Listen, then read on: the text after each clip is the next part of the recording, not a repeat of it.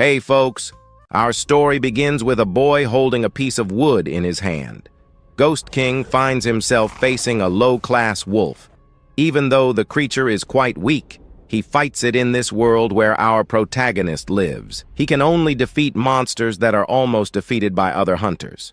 Now, one of those hunters who is furious faces Qing, our MC, who at this moment wonders what will happen from now on, besides not being able to face this creature head-on in this world. He is more known as a burden to society, and these are the ones who cannot fight monsters immediately. As soon as Qing thought about what he should do to defeat this wolf, we see the wolf acting firsthand. The small creature attacks our MC, but he doesn't let it go unanswered. Armed with a shield and a wooden sword, he attacks the little wolf.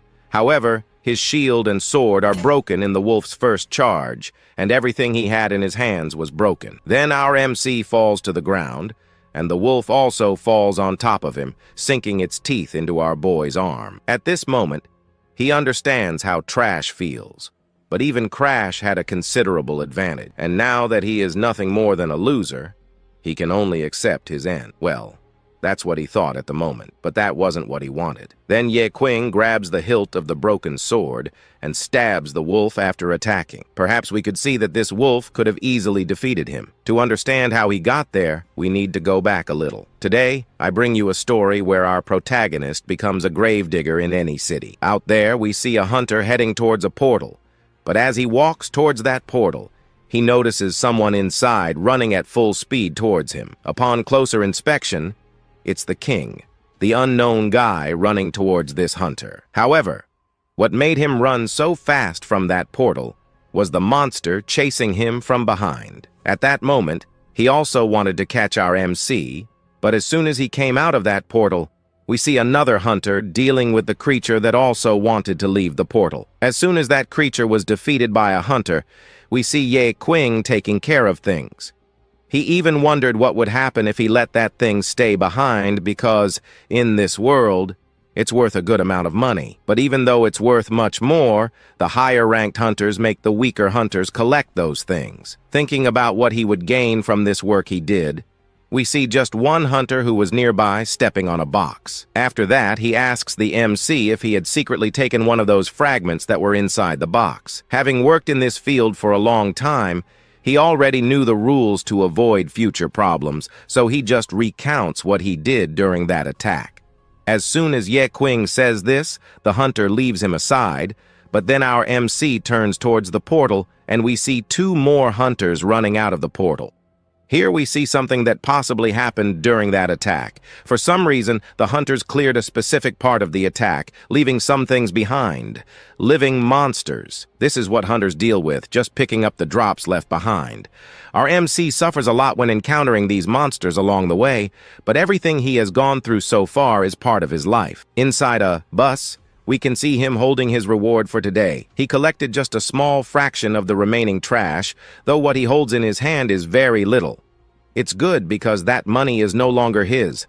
In the past, Qing borrowed $1 million from some loan sharks, and now he owes them a little after working hard on those drops. Our MC has already paid off half of what he owed. His thoughts are interrupted when one of those guys approaches him. The man offers him an additional job. Since our MC was eager for money, he offers a one-time job that pays much more than he earned on that trip. Qing wonders how such a high commission could be happening, and he didn't know about it. Since he's desperate for money that could help them collect some things, our MC, hearing this, simply accepts. Now inside the bus, they head to where they're going. Inside the bus, we can see people talking to each other. One of them mentioned that things got much worse than before. Before, it was like they were playing. But now the hunters want to put those without fighting power on the front lines and send them to high-level hideouts without caring about their lives. While they talk about this, we see Qing listening to everything. 10 years ago, a portal connecting the real world to the abyss appeared in the world. As soon as that portal appeared, many monsters emerged from it and wreaked havoc on this world. However, after the complete destruction of the world, hunters began to appear out of nowhere, managing to deal with these monsters, basically wiping out all the monsters in the world. Now they go to the abyss to take care of the monsters, but inside the abyss, there are magical crystals. Not only that, but within these abysses, they can also find magical items like legendary weapons or common weapons or even potions that are worth some money. This discovery led to the discovery of a new continent for the second time, which further accelerated the development of the world. As the worlds evolved, so did the companies. They didn't want low-level hunters, which made our MC suffer a bit. His sister got sick and basically needed to pay for her hospital treatment, which was getting more expensive. He says that if he doesn't pay, the doctors may have to disconnect some things. Our MC, who doesn't want any harm to his family, tries to find various jobs, but even after trying to find several jobs, he doesn't find any.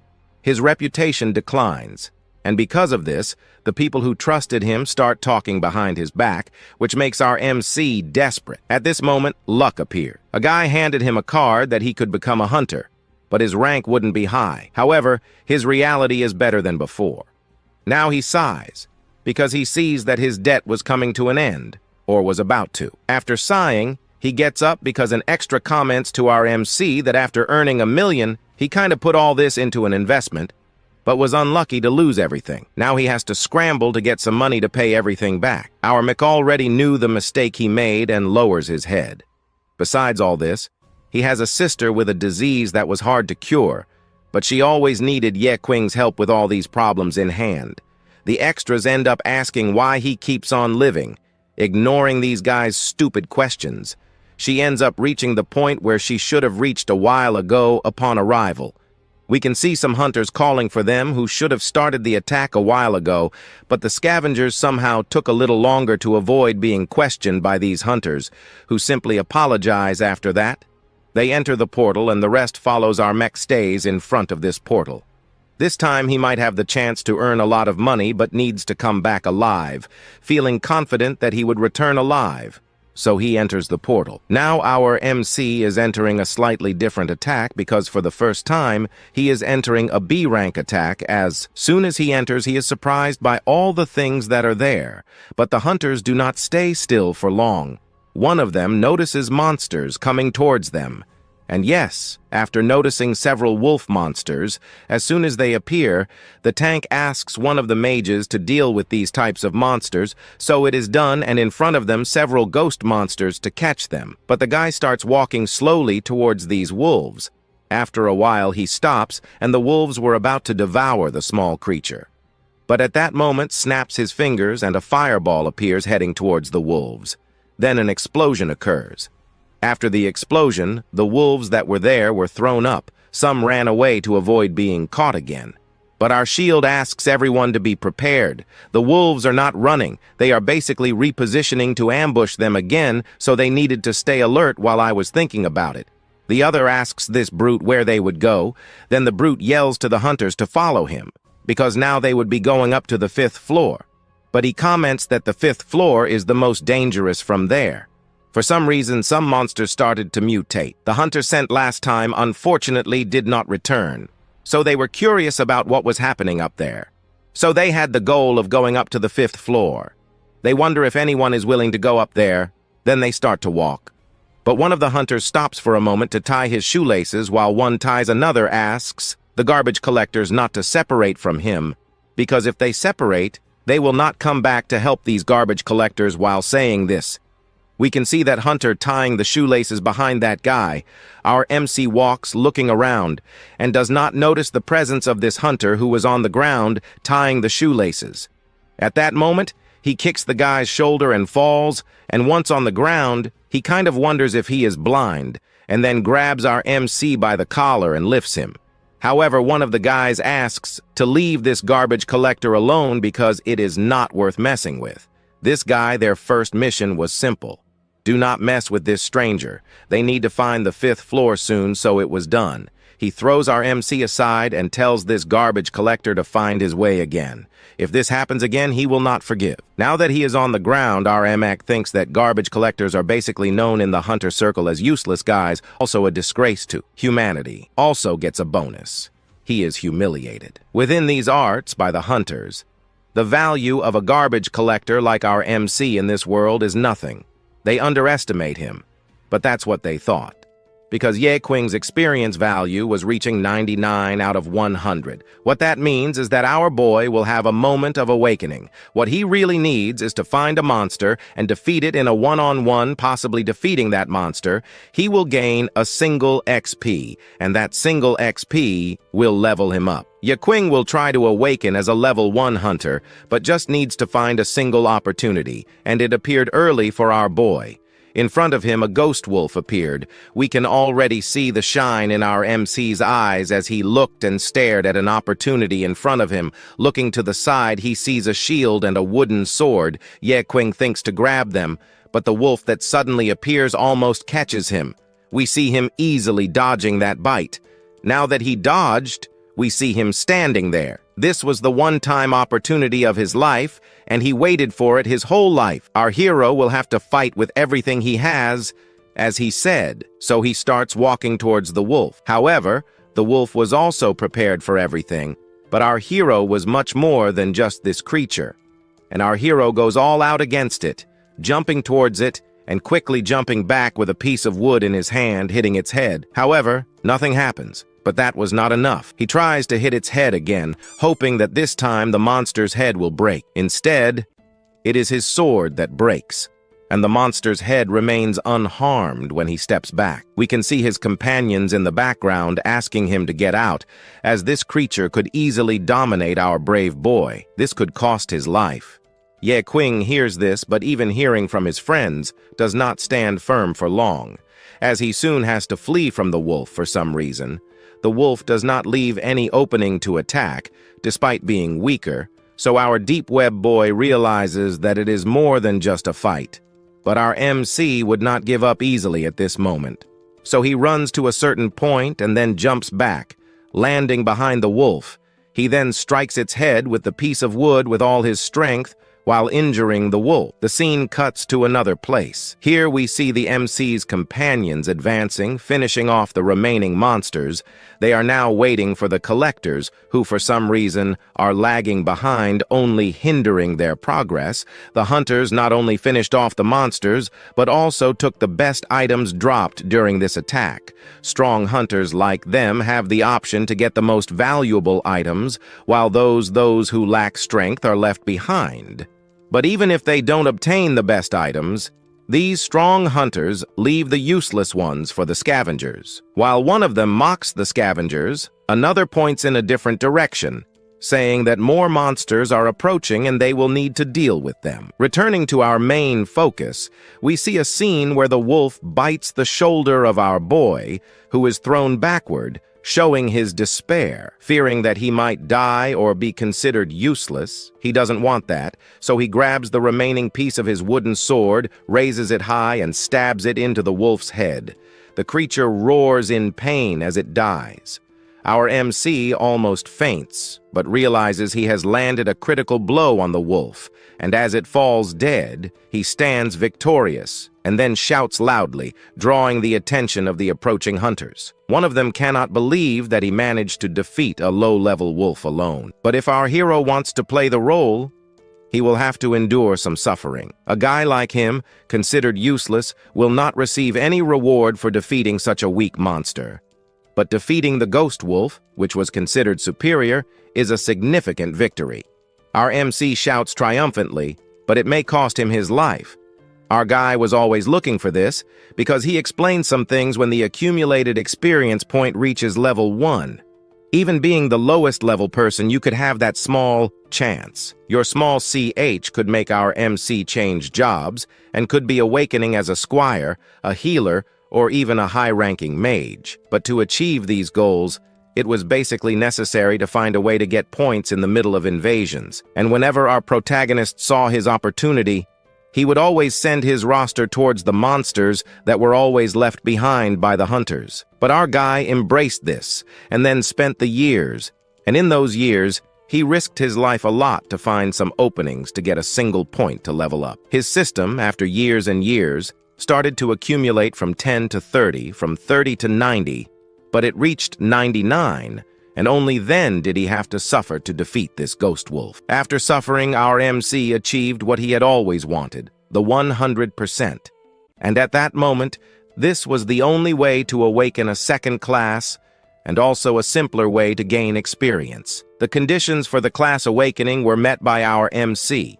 The system understood that Ye Qing could have that second awakening. The system updates, and the guy in front of him cannot believe that this boy actually gained experience to possibly change jobs. The system appears in front of our MC and congratulates him for reaching level 1 and for achieving what he was looking for. He then managed to awaken a second job and is at level 1. His companion is surprised at the moment by our MC's awakening, but then cannot hold back the laughter and starts laughing. Our MC managed to change jobs. Before, his job was trash, but now he has a job even worse than before. He saw that our hero awakened as a gravekeeper, then approaches our MC and says that he had the opportunity to change classes, but was unlucky to get a class that was not so worthy in his view.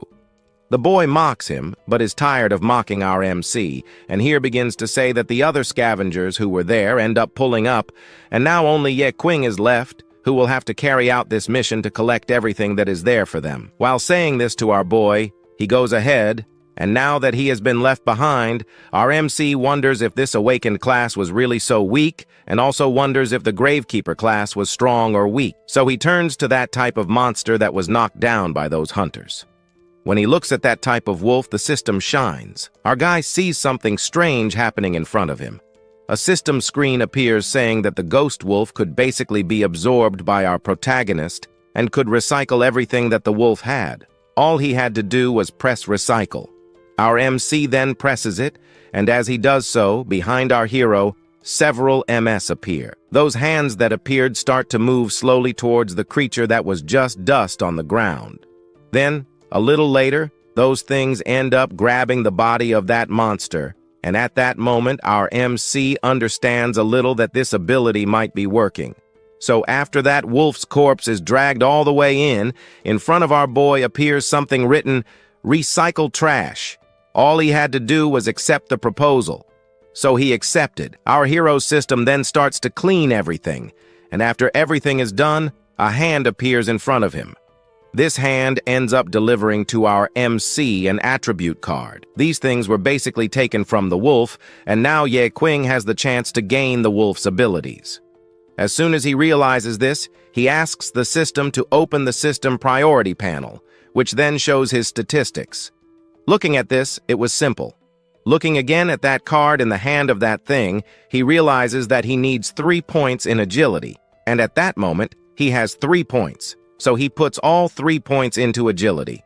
As soon as he puts those 3 points into agility, our MC then has the option to use that ability and the wolf card in front of him. As he realizes this from the system, Ye Qing asks the system to put it into our boy, and our deep web thread here starts to feel the stone entering him, and a round web, a green light surrounds the boy. But then, after closing his eyes and opening them, he realizes it is over, but feels a little strange. However, he did not have enough time to perceive his new powers because someone calls for our MC, who needed to appear in front of them as soon as possible. So it's done. He tried to run normally, but it didn't work. So he ended up putting 1 foot forward and with the other, and then started to run. But now, it was different. With just 1 leap, Ye Qing managed to run as if he had never run before in his life. While running, Ye Qing stumbled upon a Vin Harrow and then fell face down on the ground.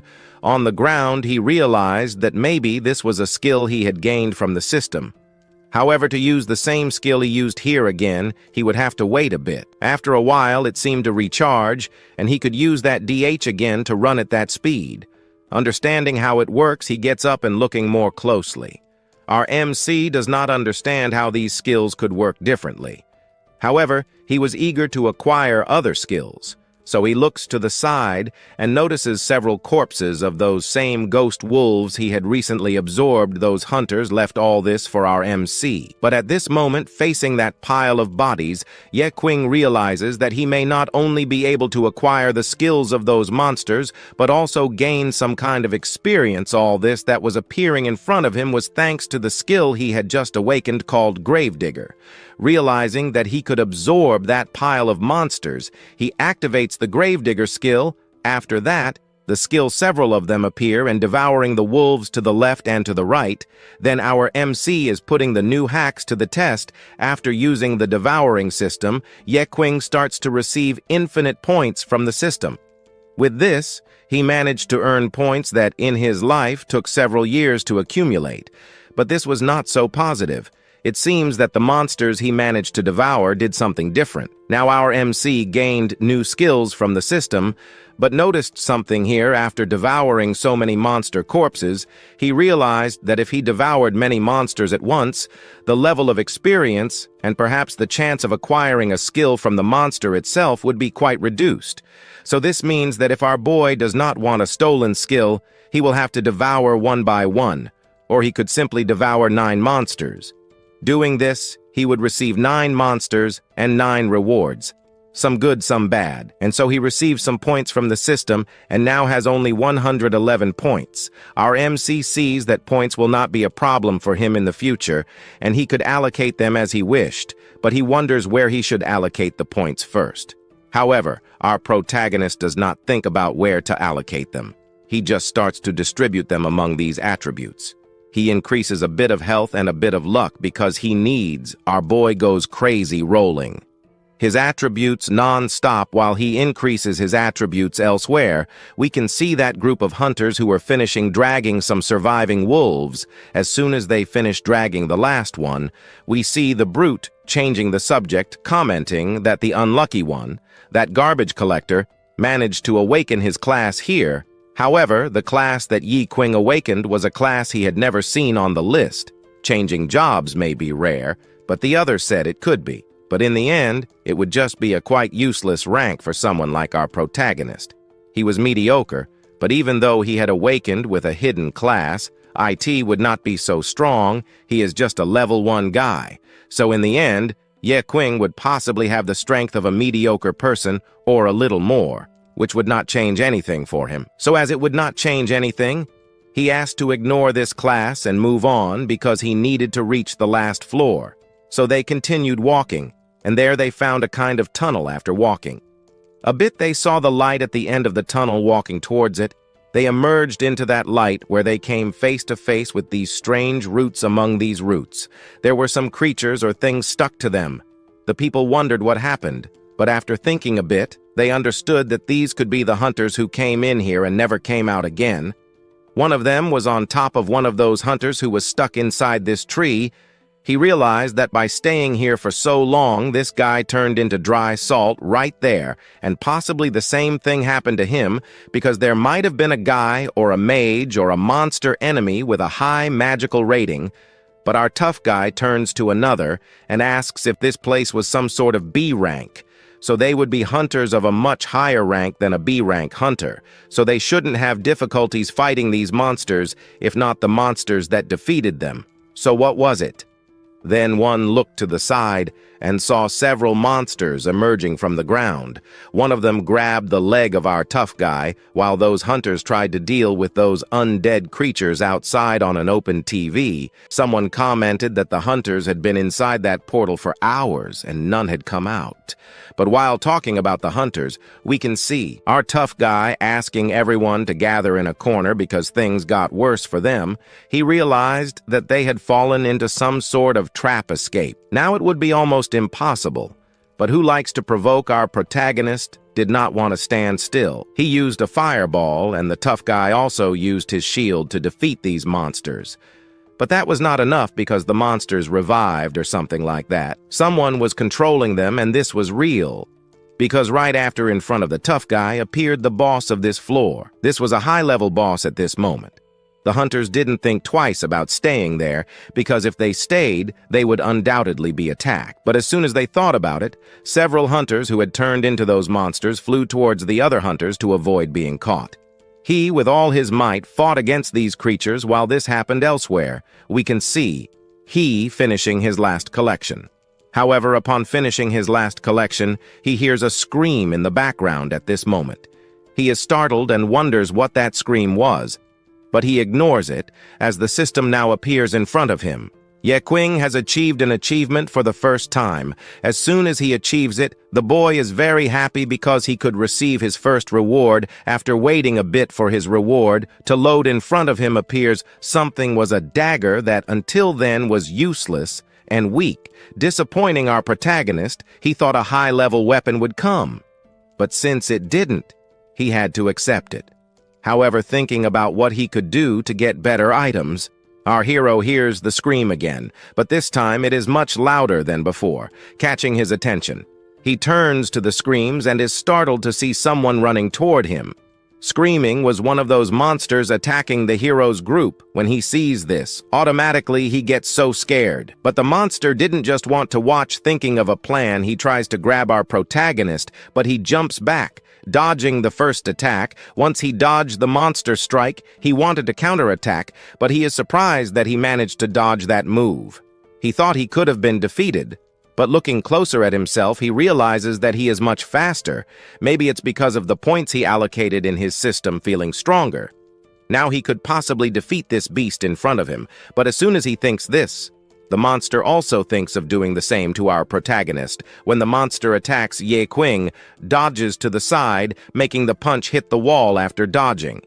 He realizes in the background that he not only added points to his agility, but also added points to his strength at this moment. Our protagonist uses the soul spirit that allows him to advance as soon as he uses it. He wants to test his punch on the monster, since it's his turn to hit. He flies toward the monster, hitting a punch in its face, throwing it against the wall. While he throws it against the wall, we notice something else he used. An effect that, when hitting an opponent, allows him to break 100% of their defense. So Qing has a 100% advantage to win this fight. This time, our protagonist is no longer the same person, so now he could possibly handle any monster. But then he sees something else from the system. He can allocate points to intelligence by allocating intelligence points. Our protagonist can see things about these monsters that he couldn't see before. So he does this and realizes that this monster was an elite human looking for its weakness. He discovers that its weak point is its neck. But when he finds the weak point of this monster, the monster starts advancing toward him, and Qing does not back down. Time advances with all his speed toward the monster. He ends up launching a strike toward our MC, but to avoid being hit, our big guy simply dodges, lowering himself, giving a slight sweep on her. However, here our protagonist, he was 100% in advantage. Now he was behind her because his goal all along was to find a weakness to attack its neck. So he ends up using that small card from the system that he had just received from the card, the sword. So when he asks the system delivers to our MC, then he kind of uses his sword to hit the critical point of that monster with just one hit from the sword. The monster is left there perplexed, wondering what he was doing. But then our protagonist realizes that he hit the monster's weak point. Dead on the monster falls to the ground, and Qing kills a human parasite as soon as he falls to the ground. Qing starts receiving new things from the system, but what he wants to know most is if this type of human parasite can be recycled. The system confirms this to our protagonist. As soon as it confirms, he asks the system to recycle. Once recycled, our MC gains a passive poison resistance skill. What this means is that he can endure any type of poison, and using that card, he could basically create an antidote to neutralize the poison he had taken before. So our protagonist asks the system to create a type of poison for him to test the system. Does this creating a potion for Qing? Looking at this card, he understands that if he drinks the potion, it will be recreated as a healing potion. So out of curiosity, he starts drinking a bit. Thinking about what might happen, the system ends up recovering a bit of the life our protagonist lost while fighting against the monsters before. But this potion not only didn't fully recover, but also left him feeling maybe stronger. He sets that aside for now. At this moment, he starts to take the remaining points he had to put into intelligence. The more he puts in, the smarter he becomes with this. Shi will be able to discover the weaknesses of his opponent more easily, so he allocates 5 points into intelligence, leaving our hero overflowing with intelligence. While he was allocating his points in the system, he hears noises. The noises were from those monsters from before. As soon as he hears this, Ye Qing kind of turns around. When he turns, our protagonist realizes that those monsters have appeared again, but now they seem a bit larger than before and in greater number, so our protagonist thinks that now he can use the new abilities he acquired. Moreover, people in the world always called him trash, but now he could change that title he holds. He now wants to show the world his true strength while thinking about what he would do to show his true strength. We see the monsters running toward him, but our protagonist was ready, holding a machete in his hand. Now he was much calmer. He had awakened as a gravekeeper, and as a gravekeeper, our protagonist would not let these flying monsters get in his way. He now challenges these monsters to come at him with all they have, because he is ready to deal with all of them. As soon as he says this, the monsters start advancing elsewhere. We can also see the monsters advancing on those hunters. The monsters were managing to gain a slight advantage over some of the hunters.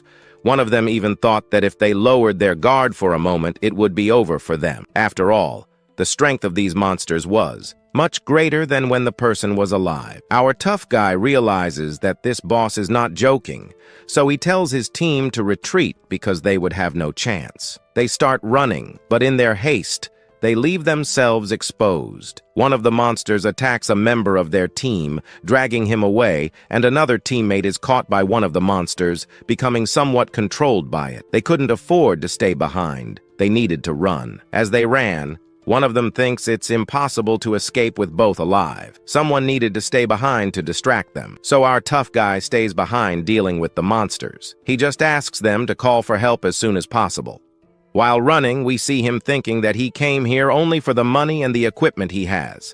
They are worth a lot, and if he dies, he won't gain anything, so he needs to use everything he has to escape this attack. He then uses one of his spells that paralyzes our tough guy while he turns to his teammate, asking what he is doing. The guy just points at him, saying he left someone behind to distract the monsters. As the monsters leap at our tough guy, we see the coward running away. While he runs, his teammate screams for help but also smiles. We see him commenting that he has now managed to escape too, taking all his money with him.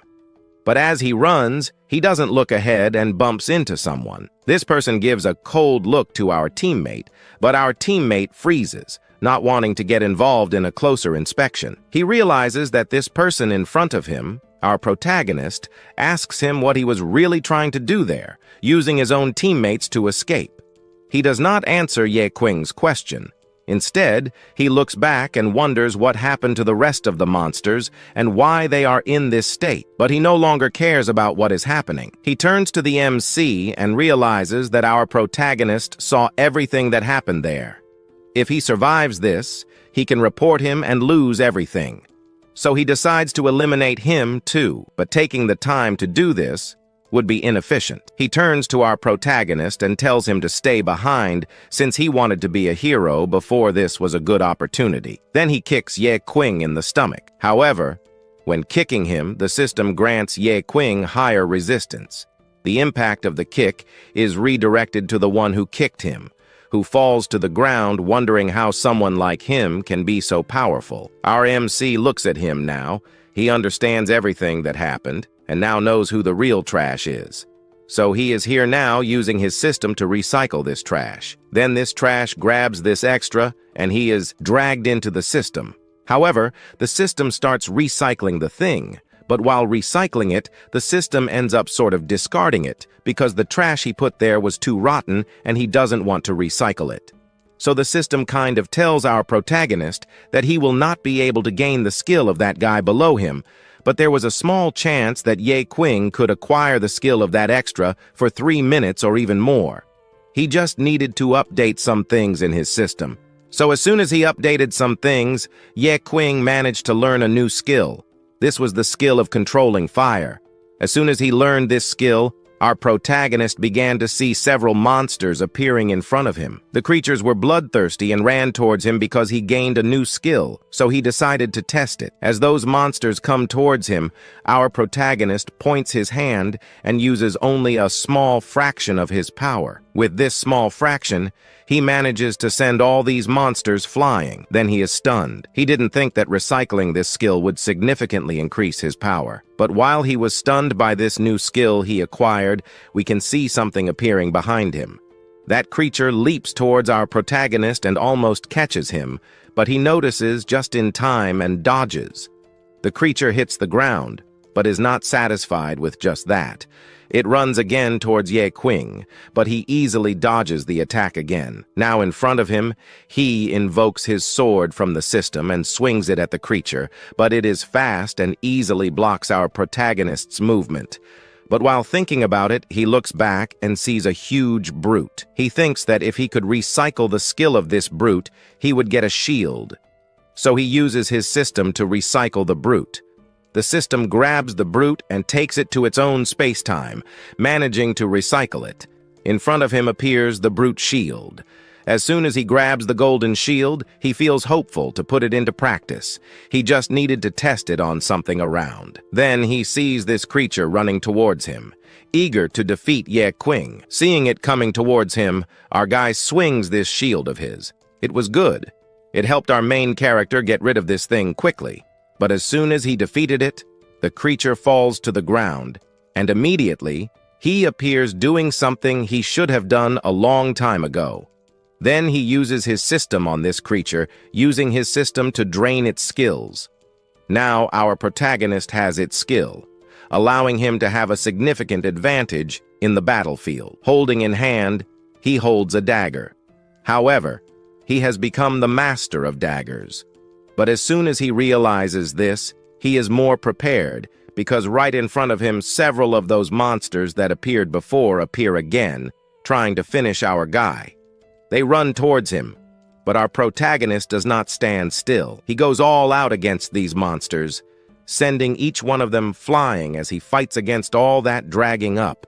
Someone from elsewhere started to talk about how they needed to have a mission firsthand to recover the bodies of their companions that were there, and if they didn't recover them, they would be failing their missions. Everything they had inside and managed to grab was no longer theirs. So Qing takes care of the last monsters that were alive. After dealing with those living monsters, the protagonist ends up kind of recycling that creature. But all of this was seen by him. However, we will talk more about this later because now our big guy needed to deal with an even bigger creature. The one that appeared in front of the MC was the boss of that floor. Now he was facing our big guy, and our big guy was facing him. So, to end this fight as quickly as possible, our protagonist ends up using sugar on him. By using sugar on this monster, he manages to send this boss away easily. As soon as he defeats this boss, the scene cuts to this place here in an apartment. We see that extra who survived there, but he kept repeating everything he saw about the protagonist's sugar. However, the guys next to him only wanted to know what happened to him inside that disc. But what he heard from this extra was the same thing. He stole their abilities, and the only thing he asked these guys was that they could catch Qing and teach him a lesson. But since he was in his current state, they wouldn't do anything. He continues asking to search for that garbage collector, but they are already ignoring him. The scene cuts here inside a tour, where we can already see some hunters. But while these hunters were gathered there, he was at the back talking to himself. He thought that the black market was a place where you could sell those crystals you find in those RS, where you get a high percentage. But if you sell to a government institution, they end up taking almost 70% of all the profit you make. At this moment, our protagonist needed to earn as much money as possible.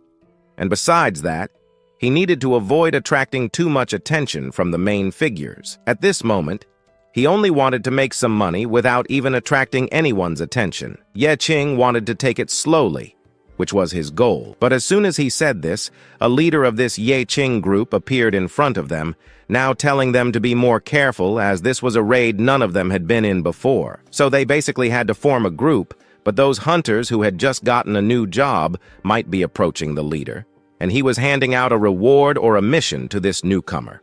But as soon as he says this, in the background, We can see our protagonist asking if they were basically satisfied that among them was a very weak guy. He was just a level 1 gravedigger. As soon as he said this, Harold opens his eyes, and some even start laughing. He wondered how a level 1 guy like this was inside, how he managed to awaken such a trash class. He basically didn't need to be on the front lines. He just needed to stay behind with the rest of the garbage collectors, and maybe he could evolve a lot here. For some, this was advantageous. For our protagonist, it was even better. Qing had a plan all along to not attract anyone's attention, and at this moment he succeeded. And at this point, he simply didn't need to attract more attention than this. So he needed to leave, but as soon as he thought about it, someone from behind appears there. That guy was holding on to our MC's hand and didn't want to let go. Seeing this, he ends up asking him to let go once and for all. So he lets go, but then he starts commenting that they didn't need anyone else in this raid. They already picked the right people. But he ends up saying that they really didn't need anyone. But however, there was one person missing in the group, and even though he was weak, he would be welcome in their group. So our protagonist sees that he could still move forward with them. He ends up kind of sinking back. Our white-haired girl looked at our Qing, and then she revealed her name. At that moment, our protagonist remembered that he had heard this name only once before in his life. Memories of his past started to awaken. Qing saw in a very risky situation. She could have been dragged away, but from there, he took an old knife and tried his luck. He sent a monster dragging her away, and by doing this, he gained some XP. However, the monster fell to the ground, and our MC was frozen there. The girl behind him wondered if he was okay, but our white-haired girl was surprised to see our protagonist getting up. He was happy and shouted that it was a success. His experience increased. So, killing wolves was worth more than picking up garbage. After leveling up a bit, Qing turned to our white-haired girl and asked if she was okay. But his question was just to see if she was okay. However, she, in turn, and that's how we end this video. The MC turns to our light-skinned girl and asks if she was okay. But his question was really just to see if the girl was okay. Nothing more. However, his question changed now. She then asks our MC if he is in his right mind, because he was risking his life to earn these small amounts of XP, but that wasn't the main point. She asks what level the MC was at. Additionally, she wanted to know if he was participating in this raid just to earn XP or something like that, or if he was going into this raid to get other things. Our MC responded that he only came to this raid to make money. Nothing more, nothing less. She then approaches him again and asks if he was risking his life for these small amounts of money. But as soon as she asks, he turns to her and says another one of those. These are the types of classes where people could change jobs at will. She here was even a rich girl, so changing classes wasn't difficult. For our MC, known worldwide as Trash, he didn't have the money for a class upgrade, so he would have to risk his life anyway. He still asks why the girl was also risking her own life to fight these monsters, as she had no reason to want to fight these things. Then, after asking this question, she quickly replies that she was doing it to protect the weaker ones. Besides, her life goal is to become the strongest person. The girl still asks why the MC wanted to change jobs so desperately. He responds that it's just to protect his family, whom he loves most in the world. That was something she liked about our MC. Asked about his name, he reveals it as Web Sound, or just our Kingen. Then, after hearing the MC's name, she introduces herself as well. After introducing herself, she waits for the MC because in the future they could basically be friends again and fight side by side to defeat some monsters. This was a good proposal for our MC, so as soon as he heard it, he immediately accepted it. Then, after accepting the proposal, she asks our MC to be a little more careful. The world out there was dangerous, so he just needed to become strong. While thinking about this, in the background, 2 security guards appear and approach her, asking her not to walk around anymore because it would be dangerous. Furthermore, she asks the trash collector to leave him near the lady. As soon as he is taken away, we see her trying to apologize for things. But still, the girl is dragged away. Unable to talk to our boy, she simply throws something in his direction, and it was some kind of reward for protecting her earlier. Understanding what the girl meant by this, he simply turns around. as now he has set out to basically evolve his class. Our story continues in the next chapter. We can see this guy provoking the MC, saying that someone as weak as him shouldn't be here. Additionally, he questions how he was accepted into his group, stating that he shouldn't be late and should start moving now. He then begins to walk, not wanting to become an obstacle for them. The guy notices our MC, who is almost ready to enter the portal, instructing the weak ones to grab their gear because they are about to enter the portal and they don't know what's inside. Everyone agrees, and now they are ready. Our boy thinks that he needs to do a much better job this time because this time he has a chance to make some good money. However, he managed to get some things from the previous abyss. Now he has a shield and an ability that allows him to wield 2 daggers in his hands. But the main focus is on another ability, the Basak ability. This ability gives him a significant advantage that is already visible. With this ability, he can finally take down any monster effortlessly. The proof that he will survive this time is that he also managed to absorb a more special monster, the previous Raw boss, which allows the MC to have extremely high regeneration, which is also a crucial focus. Our boy managed to balance all his skills very well, and the points will be distributed among attributes, allowing his abilities to become stronger over time. After all, he was the only one who managed to gather all the recyclables in the previous round. Now he just needed 6 more points to get the Pardine, but at this moment, he ends up using the attribute recovery ability, Observation Eye. So our MC starts to see some attributes of his companions. Upon using this ability, the MC realizes that the points he distributed among his attributes weren't as significant as he thought. He discovered that his strength was 12, but his companion, who had 100 strength, showed a significant difference between them. So our MC didn't need to worry. But then he feels something trembling on the ground and, fearing, looks to the side, only to realize that it was just the wall next to him coming towards him with full force and speed. After making this noise, the group turns around and notices that there was almost an earthquake, but when they look back, they see it was our MC hitting the wall. He places his hand on the wall and comments that the dungeon's structure is a bit unstable, so they should be careful. However, their attention wasn't even on him because shortly after, a figure finds a box and someone approaches, saying that it might be difficult to open the box because they needed someone in the group with the thief status. So he thought about stepping out to open the box ahead. But at this moment, we can see our boy appearing in the background, telling everyone that he at least wanted to try. He then approaches the chest, moves it a little here and there, and then manages to open the chest completely. As soon as he opened the chest, someone approaches and realizes that the unlocking ability wasn't something our MC should be able to have because it required level 5. Then, our MC refutes by saying that an awakened one can learn various abilities, and besides, there could be a small chance of a level 5 ability appearing for someone at level 1. After taking all the resources from the chest, the leader appears and collects all the cards that were there and places them in his system. Then he asks his group to prepare because now they would start moving up to the next floors. But it was at this moment that our boy noticed something else happening. So, he asks the person in front of him to stop for a moment. Without understanding, they stop. At this moment, our MC, who was holding the stone in his hand, simply throws it towards the walls. By throwing it, certainly in some spots, it ends up activating a trap, and then, after a few minutes, the traps are activated, and in front of them appears a wall with some spikes that almost crush them. We see her thanking our MC because she saw that he had quite a bit of knowledge about this dungeon, or if he was an infinite hacker. He didn't want to be caught and just comments that he managed to hit a bit behind and ended up discovering all the weak points of these dungeons. But the one who was most surprised by our MC was White, but our White didn't want all the attention from our big guy. She ignores him, but soon after, the system already appears for Qing. After the system appears, he comments that our MC managed to completely fool the group and that the objective here becomes more personal.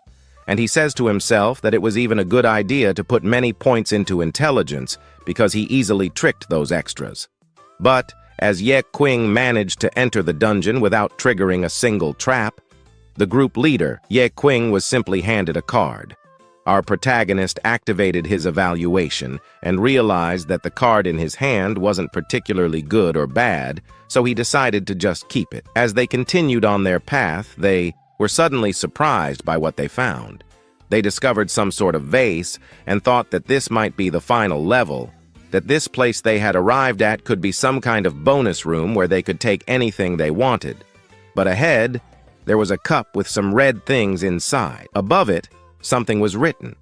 The system already mentioned that this place was a kind of abyss where there was a unique treasure, but within this unique treasure there was also a unique monster. At that moment, a tank approached what was floating above the cup and grabbed it from behind. He simply appeared, asking them to relax a bit because things were getting weird here, and if they messed with something wrong, they'd be in big trouble. But he said it was fine because all the experiences he had in that abyss were different, and they shouldn't worry. He even removed that plate with something written on it from the cup, but when he did, something began bubbling inside it, and then the system appeared, commenting that a blood swarm was happening at that moment, and something started to emerge and rise from the cup. The group was surprised by this and prepared themselves. Then someone commented that there was no treasure there but a trap, and they had completely fallen for it. Perhaps this was the legendary monster, a monster that was sealed in a cup in the past but had now been released. This monster was known in Ye Qing's world as the Dream Monster, and several skull-shaped things were already appearing, ready to face this monster. He then drew a dagger from the system, now ready. But at that moment, Ye Qing and his group also prepared themselves because they were now surrounded by these creatures and had no way out. He had no choice but to fight these monsters, and at that moment, he would have to use some of his strength, deciding to use only 25% of it to defeat these creatures. Then he noticed the ring and realized he could also use the card he had received. But at that moment, he remembered that the system had warned him that if he used that card, his attributes would be reduced to 0, something he didn't want to happen. Using it now would be useless to him, so he decided to save it for future use. But as the monsters advanced toward his group, Ye Qing prepared himself and used the soul thread to defend against the monsters. The monsters attacked with everything they had, but with one strike, our hero defeated some of them. She looked at him, surprised by his strength, because as he cut through those monsters, Ye Qing was already slicing those things in half. But it didn't help. They regenerated. But at that moment, she got distracted, and the dream monster appeared in front of her, nearly catching her off guard. However, she was already prepared, so she just looked at Kilo with the sword up and down and ended up splitting that monster. But the one in trouble here was that warrior from Ye Qing's world. The group, surprised by what was happening, saw that every piece they cut didn't affect those monsters. Now, they saw one of the dead ones preparing to attack. Jir found himself unable to defend any longer. The reason for his inability to defend was the presence of the monstrous figure before him, which seemed significantly weaker. A single blow could incapacitate him, yet this monster possessed a unique ability. It could channel the strength of humans, thereby doubling its own power compared to that of a mere mortal. This realization should have caused greater concern within him, as if the monster fully understood this advantage. The consequences would undoubtedly be terrible. However, at a crucial moment, he managed to grab his machete and swiftly struck behind the monster, causing it to lose one of its heads in the process. Meanwhile, in the background, a voice acknowledged his commendable action, though expressing concern that it might momentarily distract him as the monster began to prepare for a counterattack. The protagonist recognized the urgency of the situation but found himself unable to mount a sufficient defense. In a quick and decisive move, the monster swung its sword downward, inflicting a devastating blow that severed the limb of a nearby bystander. As the monster approached with each step, it posed an imminent threat. Observing the dire situation, the individual who had previously praised him realized his own limitations, acknowledging his inability to intervene further. Just as the monster, now assuming a human form, raised its sword for a final strike, the fallen warrior faced a moment of helplessness. What course of action could he take now? Uncertainty loomed, yet the monster remained resolute in its intent, launching a fierce attack against the defenseless warrior. Amid the imminent danger, a ray of hope emerged as our heroine made a timely appearance. Employing a newly discovered ability, she confronted the monster with ice, effectively neutralizing the threat. With a sense of accomplishment, she remarked on the insignificance of those beneath her, emphasizing their inherent weakness. However, while the frozen threat was defeated, a new danger loomed on the horizon. The once formidable monsters, now strengthened, advanced toward the fallen knight. Nevertheless, the arrival of the mage served as a temporary reprieve, despite the limitations of her magic. Seizing the opportunity, our MC, driven by the desire to test his new abilities, unleashed a powerful explosion. The unexpected display of power left the spectators in awe, provoking speculation about its origin. The sudden manifestation of such potent abilities from an apparently novice individual defied conventional understanding, generating intrigue and uncertainty. Even as the dust settled from the explosive display, the threat persisted.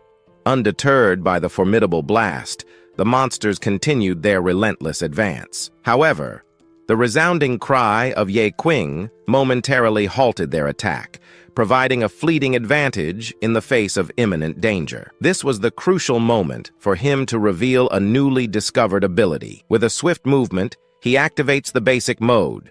This particular ability granted Ye Qing not only a 100% speed increase, but also an hour of unmeasured strength at 100%. With this formidable power, Ye Qing could withstand anything. He advances determinedly toward the monstrous adversary, delivering a single devastating blow that shatters the creature into pieces. However, as he turns to assess the effectiveness of his strike, he is surprised to see the monster regenerating. Nevertheless, to his surprise, the creature does not revert to its smaller form, but transforms into a colossal behemoth. He realizes that the situation has escalated, and the prospect of defeat looms. Despite this, a gleam of satisfaction shines within him as he has achieved something he desired, the ability to mimic a certain talent. However, his satisfaction is short-lived, as he questions the unexpected appearance of a king-level monster. These creatures should not inhabit a zone designated for lower-level encounters. This anomaly perplexes him, leading him to question the very fabric of reality. Yet, amidst his pondering, he discerns the reason behind the monster's unprecedented evolution. It absorbed a fraction of his formidable strength, elevating it to a level akin to that of a king. When the monstrous entity reaches out to grab him, our protagonist nimbly dodges, causing it to grasp only empty air. However, despite his evasion, he finds himself sprawled on the ground, confronted with the harsh reality of his adversary's formidable strength. Nevertheless, he refuses to succumb to despair, recognizing that his attributes are comparable to those of his enemy. With one-on-one combat rendered futile, he acknowledges the need for an alternative approach. Amid his contemplation, his companion intervenes, urging him to retreat as she prepares to demonstrate her own power. Surprised but reassured by her determination, he watches as she confronts the monstrous adversary head-on, recognizing the need for a battle of equals. She is ready to face as the two adversaries prepare for the showdown, the monster attacks with lightning speed, catching her by surprise. However, she quickly turns the situation around, using the monster's limb as a conduit to approach with unparalleled determination. She grabs her blade, imbued with the icy power of frost, and drives it into the beast's heart. Nevertheless, the monster, ever cunning, counters her attack by freezing only a part of its limb to thwart her efforts.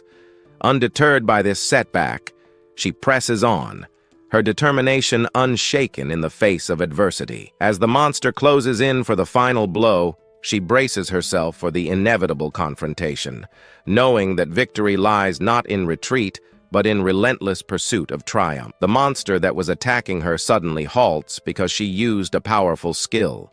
A shockwave emerges within the area. In the background, we see our protagonist along with his group watching the battle unfold. At this moment, she activates a flag that will make her much stronger, but ends up placing it on the ground. Then, the system appears, stating that this somehow inspires allies' speed to increase by 30% within a 50-meter radius. After that, with the flag firmly planted in the ground, Ice begins to emerge from it, completely encasing the monster. Now the monster was totally frozen, and she could easily kill it. Her speed had increased significantly, so she would use it to her advantage. The mastery of ice was specialized in containing monsters here, and although she still couldn't send this beast to be dragged away, she would at least be able to wound it a bit. But even the frozen monster was still strong, though here she might have ended this fight, because she now ended up splitting that monster in half. Here, possibly our commentary, is that her skill was a legendary profession chosen by only one person among those lucky ones. But currently, our MC was eager to see who was stronger, that monster or our little white girl. Our protagonist wanted to see which was stronger, that girl who had the powers of the gods or that monster who had the powers of Qing. But, well, the hope of being able to send that monster to be dragged away was low because even her strongest blow didn't work against that monster. The monster ended up removing that ice shell that was between him, and he retreats. Below, we see our little white girl looking up, but as she looks up, she ends up seeing that monster attacking her again with those arms coming at her full force. She stops to avoid being caught, dodges, and although she is Class S, her strength is much lower than that of her brothers and sisters. Even though her last name belonged to an extremely powerful family, her own family always left her at the end. She was the weakest of the Liu family. She was the one who was always ridiculed by her family. She always ended up losing one by one, never having defeated a monster or anything like that, and now here she was, almost being defeated by the monster. But then she remembered those people in her family who always laughed at her, calling her weak or someone as weak as her. She was part of that family. Her own family even suggested that she should stay home, as it was better for her than being in an abyss. But this memory made her even angrier, as she was always directed to that abyss of novices, and she didn't like it. But now she remembered that she had a more potent skill. She wanted to finish this fight because she was always pitted against weak monsters to defeat. And now she wanted to change that. She wanted to be able to send extremely strong monsters charging toward her opponents to show them that she could do it. Now, closer than ever to that monster, she attacked it, her sword ending up driving into the monster's head, but the creature was resilient. Her sword, held with all her might, was broken as well. In the middle of it, Qing widened her eyes in surprise, but behind her, another of those monster's claws appeared, coming directly at her.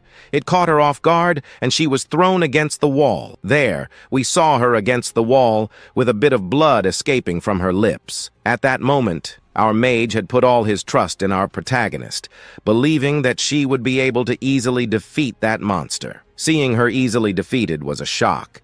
Even an S-class hunter was defeated, so what was the point of staying there? They should have been fleeing, but the monsters wouldn't allow it. The monster started running towards another person, but that person was Qing. He ended up running towards that person as well, and they ended up colliding. An explosion occurred near the monster's hand, and it lost a bit of its arm. The lost arm from the explosion flew in another direction toward the group, who saw it coming. They simply decided to run, not wanting to get caught by that piece of arm. After the group ran to a corner where they wouldn't be caught, in the other direction, we could already see Qing holding her sword with a determined look in her eyes. She watched our protagonist as he moved at high speed toward the monster. Would he be able to defeat this monster? He needed help from the system, so he activated the observation eye to find the monster's weak point.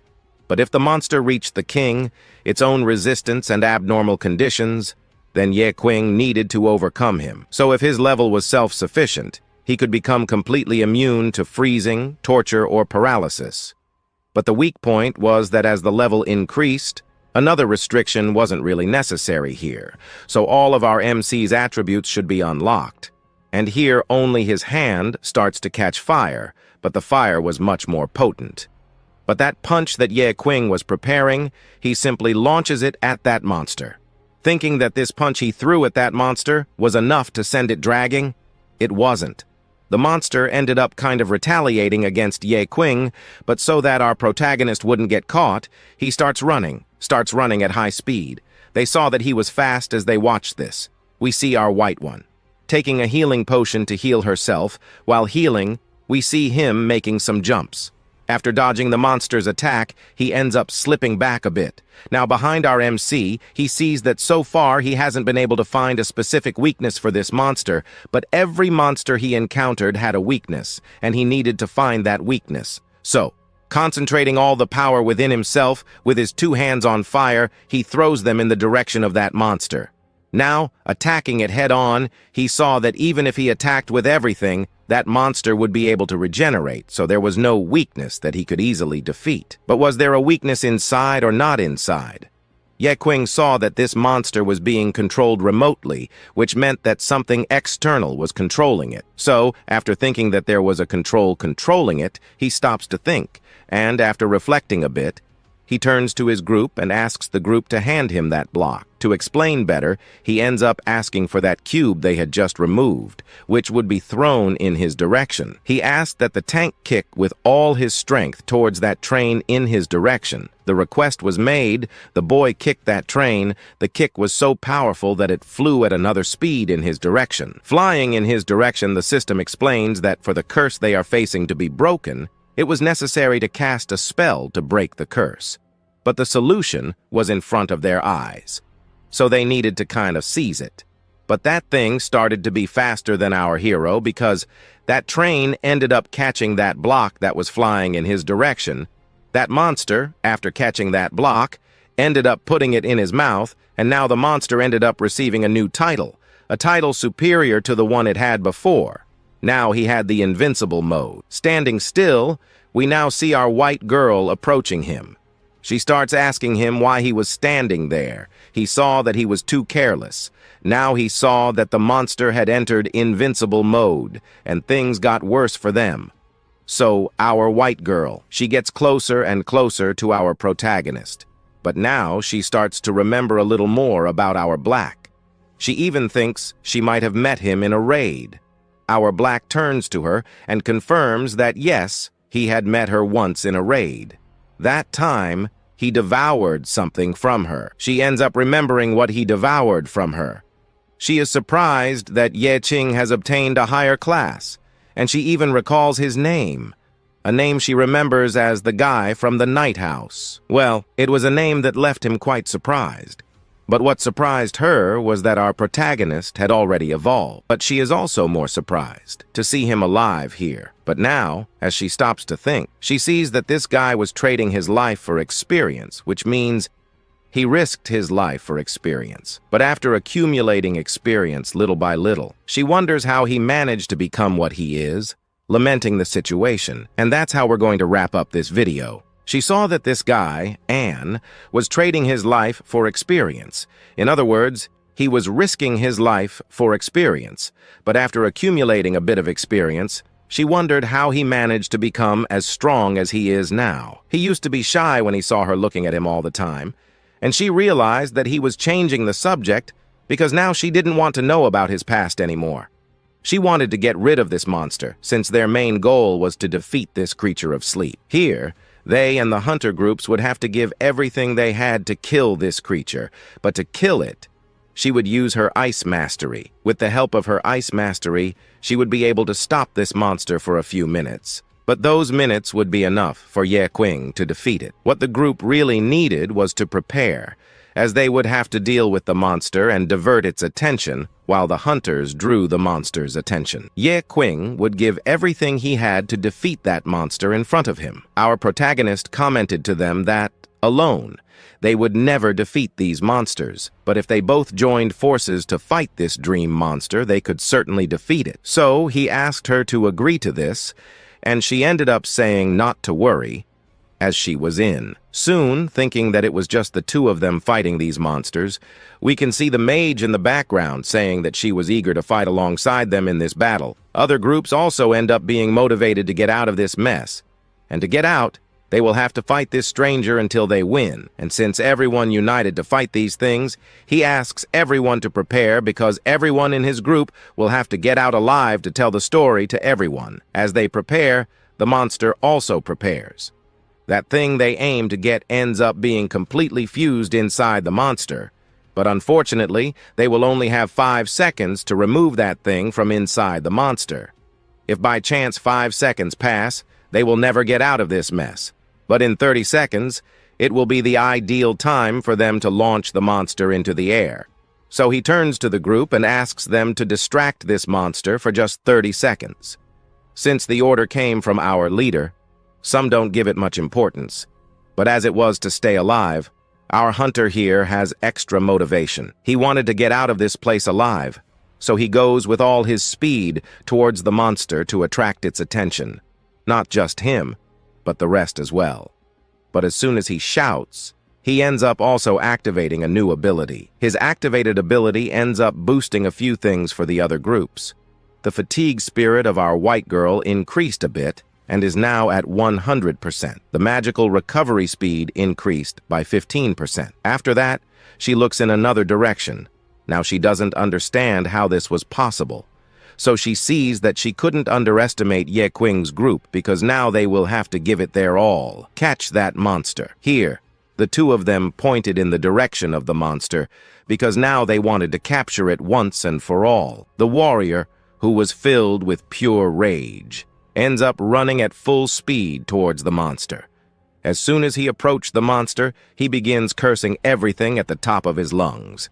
But by saying those wonderful words to the monster, in his vision, he ends up getting what he wanted, the monster's attention. The monster starts attacking with its tentacles, running towards him to avoid being caught. In the background, we see our character asking the mage to take care of our warrior's rear. Shortly after she asked the mage for this favor, we see the mage performing some kind of magic. After a minute of trying to invoke the magic, she manages to release some lights, and these lights speed towards the monster in front of her. However, the monster is not hit by these lights because it ended up using its tentacles as bait and was hit in its tentacles. As Ye Qing was observing everything that was happening, he discovers a weak point of this monster to completely defeat it. Someone in the group needed to cast a fireball at this thing, a powerful fireball to break a certain shield.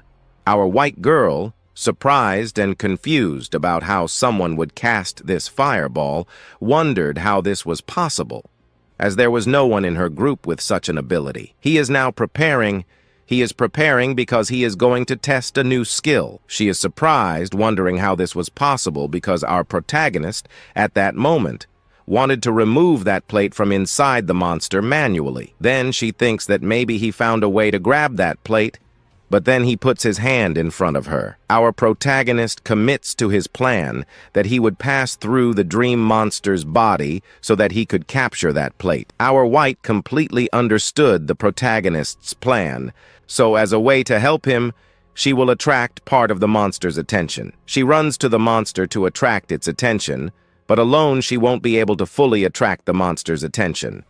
Then, an archer in the background appears. The archer in the background starts shooting at certain points, but one of the main points was shooting upwards, hitting the ceiling. Our white asks him to drop some stones that were on top of that monster, and so it is done. After hitting one of the arrows in a very specific place, the stones that were on top of the monster end up falling on it, and it gets almost buried, but not completely, as our white appears on the other side. She ends up grabbing her flag again, and as soon as she waves it, we can see her saying that now she would freeze the monster. The monster will be frozen so that Ye Qing can cause that damage.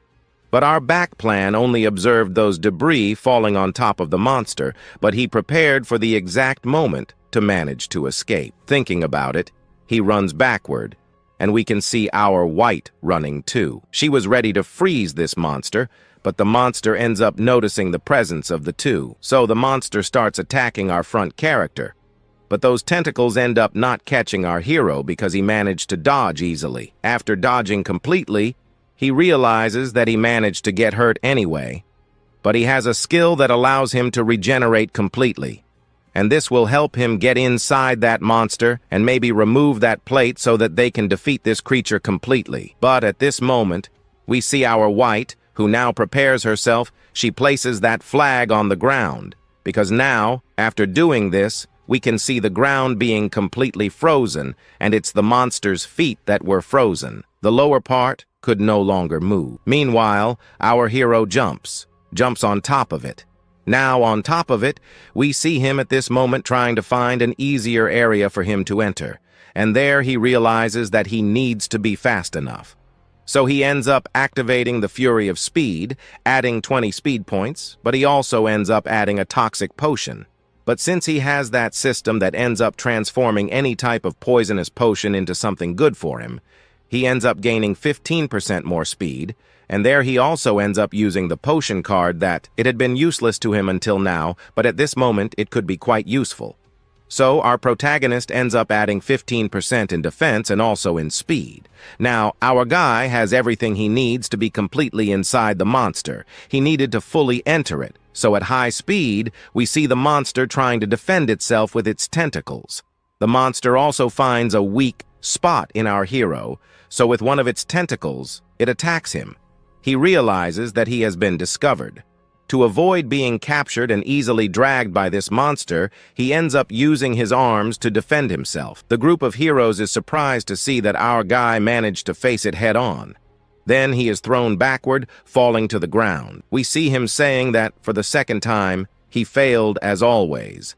A guy who was recognized as trash, losing the fight again. Well, this was a fitting place for our protagonist. But he ends up smiling. At that moment, he thinks he should do something different, so he activates his recycling system. The system appears behind him and ends up devouring Qing. Since, at this moment, Qing sees himself as an object to be recycled, so he ends up kind of entering the system. After being devoured, the monster remains motionless, and his group, surprised, tries to understand how this was possible. But minutes after this event, we can see him coming out of that system. Qing ended up recovering some things, but at this moment, the system explains that he wasn't something that could be recycled because he was still alive. So that thing that was almost being recycled would be discarded again and come back with everything. He ends up kind of using the force of that moment, allowing him to now become much stronger than before. And he will use this monster to know if he will be able to defeat this monster that he found in front of him. Will he be able to kill it? As soon as he auto-recycles, he becomes much faster and stronger and starts running at high speed towards the monster in front of him. After running, he simply passes through the creature, but his goal was to pass through it to retrieve that plate inside it. So, after advancing quickly, he manages to grab the plate, holding it firmly in his hand to prevent it from falling. Now that the creature has fallen to the ground, we see him performing an incantation. How did he do this? Well, he simply began to read that thing in front of him. And after mentioning some sort of spell, the monster ends up being defeated, and the blood analysis was completed, which means that this mission was kind of completed. In the background, we can see the protagonist's group. One of them did not believe that everything was over. Our little white girl also did not understand whether she had won or lost, but she realized she was alive. Minutes later, we can see the XP going to Qing's group, and each of them ended up receiving a bit of XP. The mage received something like 1 point in strength, 6 in agility, and an additional 16 in intelligence. The other companion almost received the same thing, but the most different here was our little white girl, who got something different. She received 32 in strength. However, no one lives on strength alone, so for that, the system gave her an additional 28 in agility, 38 in intelligence, and also luck increased by 34. We have moved to a different place, and here we see our protagonist eager to see if he could also reach a certain level. The system ends up saying that our protagonist is at the maximum level, and upon seeing the system's response, he already understands what is happening to him. And it was what he was expecting the most. But soon after, our hero realizes that even without leveling up, a legendary chest appears in front of him. Everyone is surprised, but one of them then realizes that this might be the greatest treasure of their lives and that they might never get something like this again. Then inside that chest, some cards appeared, and these cards that emerged from the chest began to be read in one direction, but one of those directions was his, who was at the back, and he simply raised his hand, and one of them came to his hand. But what came to his hand was a sword whose appearance was not the best, as its attack level was 88. and it only required a level 10 to use this sword. Since Ye Qing is at level 1 and might have a maximum level limit, he might be able to use this sword soon. Then, the system appears and informs him that he does not have the necessary requirements to use this sword. Seeing that he could not use such a good card, he unfortunately ends up discarding it and realizes it was a waste to throw it away. But as he looks forward, we then see several cards on the ground. But the scene has already changed to our little white girl because, well, she appeared there near our MC just to deliver some things, like some good cards, because what she was doing was just returning the favor for what our protagonist did. Ye Qing, who was a bit dazed, just stood quietly observing everything that was happening. But at that moment, he needed to say something to her, so he calls her, and he ends up asking her a favor. But well, this favor is not revealed to us for now. Then, our scene changes again, but here it cuts to us from the portal. Outside the portal, who were waiting there for a certain person. This person who was holding the phone had asked for a strong rescue team, not a weak one. So they saw the need to enter, but it was not necessary, as from inside the portal, some shadows appeared. Shortly after these shadows started advancing towards them, we discover who these shadows were. Our little white girl along with her team. As soon as they appeared, we saw the guard happy to see that she was completely fine. One of the journalists who was there, just waiting to see what was happening, approached the young girl to ask what was going on inside. However, upon realizing that she managed to get out without a scratch, he discovered that she had managed to finish that abyss alone. But then the guards approached our little white girl, who asked the guard to step back a little. She then commented that this portal was very easy, and at that moment she said goodbye to the rest of the group, feeling a bit happy, but still confused. So, we need to go back a little to that moment when Ye Qing wanted to talk to our little white girl. Our protagonist has the idea that the LM group should not be having money problems. Moreover, he is selling his share of the loot to her, in addition to giving a 50 magic crystal discount. She understands what Ye Qing wanted to do, but she still could not understand why he did not want to receive all this visibility since she managed to clean. He completely cleared that dungeon, but our hero insists on asking her to simply relax. Let Ye Qing escape to the back because he had something very important to do. He asked her to treat our protagonist as a mere extra, not to talk to him, or simply pretend that she never met him. She understands what our protagonist meant, so he leaves and talks about some things that needed to be discussed in the future. After Ye Qing leaves, we return to real time, where we see our white character even more confused than before. She still doesn't understand what he was planning. She doesn't know what Ye Qing wanted to do, but we know, because inside that portal, we can already see our hero sitting next to the thing that our protagonist exorcised, the small creature that was fighting against him. As he sits there, our protagonist begins to reach out towards it. And as he gets closer, he notices a slime coming out of it with a smile on its face. Ye Qing realizes that he needs the strength of this small creature, so he simply asks if the creature doesn't want to be like a ragged old thing for the rest of its life, or something abandoned, to give up everything and join him, to join its strength without resistance. Ye Qing calls the system, asking to recycle the creature's blood. After doing this, the creature is captured and sucked into his portal. After being sucked in, he unlocks some new abilities. This ability will allow our protagonist to copy someone else's ability, or basically copy the other person, and if the person is strong, he will gain the same strength, but will only have 30 seconds to use this ability. Then things got interesting. He feels all the power within him now, as he is fully energized. Our MC needed to face other battles, as our hero needed to get stronger and stronger. We encounter several setbacks or obstacles as he tests these new abilities he just acquired, but the scene cuts to another location. Here, in an open area, we see our protagonist inside someplace in that location. Our protagonist was picking something up, but at the same time was looking at a system screen. He was observing his skills and attributes there, but upon looking at these items, which had the highest level requirement, they were basically handed over to Leakin. The supervisory group didn't even dare to look at the equipment that our protagonist had there. Well, Maybe the reason was that the available equipment wasn't that good or something like that. He even picks up these items that were there and seems to be throwing them away or trying to discard these things because our hero saw no reason to care about these items in his hands. Now he even starts to think about what to do with all these items here. They aren't worth selling.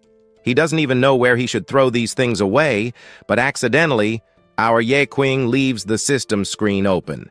And by leaving it open, he ends up accidentally pressing recycle.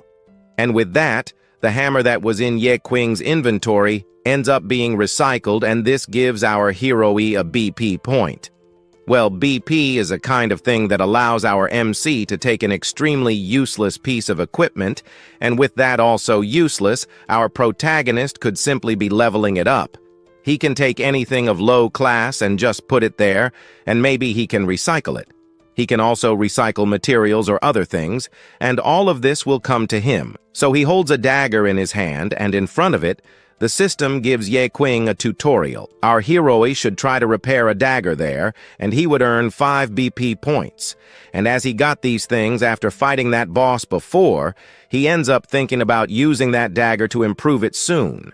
So Yaquing starts to mess with the system, and there he begins to try to level up that weapon to something better. Soon he succeeded. Our protagonist sees in front of him that the dagger managed to reach a durability of 34 out of 34, and also its strength increased the level to be able to equip that weapon in his hand was level 1. And Yaquing also noticed that the weapon not only increased its strength but also the durability of that thing, and also its attack power increased a lot, making our protagonist quite happy because, in other words, any worn-out or useless equipment or weapon could become something quite strong in the future. The junk team needs to be able to evolve or maybe have an evolution season to get stronger and stronger. So, the system also congratulates our MC for completing the tutorial, and he ended up earning something. That something he earned was a kind of potion that, when used, would make his magical power return to normal or back to 100%. So Yaquing just needs to drink it, but at the moment, the attribute values are not scarce for him. What worries him more is that when adventurers venture into the abyss, they cannot foresee the extent of the abyss, and many adventurers who are not well prepared often still cannot find the boss. And in the midst of these jokes, they might end up running out of mana, magical power, and therefore, these magical bottles collected in the abyss are also essential and fundamental for surviving inside the abyss. With this in hand, his magical power automatically returns to 100%. But at the moment, the system just delivered a new card to our hero. But this time, there was a drawing of something that our MC didn't quite understand the reason. But in the next moment, it explained to him that the potion that he had just received a regeneration potion that only required using some BP to use this card. And it wasn't so surprising that this card was a regeneration card. But he didn't understand why he needed a BP item. But he needed something to make this potion work effectively. So he ended up asking a boss in front of him to lend some items, like some empty cups, and it was done. So, our protagonist ended up taking those 3 cups, and then we see him trying to do a few things. One of those things was trying to remove some trash inside. Then comes the regeneration phase. However, Yaquing also noticed that this thing above him looked like a game, but well, he tried to do what needed to be done, and everything he tried came out perfect. He didn't make a single mistake. So, he managed to do what he wanted so much. But well, since he succeeded, our protagonist starts looking at it thinking that this thing was a bit recyclable, and being recyclable, it wasn't a good idea to at least try to get this thing, but not enough to try. Our protagonist then ends up taking it, and by taking this thing, he ends up getting the luminous magic potion 6 times. So as soon as our protagonist manages to get this, he realizes that his magical power increased a lot, the fatigue value decreased a bit, but at this moment, he feels that his magical power increased greatly, and the fatigue in his body almost disappeared completely. He feels happy, but now that he saw that he managed to hack the hackers, Yaquing wants to test it in an abyss. So, he ends up leaving through that door, but as soon as he exits, we see some extras appearing, So he ends up calling our protagonist and asks if Qing was our hero. Our Ye Qing starts looking at these two guys who appeared there, and one of them comments that his temperament has changed a few days ago. So he ended up thinking that our protagonist was because, within the class he was a trash collector, and suddenly was collecting some rare items. And a few days ago, he was looking for our protagonist. So, as he couldn't find Ye Qing, he almost reported that our hero was missing. But fortunately, he found our protagonist, only that our hero here comments for these extras to disappear from his sight, because these guys were looking for the wrong thing, since our protagonist, all this time, had already paid off all his debt with them. Well, these guys who are now after him are those loan sharks from whom he borrowed money. Well, he managed to pay off his debts, but he signed a contract with them before, and unfortunately, he will have to act as a trash collector and cannot escape his responsibility. Not only because our protagonist recently unlocked a dark class, but also because he received this class, that's why he must act this way. He is just a trash collector, and a trash collector must act in his way, and he says this. But well, that wasn't enough, so he ends up knocking from our hero's hand the cup he was holding, but just that. From there were some things, and all this ends up falling on the ground. But well, instead of our protagonist taking the blame, they end up taking the blame, saying that our protagonist ended up bumping into a B-level guy. When a zero-level guy bumps into something higher, they must act to prevent that guy from standing out. The stronger ones always have to dominate the weaker ones. So the two extras prepare to take Ye Qing from behind, and at that moment, he ends up looking up. Looking up, he sees some cameras, so he ends up thinking that if by chance he does something stupid, he could screw himself, because they might be using this recording in his favor, right? But well, to begin with, he ends up giving our hero the chance to get rid of this curse. He asks our MC to pick up those balls that were all on the ground, only he wouldn't pick them up from the ground, he would eat them there on the ground. And if by chance our protagonist cleans everything, he can let Ye Qing act normally, because what he would be doing would be just the job of a trash collector. After all, it was a unique opportunity that our protagonist should take advantage of. As soon as he hears this from his mouth, he gets angry and simply refuses. But by refusing, he ended up getting irritated. Now, unfortunately, he will have to punish our hero. But at that moment, someone appears and he ends up being locked in and even starts to shiver from the cold. Then he looks ahead, and we discover who appeared to make this guy tremble. It was Rodrigo, an S-level guy. Moreover, he was part of an extremely respected group in this world. However, this guy who just appeared wonders why these people were gathered here. Well, he makes up an excuse saying that he didn't have much idea because his main goal here was to put him in his place. But this left our little Yellow extremely irritated, asking for this kind of person to leave. But minutes later, he ends up turning around, but turns to him, and then comments that that person was a respected guy, a guy who was even strong. However, this bald guy here ends up saying that our protagonist was just a garbage collector, not special at all. But at this moment, Ye Qing stops and turns to that little Yellow. But well, in the background, the bald guy starts saying that he was not the guy he was looking for. He probably picked the wrong person, since he was just a supporting character in his view. But here our little Yellow comments that they will enter a certain dungeon there, but inside he will fight against some fierce beasts. But the purpose of entering there was because they will enter when the moon turns red. Ye Qing, after hearing this thing about the moon turning red, becomes curious to know what will happen inside during the red moon. The monsters inside the abyss could have an extremely high power difference. Extremely rare monsters could appear more frequently during that certain period when the moon turns red. You could also kill a monster in there, and, with the red moon, you would have a chance to get crystals of a purer type. This crystal on the black market would be worth 2 wines, and Ye Qing, upon hearing this, already starts to feel the urge to enter there. So he ends up joining this blonde guy, and he is happy. And here he is happy that our protagonist joined him. So at this moment, he would already be preparing for them to enter the first portal.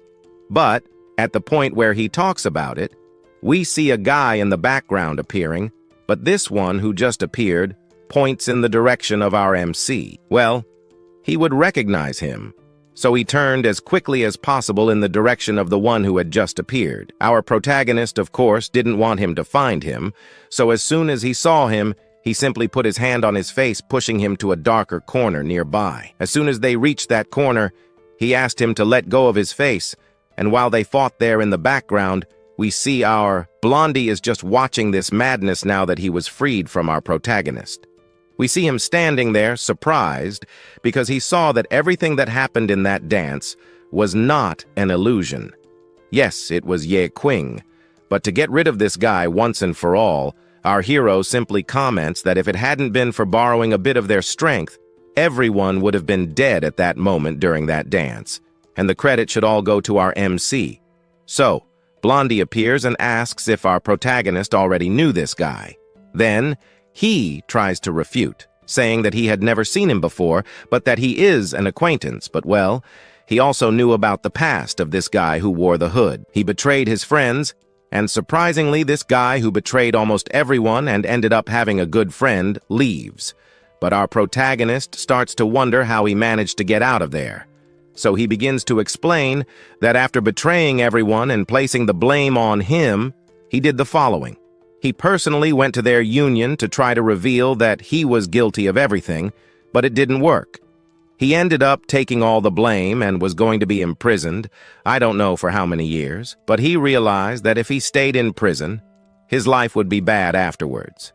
So, he ended up spending all the money he had to pay a fine, and then was free. But thanks to that, he ended up losing everything, lost all his level, and all of that was our protagonist's fault. Now he wanted his levels back, and if our protagonist didn't return them, he would report our protagonist to the union. Well, our protagonist calmly and coldly simply asks him to report if he wanted to try his luck. Our protagonist still gives him a chance, he just gives him a single chance to do so. Well, he might have success, but the rest could be history for him. But after these basic threats, our scene cuts to another place. Here we are already inside the portal. We can see ahead a red crystal, but just below a bit we see our protagonist already there with that guy, along with the one who wanted to report Ye Qing. But as they walk a bit more, they end up approaching a group. And as they get closer to this group, they start asking our hero to reveal who he was. So he ends up introducing himself. After introducing himself, the other also introduces himself. He was a first-class mage named Xian. But knowing that our MC had an extremely low class, he approaches Ye Qing and comments there that it wasn't necessary to mock each other because, in reality, everyone has a trash class.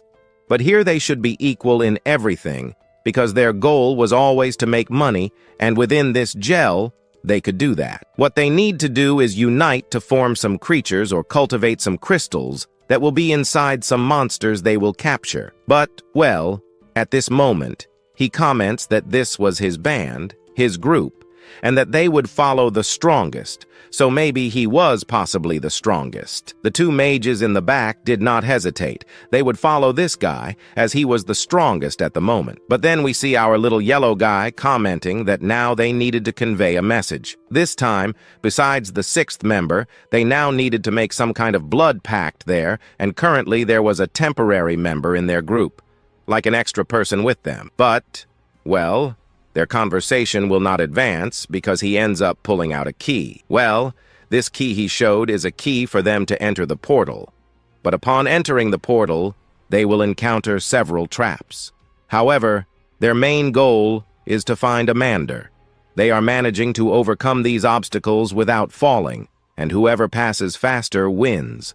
Also, if you have the misfortune of encountering a monster during this journey, your main goal is not to stand still and try to fight it because you would not be able to fight it, and now they can separate, each on their own, and whoever gets something specific, the one who manages to get the well-guarded prize inside this attraction and get back out through the portal, will win a prize. So, the others who are outside are already happy because, even now, They can't believe what they might possibly win in this mission inside this attraction they're entering. One of them comments that there was a family, and one of the people in this family is currently starving and needs something to eat. But the other comments that he needs to reach the prize first, because he also needs to take care of his wife, who is currently seriously injured and needs a considerable amount of money to pay for hospital treatments. But, well, their goal is not just to talk, but to enter the portal. So they start walking towards the portal. But, just as they are about to enter the portal, we see these two stopping to talk. One comments that a new guy appeared as if he had never seen this guy before, but the other comments that this guy who just appeared in their group was a personal friend of the little yellow line, so he should just move on. But he still wanted to stop because he saw that, even entering an attraction almost for the first time, Qing had a calm and serene face. But they enter the portal, and as soon as they enter, they stop at the portal door. As soon as they stop, we see this green-haired guy already talking to the one who lost everything and went to live in the abandoned house. Well, he says something for him to be careful, but he, who has already entered an attraction, knows the things. But, out of nowhere, these two comment that the weather here started to get a little cold. The other comments that the temperature dropped out of nowhere. The green one starts to walk, saying that the cold was getting more intense, but they needed to advance. But he advances and does not realize his mistake. He ends up accidentally stepping on a slab, and this slab was a trap. As soon as he steps in it, a trap begins to emerge from the ceiling. It was a large axe. Our protagonist notices, but the green-haired one doesn't at that moment. Then, realizing he could be pulled up, our hero simply throws a stone at his head. The stone only pushes him, causing him to fall to one side, while the axe falls to the other. As he falls to the other side, he feels a bit of pain in his head while lying there trying to understand what just happened. His pain gets worse and worse, but our MC is surprised at how reckless these guys are in these places. Then, they start advancing further into the attraction. He continues moving forward and comments that he is very lucky, but then he starts moving again and steps on another slab. But this slab is a trap. His direction begins to fly towards some kind of white cocoons, but that thing there wasn't even dangerous. So he ends up simply running towards Qing because he was scared. But as soon as he hits the ground, those white things get closer, and he realizes that something alive was inside those white cocoons below. Then he thought about what could be alive inside them, and claws of some unknown creatures appeared. What ended up appearing were some level 5 spiders. Then those spiders start running towards the green-haired guy. Seeing this approaching, he gets scared and asks the unpleasant essence to let go of his foot. But the one who lost everything and ended up living in the abandoned house simply throws a fireball at the spiders to at least scare them a little. But it didn't help. The fire didn't even scratch those things. Seeing that he couldn't even hurt them a little, we see those two advancing towards the spiders, because now it was their turn. They wanted to test some things on these spiders, so they get closer and then send some cuts at the spiders, sending some of them flying. But one of them ends up escaping and starts running in a direction, only that direction was towards our PRW. Well, they kind of stop there, and as they stop, they start looking at each other. After looking a bit, the spider advances and bites him. However, our hero doesn't even feel the pain. He simply gives a kick forward, but that small kick was enough to crush the spider. The small creature turned to dust from then on, but the one who lost everything turns to our hero and is surprised by what just happened. He didn't understand how a trash collector had such great strength. He managed to crush a level 5 spider so easily, something he couldn't even injure. But then, out of nowhere, the system appears commenting that our MC could be collecting the remains of those spiders he crushed to make a dagger. All he needed to do was recycle it, so he ends up recycling and gaining some points. After gaining these points, he ends up receiving a training there. But while that thing Qing just gained, he could be fusing with the low-level sword that our HE understands that any corpse he finds, he can gain some cards, but he can also get the items from the creatures as well, and he could be fusing everything to make a better sword. But while our protagonist was there messing with his system, We see that guy next to him commenting to this rookie to relax a bit. If he was scared, he could be going back. So Ye Qing, seeing that he might be disrupting things, ends up using that thing on the sword he had there. After using it, he ends up seeing that his sword evolved. Now his sword, which was a common sword, became an extremely overpowered dagger. But well, while our prey held that best dagger in the world, in the background, we see the green guy running from that spider. But he stops. He is tired of running from that thing. Now he wants to fight the spider. So he ends up putting on a mask. With that mask on his face, he ends up feeling much stronger. So after feeling stronger, he ends up dodging because that sand just cut in his direction and almost hit him, but he managed to dodge. But well, he ended up awakening a somewhat useless class, or even good or useless. Even his ability is simple. He needed to sing. When he sings, he could improve some of his things. So he ends up taking off the microphone and now asks this monster to relax, because things will get pretty bad for him. He will show his greatest potential now. So he starts to sing. Well, he sings something that's not good. No, the guy sings very badly. In the background, we see Ye Qing, who is just watching his singing from there, while that little creature around just gets more and more irritated. But well, listening to his bad singing from there, he ends up getting extremely irritated. The monster activated the new form and now wanted to go after that little green one. And our little green one, seeing that he failed, ends up running. But it didn't help that the spider was much faster than the virgin. He just looks back and sees those claws of that thing approaching him. Then he sees that thing jumping on him to completely grab him. Only at this moment do we see our protagonist who, at this moment, will not allow that weak spider to catch our hero. So, with that style of our deep web dream along with the deep web dagger, our MC starts dealing with this monster. But his goal was not just to kill these little monsters, no. He wants to find the boss to be able to get the boss for himself, right? To gain a little more hack. Continuing the story from the last chapter, even with our big guy activating the deep web sung mode, he couldn't stop all the monsters. In that beautiful moment, the monsters received a basic empowerment, and, because of that, they became stronger. Those two over there who had a tough family to wake up got ready to act in the rear, since they were now much more powerful than before. However, we see that guy who lost everything and went to live in the abandoned house. At this moment, he prepares to launch an attack on the monster running towards those two figures. He ends up using some fireballs, but at this point, our hero passes by the guy who lost everything and went to live in the abandoned house. Well, our hero doesn't pass at a slow speed, but at high speed. And the guy doesn't even see his shadow. What he really saw were those spider monsters, which scared him at that moment. However, those claws that were about to grab the guy who lost everything and went to live in the abandoned house are suddenly cut out of nowhere and hang there floating. Minutes later, they fall. The monsters also fall, and some of them end up being sliced. Not just some, but several, who unfortunately had their bodies split in half after that Tramontina, our hero, passed through those spider monsters. We see him landing behind the two extras in a superhero pose. After landing in the superhero pose, we suddenly see the two extras looking at each other. At that moment, they ask what just happened, as they barely saw what happened right in front of them.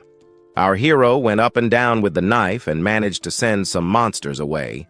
They then suspect that our big guy possibly has a secret class, but our big guy starts thinking about other things.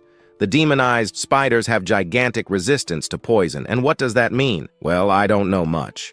But I know that poison doesn't work against these spiders.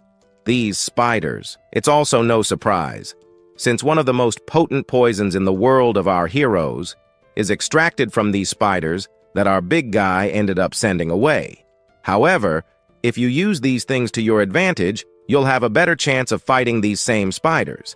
It's like using poison against the poisoner, but you can't defeat a spider just using its own poison. You'll need some knife skills to take them down. While our hero is amazed by the potency of the poison of these spiders, we see the two in the background still believing in the strength of the barbarians who faced the spiders and easily defeated them. Well, these guys think that the one who defeated the spiders was our first-class singer. He even believes it was him, but upon thinking, he realizes it wasn't. He only used some small buffs, but it wasn't enough to send the monsters to their graves or anything like that. While that guy was receiving all the credit from Ye Qing from somewhere else, we see our big guy commenting on a few things. Abyss monsters have a little intelligence to distinguish their target as enemy or ally. And what will that change on the battlefield? A lot of things.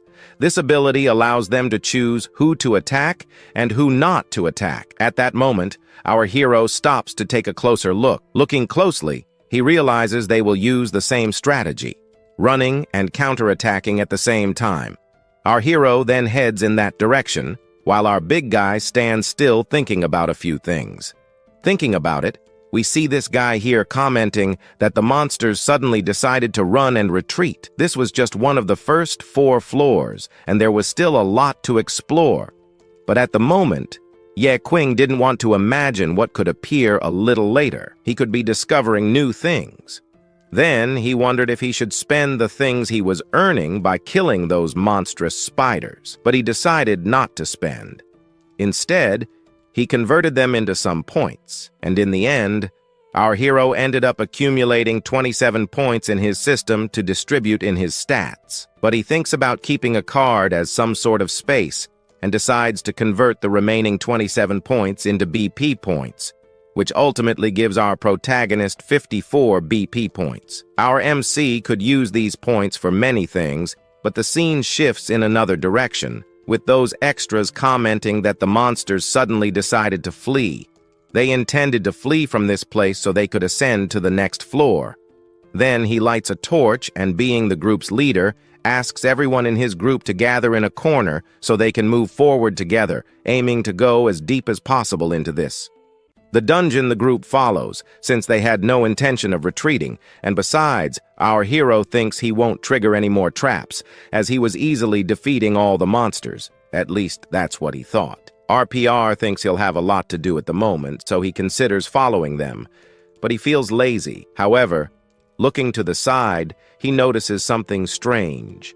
A portal appearing out of nowhere in the middle of the cave they were entering. This was a secret area that he could explore alone if he wanted, but due to the influence of the red moon, he needed to be more cautious, as his team was quite weak at the moment. So he decides to explore the dungeon, but also being cautious. He ends up summoning a blood nightmare, that little thing our hero dealt with last season, and since it literally copied the person in front of it, Ye Qing appears in front of him. Before continuing on his adventure, he asks his clone to follow the group and not lose sight of them. The clone understands and follows the group. Moving forward, we see the 10=10 singer asking what was going on since he wasn't following, but the clone was the one following. Moving forward, he yells at him not to fall behind because if he did, they wouldn't know how he died. As he said this, we see the portal a little closer. Inside the portal, we see our hero, who has already entered. Upon entering, he finds himself in a gigantic cave, but it was empty, like a huge area covered in moss. There isn't much moss here. Suddenly, behind our hero, a spider appears ready to grab him. The spider jumps at him, but he is too fast. He turns and sees the spider. To avoid being caught by it, our hero simply jumps to the side, while the spider smashes face first into the ground. Jumping to the side, we see him crawling to the side. However, this spider kind of gets up again and gets into a position not to counterattack our big guy immediately. And it didn't take long for it to launch a swipe at our guy, but he was too fast, easily dodging that attack. At this point, its claw got stuck in the ground, and this was the more than ideal moment for him to attack this spider. He ends up launching several slashes at that claw that was stuck in the ground. After those slashes completely disappeared, our big guy is quite surprised. The reason was that our protagonist couldn't even scratch the spider's claw. The thing was tough, and at this point he understood that its physical defense had become almost completely immune to Ye Qing's attacks. He could attack that thing as much as he wanted, but no matter how much he tried, the spider wouldn't take any damage. At this point, the spider counterattacks Ye Qing. To avoid being caught by surprise, he kind of jumps back, using his arm as a shield, but that wasn't enough because the claw ended up scratching our big guy a little, and he's thrown against the wall with full force. He ends up being smashed against the wall. At that moment, our protagonist activates his ability. His ability allows him to see the level of this monster to determine if he might perhaps kill this spider. Its name is Anin Hadada, level 20, and it was a rare level. Our guy is paralyzed and doesn't even see what he could do against those powerful claws in front of him. He was surprised, but at the same time happy, because now a unique opportunity in his life appeared before him. As a rare elite monster appeared, he could kill it and then steal its levels to apply them to himself. But to defeat it, he would have to overcome the spider. The spider does not give up and ends up spitting some kind of web in his direction, but the webs do not hit him. They simply fall to the ground. Ye Qing jumps to the side and easily dodges these web attacks. Jumping to the side, our protagonist lights a small fire in his hand. With that small fire in his hand, Ye Qing jumps on top of the spider from above. From the spider, he reaches his hand down, and after reaching down, he ends up shouting the name of his ability. After shouting the name of this ability, an explosion happens right below the spider. The spider is hit directly, but even then it wasn't defeated. It became much angrier with our MC. Now it was faster and fiercer. It throws webs at our protagonist, but our hero wasn't stupid. He managed to dodge them. The spider then begins to counterattack Ye Qing with several attacks, but even that wasn't enough to capture our hero. Fleeing from there, our big guy ended up discovering some things about this spider he was fighting. It had extremely high resistance and immunity to fire. So, in the end, Ye Qing discovered that he could use his attributes to his advantage. In this case, our protagonist would use other things. He approaches the spider, which was spitting webs in his direction but missing easily. There, he wouldn't use weak powers to kill this spider. He would use his dagger, the sun dagger. He then approaches the spider, holds it firmly in his hand, and prepares to strike that attack towards the spider while it was spitting some webs, and at the same time watching our dear hero next to it, with the unknown dagger near its face. When he gets closer than ever to this monster, our MC delivers a critical blow to the creature and ends up cutting the monster with some blades, causing some small critical strikes. The monster simply jumps in pain, and our protagonist falls to the ground. However, on the ground, our protagonist is happy to know that some level 5 spiders had massive defense against poison. In contrast, the poison resistance of this level 20 Mother Queen was extremely low. Even a small amount of poison could take down a monster like this. Our protagonist is surprised that what was created by her offspring became her weakness. Here, in the game, Ye Qing begins to realize that the reason why this spider had a significant weakness to any poison was simply because this boss spider had changed her way of life. She used to hunt, but abandoned her title and left it for her children to handle. She simply stayed in her nest, being fed. But the most ironic part of the story was that our hero used the same poison her offspring produced, and that poison was taking down the queen herself. From one point of view, this was quite sad, but for our MC, it wasn't that sad.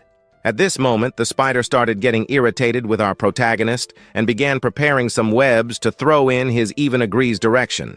Ye Qing is surprised, eyes wide open, seeing those webs coming towards him. Normally, he would be able to dodge this attack, but the spider was smart. It spun its body, making the webs follow him in the direction he was trying to escape. In the end, Ye Qing was captured by the spider. He was immobilized and couldn't move a muscle. The spider approached our MC thinking he was finally defeated. But what she didn't expect was that our protagonist had that instinct from his experience in Dungeons and Dragons that he wouldn't be easily defeated. So he activated his berserker ability, his eyes disappeared, and he became furious. With that, he managed to free himself easily from the webs that were holding him. Once free, our protagonist planted his foot on the ground and, with a strong push, launched himself towards the spider. The spider, seeing Ye Qing approaching, he did not move because he thought his punch would still be too weak. But that was his biggest mistake, as our protagonist managed to land a full punch on the spider. This time, it was not just an ordinary punch. He managed to crack the spider's shell. He not only cracked it, but he managed to pierce the spider with a single punch. Thus, our hero easily finished this battle against the boss spider. As soon as the boss spider was defeated, the system appeared, delivering some rewards to our protagonist. One of them was a new skill called Berserk Mode, which significantly increased Ye Qing's attributes. He would be able to avoid any type of attack, even if someone had high resistance. Our protagonist could ignore that resistance and be nearly immortal in a fight. However, there was a downside. If he used this skill, his health would gradually drain until he died or until the duration ran out. Most people would choose a better and more reasonable class, one that would not lead to their death. So our hero begins to think a lot about whether he should choose this skill, knowing that he would face many more monsters and extremely high resistances. The proof here is the monster that Ye Qing had just killed. So, if he chose the star ping option, our protagonist would undoubtedly be able to strengthen his basic, but his health would be drained. And that was a side effect he didn't like. He could choose this class, allowing our MC to have vast advantages on a battlefield. This would even be advantageous for our hero. Here, he doesn't think much. He simply chooses. Now that he has chosen star ping, with these two small axes here, he will be able to harm those with strong resistance. If someone has extremely high resistance, our hero could easily overpower his opponent. Yes, he is suffering a lot, but since he chose these two small axes, several cards appear in front of our hero. These cards were the reward he received after killing the spider, but here he ends up choosing this card here. Taking a closer look at this card, he realizes that it is actually very good. If our MC takes it to the surface, he could sell it for a large sum of money, something around 15,000, and the advantage would be obvious for our hero. Oh well, he simply thinks about recycling some of these cards, because our protagonist only had one option, to sell one, and the rest he could use for himself. So these things come out of the system and move toward the items on the ground, while the big guy was devouring everything that creature on the ground had. We see him wondering what kind of skill he would gain by fully training this creature beneath him. Then, when he manages to fully train that monster below, he receives a new card. This was the Mother Nyata card he had just obtained. This card he unlocked was a card where he could summon 4 demonized Miatas to fight by his side, and their evolution also depends on combat experience. The more he fights, the better our protagonist's character becomes. But the big guy is already happy with one thing, because he saw that this monster can choose its own evolution, something he had never seen in one of the monsters. But while he was surprised, the scene here is cut again. Well, it's cut in another direction, but then we see that guy over there, the same one who is part of Ye Qing's team. He is happy and sad at the same time, because they least expected to maybe find a mine in the middle of the abyss. The other one then suddenly starts commenting that, for better or worse, they are in the time of the red full moon, which means that the crystals right in front of them are of extremely high rank, and they could sell these crystals they found here for a very high price on the black market. And the same even agrees, because in the market this thing here would be worth a fortune. But suddenly an extra pulls out a SW sword, and this sword that he just pulled out could totally destroy the place where they are. But that guy who lost everything and went to live in the abandoned house simply grabs him by the collar and yells at him to stop being... was level 1, but even at level 1, it was enough for Ye Qing to evolve a lot, since this small creature was strong. However, the system comments that our protagonist could increase the level of this small creature, making it grow just by using those BPD points. But for this thing to be able to fight on the battlefield and at least survive, it needed to be at level 5. He comments that he wanted to put this thing on a battlefield as soon as possible, wanted to have this thing fighting in front of him, since he couldn't use many of his skills. So at that point, he thinks of using some points to level it up. While he talks about it, we see the happiness of our little creature. Then, our protagonist ends up giving our little creature some DPP points, eventually increasing its level. Now it was the silk spider, thus becoming an apprentice. Ye Qing needed to make it stronger, but to find out if our little spider would really become the strongest of all, unfortunately, we'll have to find out in the next part. However, and lamenting the case, That's how we'll end this video. Story continues after our protagonist unlocks that new pet for him, but then cuts to another place. Here we are shown the group of our prota. We see that guy who lost everything. Looking at his companions, one of them was lying on the ground, Lazul. This one there screams the name of his companion. After screaming, we see in the background our guy, who lost everything. But he says that what just happened was a small accident. But this, in the other's view, was not his face. Was already irritated. Then he turns towards the guy who lost everything and grabs his collar. He gets angry for seeing that his companion died, and this was all because of his greed. He was a guy who gave everything of himself to be helping his family. Now that he's gone, it's very likely that everything now for him will be quite bad. But all this was because of this guy. Because he ended up providing them with some really bad luck. But this guy who lost everything gets angry with them because he is getting a scolding, but he comments that it was nothing like that. No, because he just wanted to be getting money everyone wanted. But what he really wanted was to get rid of this group of his, because he saw that this group of his were just some guys who were getting in the way of his plans. So then he raises the knife and comments that he will now have his beautiful end here. The guy puts some fire in his hand to try some things there. But one interrupts him, saying that it was not worth messing with this thing, that since he had already lost so much, it was no use fighting anymore. At this point, he tried to do something already with them. But at this moment, an unknown shadow ends up entering the cave where they were. But he, upon entering, starts clapping. He comments there that he had good taste. His vision of wanting to just get money was a vision. Even good. Then he even invites this guy there who has good taste to his guild. There was always more space for one person. Then his companion already approaches his boss and comments that down there, the pet's body was still warm, and it was still worth recovering. Some things besides accepting this guy in his team would be too much of a hindrance. The guy only thinks about money. But the blonde guy turns to him with some weird talks. One of those weird talks was about someone there who would always go inside the Angel Dan, but his goal always in an Angel AD was to fight to the death to get in the end money. With money you live life, and he had good taste money to live life beautiful. But what he was doing here, maybe it was not something to do, since at the moment they were capturing crystals that only appear once a year. That happens when there is a red moon. And then he pulls that guy who lost everything close to him, and he starts with new talks. New talk was the following: to be able to capture a crystal like that, it was necessary to have something in return. Something quite powerful, or something quite humble for yourself. If you take a crystal, something of yours will be taken away, or in a more explained and simpler way, death. Thus we can observe a gigantic armor approaching near them. They end up being surrounded along with our protagonist. They see the situation that they will have to be fighting against these creatures. Since at the moment, they give some options to our protagonist and his group. The option was to just stay there collecting the crystals.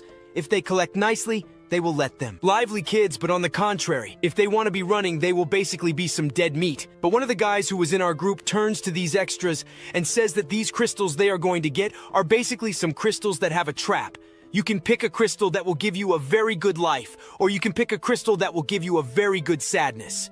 Well, this sadness is to die right there. But the blonde guy, much more than prepared, raises another point. He was needing money since his wife was quite sick, and this was not even an option. He needed to get this money anyway.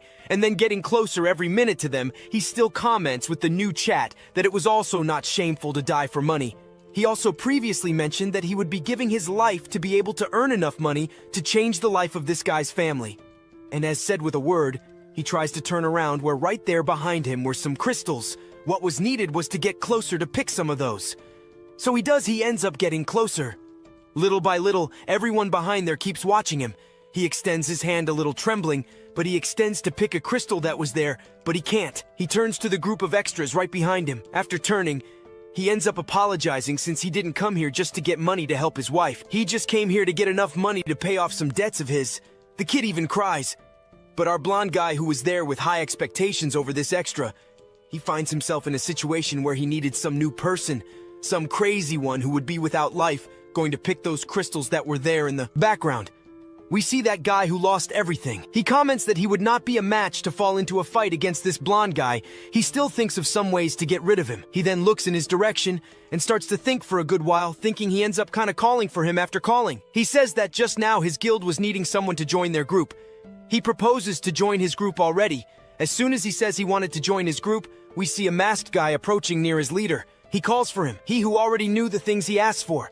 This guy who lost everything in life to get a little closer to him. He then does this. After getting closer, he kneels down like this. He makes a kind of oath, that he would follow him for the rest of his life. But at the moment he completes this sentence, then the guy, our blonde guy, simply kicks the guy's chin, making the guy fly a little backwards.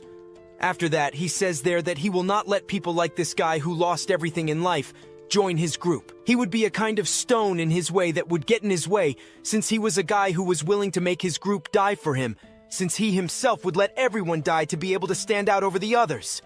Then he screams there that he will let him die there. Since behind there was a necromancer who was our protagonist, he asks for the necromancer to control this guy right away, so that he could be collecting the crystals peacefully, and the money would all be our blondie's soon. In the background, we can observe something happening. Our protagonist ended up switching places with that little creature that summoned him before. Right after switching places, he understands the situation. This guy here, who was thinking about approaching to get rid of that blondie, is stopped by our protagonist. Our protagonist asks him not to be so harsh, so he couldn't get too close to that guy, or even try to make some gaps. At that moment, he asks to let him handle things, and asks him to stay back since things from then on would get a little more dangerous. But collecting crystals for our protagonist was the most normal thing, so he would be collecting. At the moment he says he would be collecting the crystals, we see that unknown guy approaching near our pro, preventing them from moving forward. He asks that this trash not get so close to these crystals since our protagonist, in his view, was a failure. But our protagonist just puts his hand on a crystal nearby. As soon as he puts his hand on that crystal,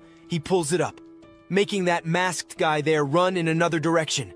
He jumps right behind other crystals to protect himself since he doesn't know what might be happening. Hidden for a while, they get up. Then he tries to see if something happened to our pro, but he sees that our boy wasn't entirely well. Even if those traps were active, our protagonist wouldn't be injured here, but the most that could happen is he gets slightly hurt. Not much would happen to him, and the reason for not taking much damage was because our protagonist was very lucky. Our pro's luck reached a limit, the limit where the damage wouldn't be much on our protagonist. The whole group is hidden behind. We see the blondie there.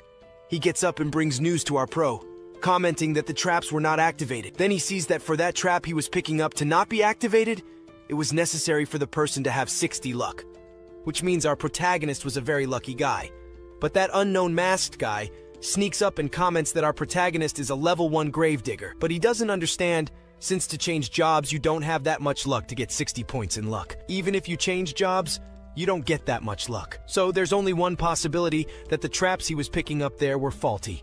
So the orange-haired guy in the blondie's group approaches one of the crystals there. Seeing that our pro managed to pick up 2 crystals and the trap wasn't activated, he ends up grabbing one of the crystals there, but as soon as he grabs it, he comments to that masked guy that nothing happened. But in the background, a light appears. That light that was shining in the background. It didn't take long. Soon it approaches the orange-haired guy's head, and he is hit squarely. Right after that, he falls.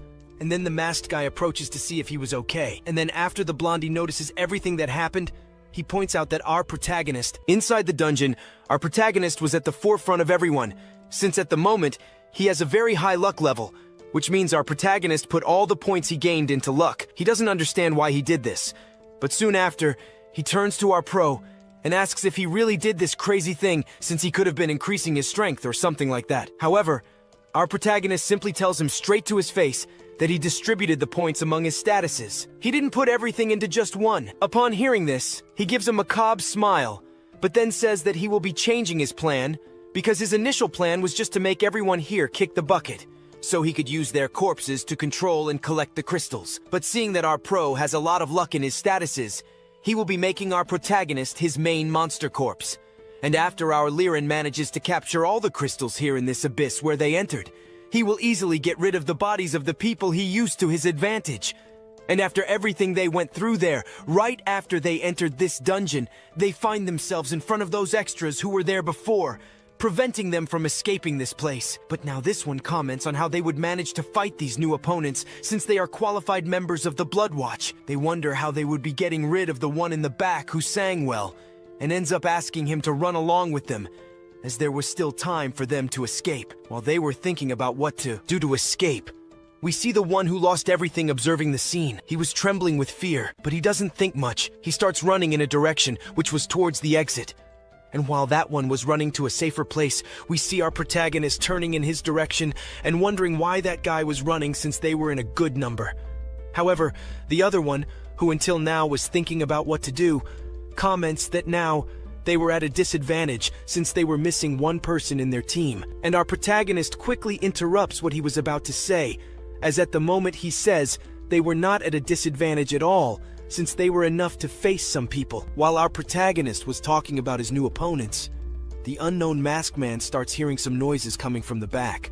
He asks his companion, who then also starts hearing those strange noises, but this unknown masked man starts looking up.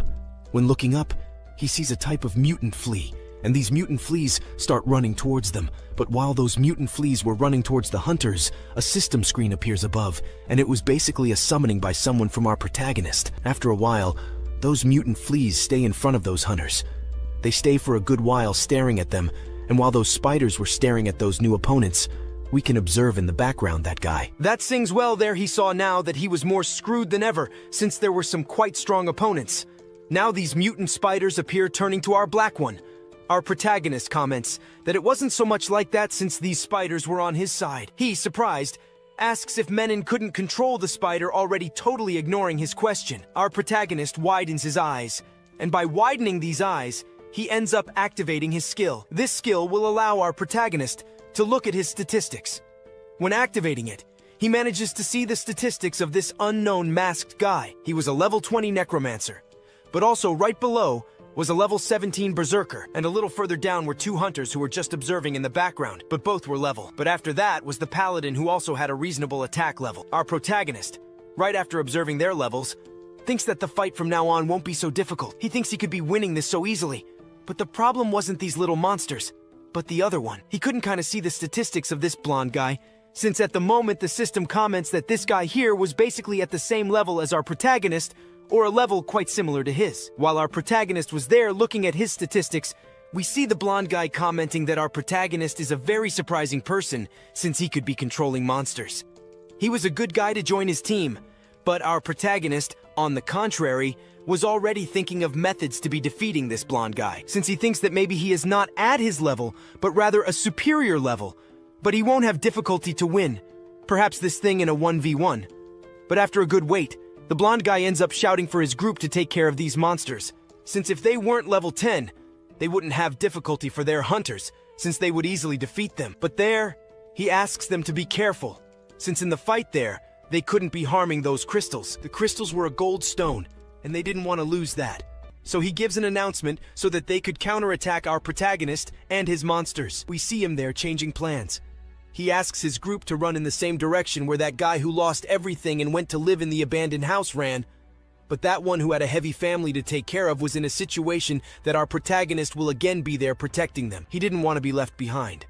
But looking ahead, he realizes that the monsters were very strong. So he simply turns back and then starts running in another direction.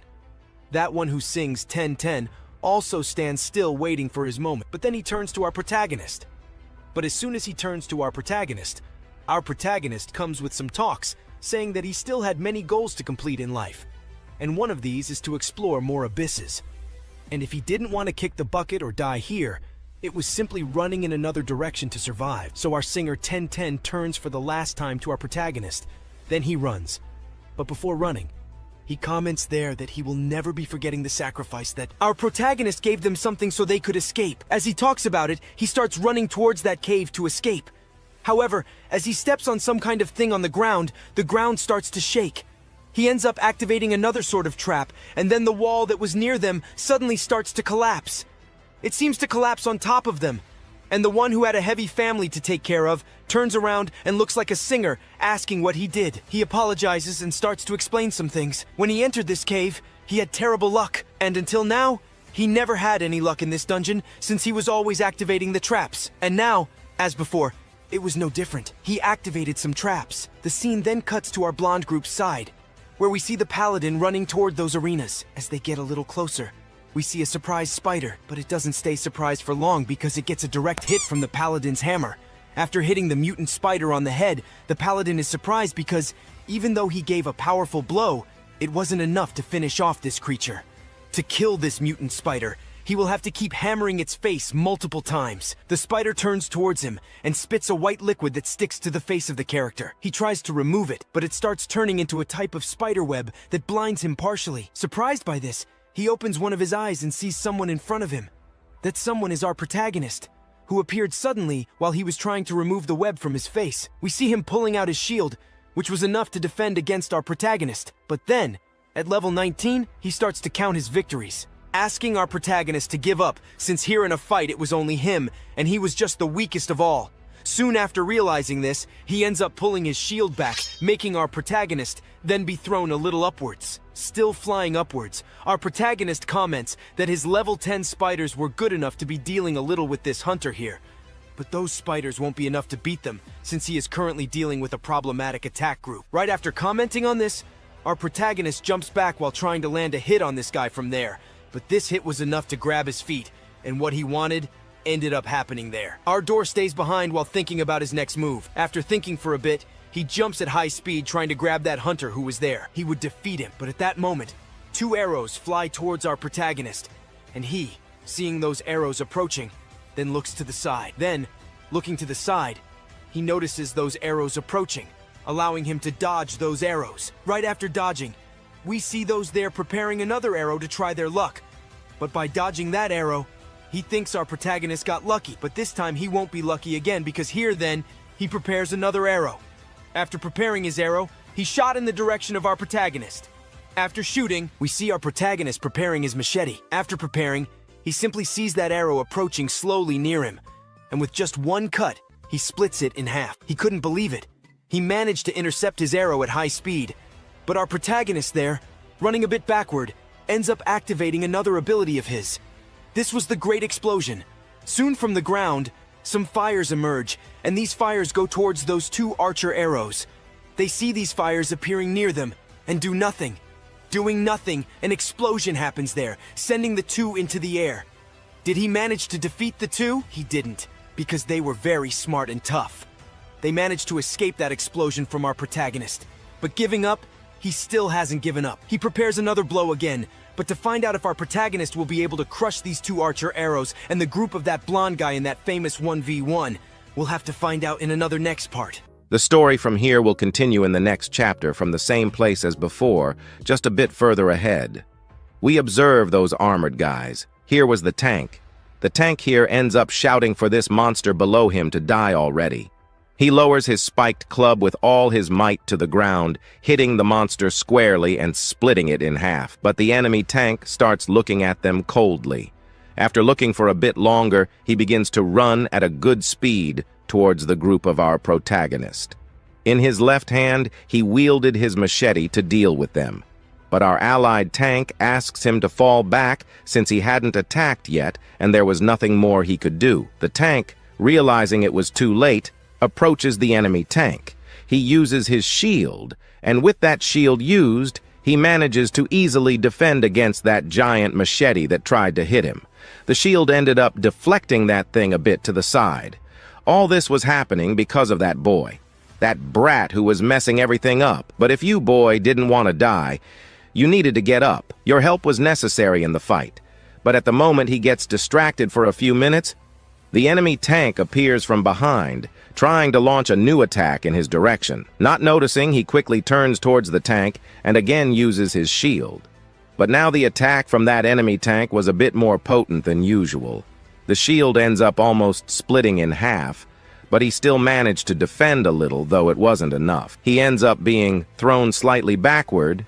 He ends up hitting the rocks a bit, some blood coming out of his mouth, and with each passing minute, he becomes more and more unconscious. His sword falls near our singer, and after observing his sword, Kano near him, he turns his gaze in another direction, towards the tank that was watching the other approaching enemy tank. But our allied tank would not lose easily. He then quickly gets up and now starts to laugh in the face of danger. But well, he should never have come to the abyss here. And now he is all messed up and should die anyway. So since he will die anyway and thinks a lot that debts are basically cleared after death, the question that won't shut up is, who would collect from someone who died? He then would fight with all he had. Now he would die, but would also take someone along with him. At that moment, he asks for this tank in front of him to come at him with everything to kill him. with a somewhat sarcastic look on his face, looking towards our allied tank. Then he starts preparing to attack our tank, putting his giant knife behind him. He ends up holding it in a different way now. He holds a bit more power within himself to be able to deliver a stronger attack. Well, this will certainly be his end.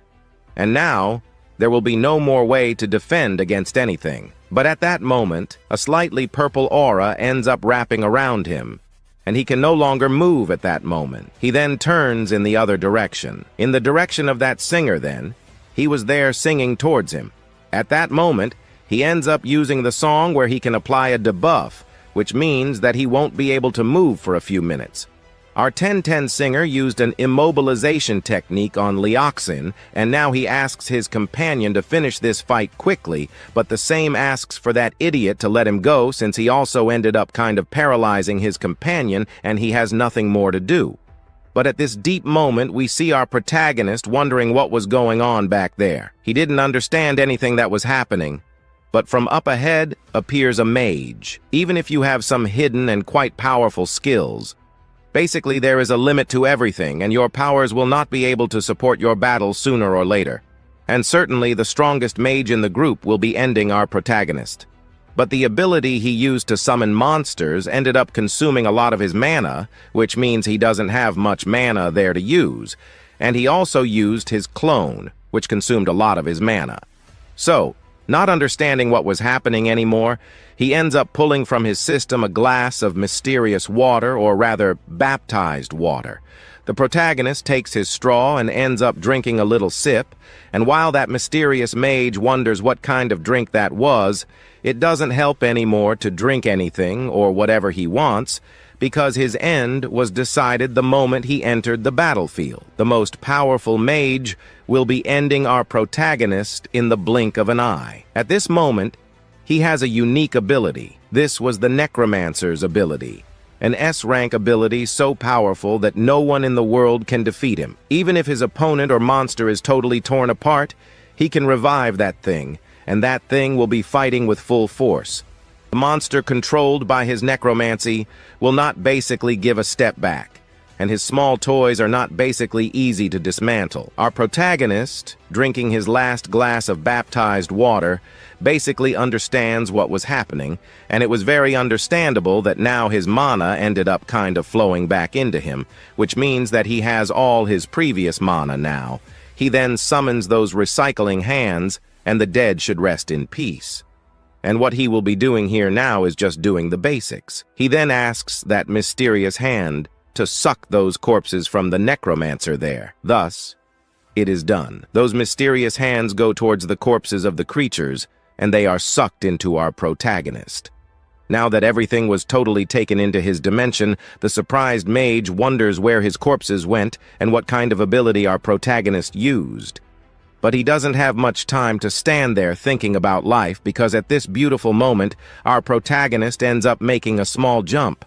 But the jump was enough for him to reach his opponent's face.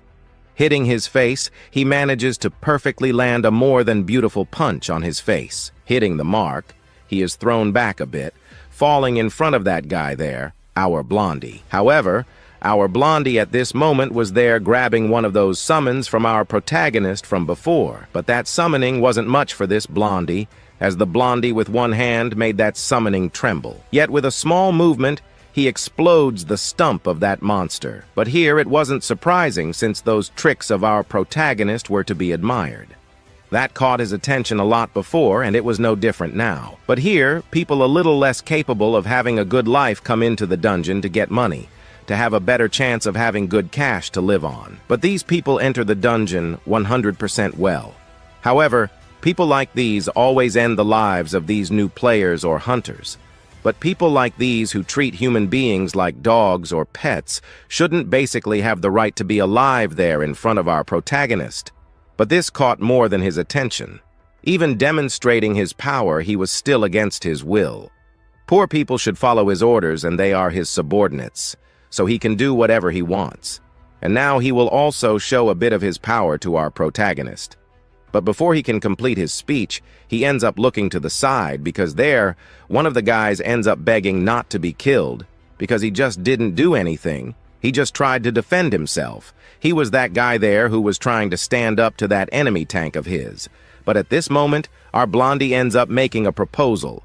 He basically proposes for this 10-10 singer to follow the blondie to escape this dungeon. But it was at this beautiful moment that we also observed the tank asking not to fall for that stupid talk.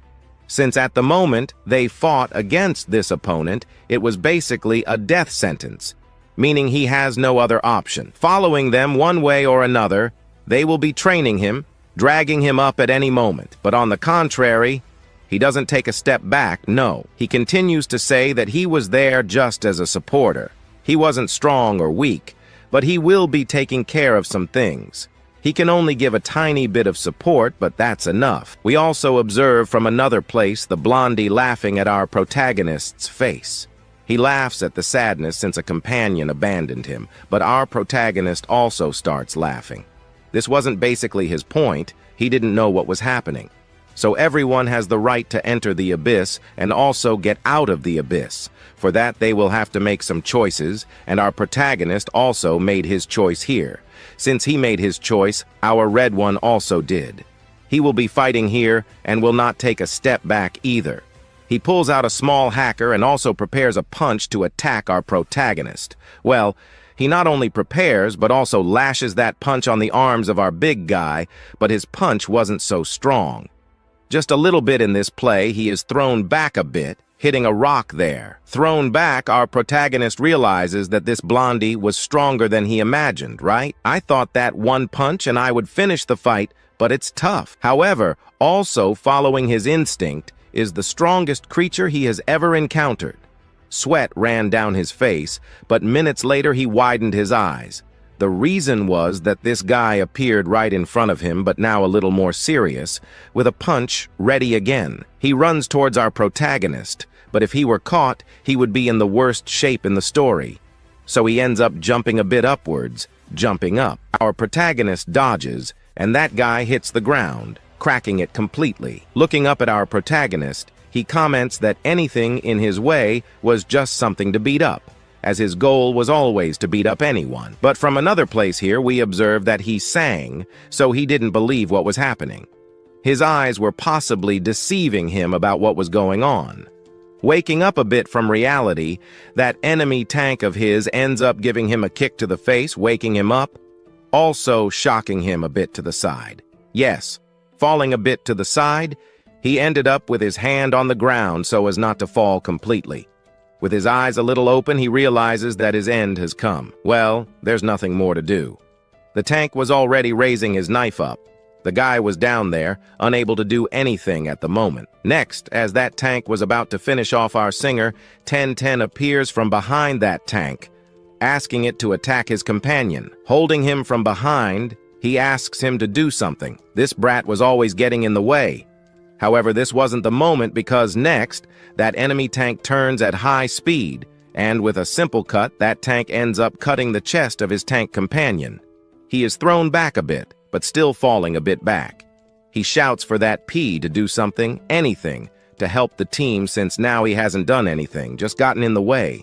He was the group leader, so he should do something, and his power was great.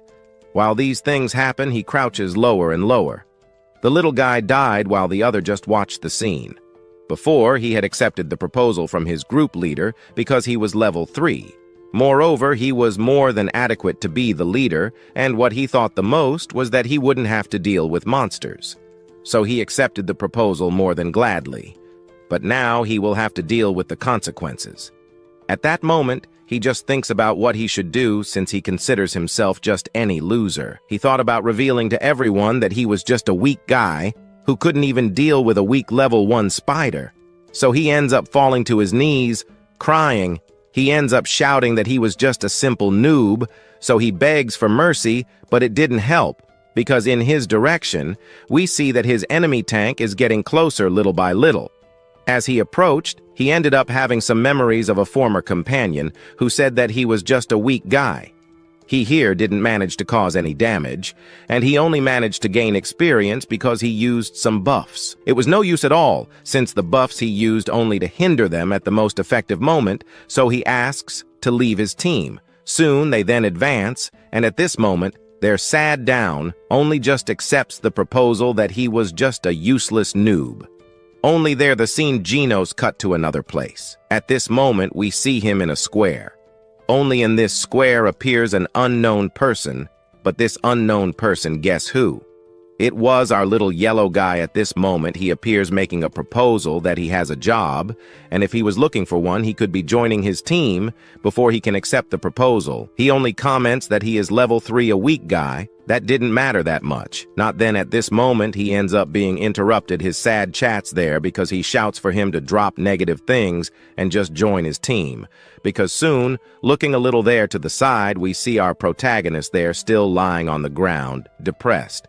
We see that blonde guy there who was still approaching our protagonist to counterattack him again. Our PR is lying on the ground, just not able to move anymore. We see there beside him that his enemy approaching as fast as possible to be giving the last blow in our protagonist, the final blow that will be ending him, because to also end our protagonist OB will be using another ability, a martial arts technique. It is used only in critical moments where he will be sinking our protagonist in the pit of destruction. Already, since this ability of his will also break some bones of his, so he will not be able to move anymore, and so he attacks our protagonist, but he knowing that if he was caught, it would be bad. He ends up kicking that ground again. The guy again hits the ground, even running. He is not escaping, because this was a fighting ability that can even paralyze even the master of magic and will not run for long. Our prota even realizes that he was getting even faster, so he starts to solve running faster, but there while running he looked back. But while looking back, he wondered where he would get a guy who had a DSB ability.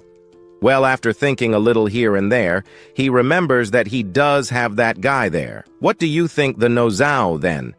Thus widening his eyes, he runs in the direction of our singer 1010.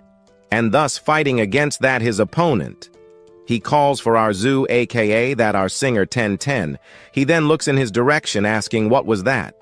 Our little yellow throws our protagonist in his direction, not being able to do anything. He ends up falling on the ground now beside our Zoe. We see him there, wondering what was happening but lying now closer than ever to the singer. 1010, our protagonist with crazy talk.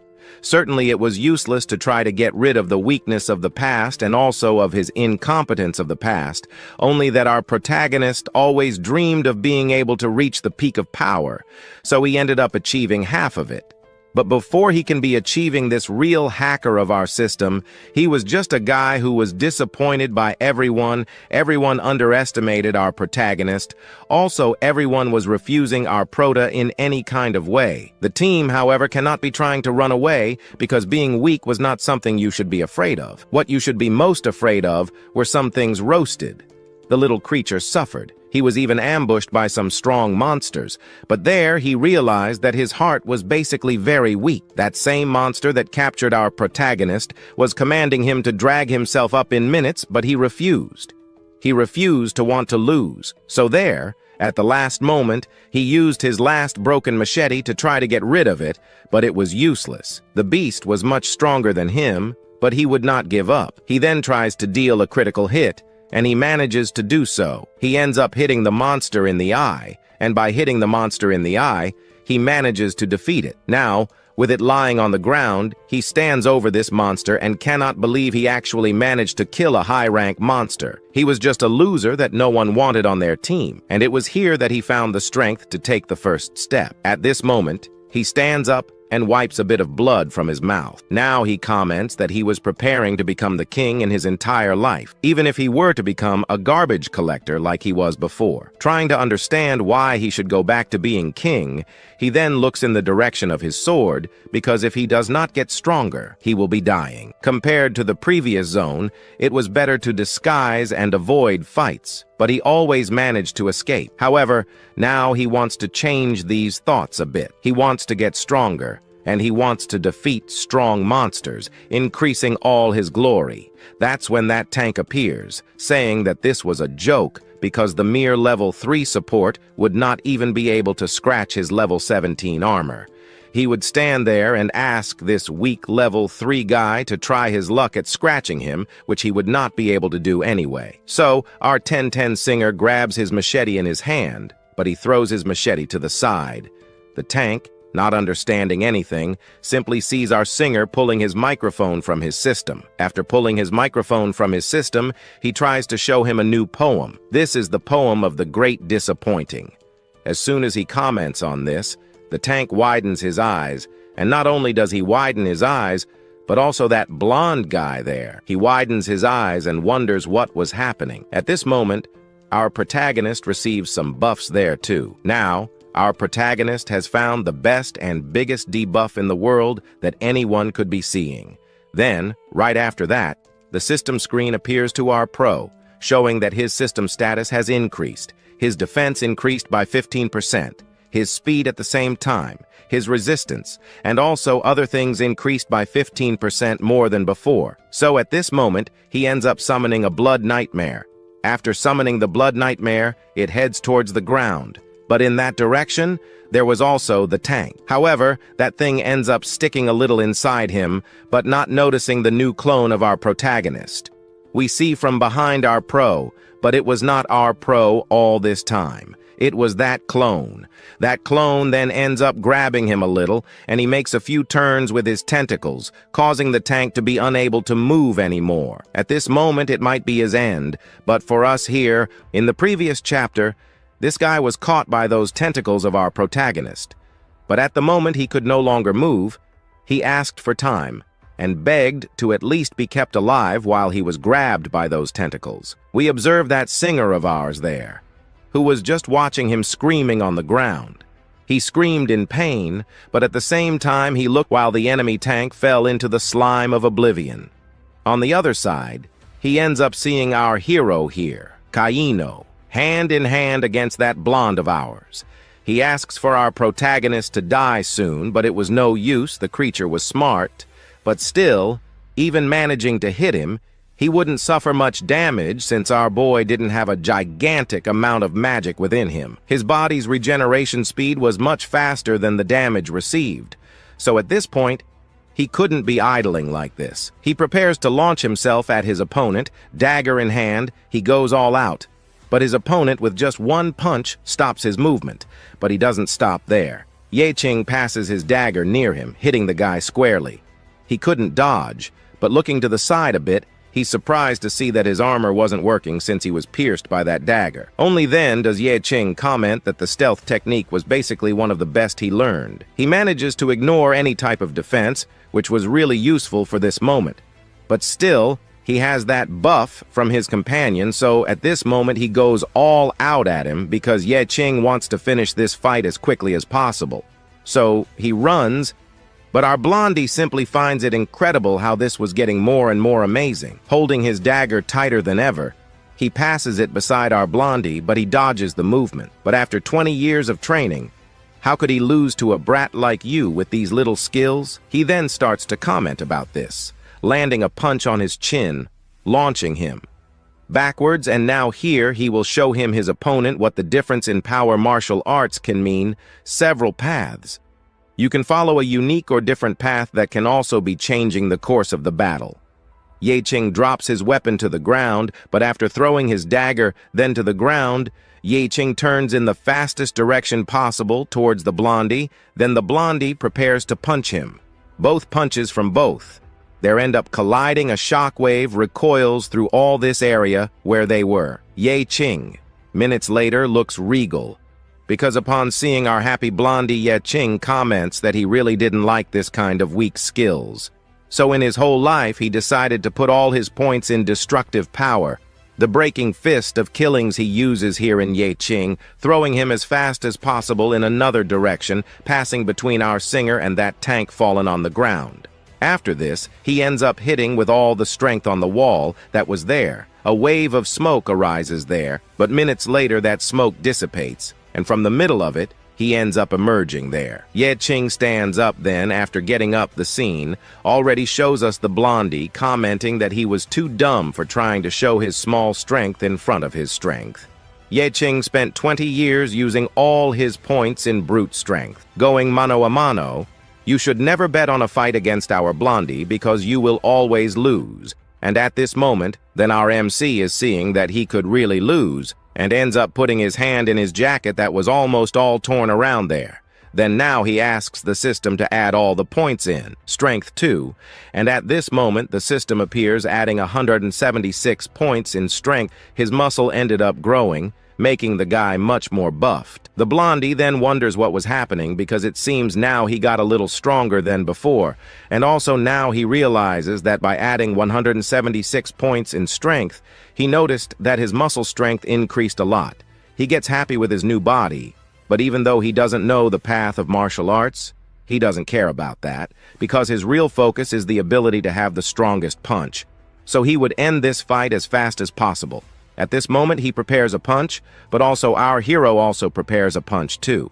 But for having kind of activated 300 FPS of a single strength punch, he should already land this punch squarely. The punch should be enough to break some things, so the two punches from both end up colliding. But there, the blondie's punch ends up gaining an advantage, but in the end, who gained more advantage in the end was our protagonist, who here ended up managing to win the blondie's punch. He then, after receiving this punch in his hand, ends up being thrown backwards after being thrown back a little. He ends up looking at his hand. He sees that his hand was all broken. He gets surprised to see that a punch without skills managed to do this to him. But fallen on the ground, we see in the background, they're finding out quite strong. But our ends up jumping on the blondie while the blondie was there on the ground, totally knocked out. But to knock him out once and for all, Qing jumps on top of him, grabbing his face. He starts wanting to test some things and also comments that there won't be much time for you to be shocked, since this battle should want to end as fast as possible. Like this, looking at Qing, he can't believe what was happening. But going back like 8 years ago, the young blondie, who here ended up kind of being recruited to participate in a group, he was just a kind of collector too.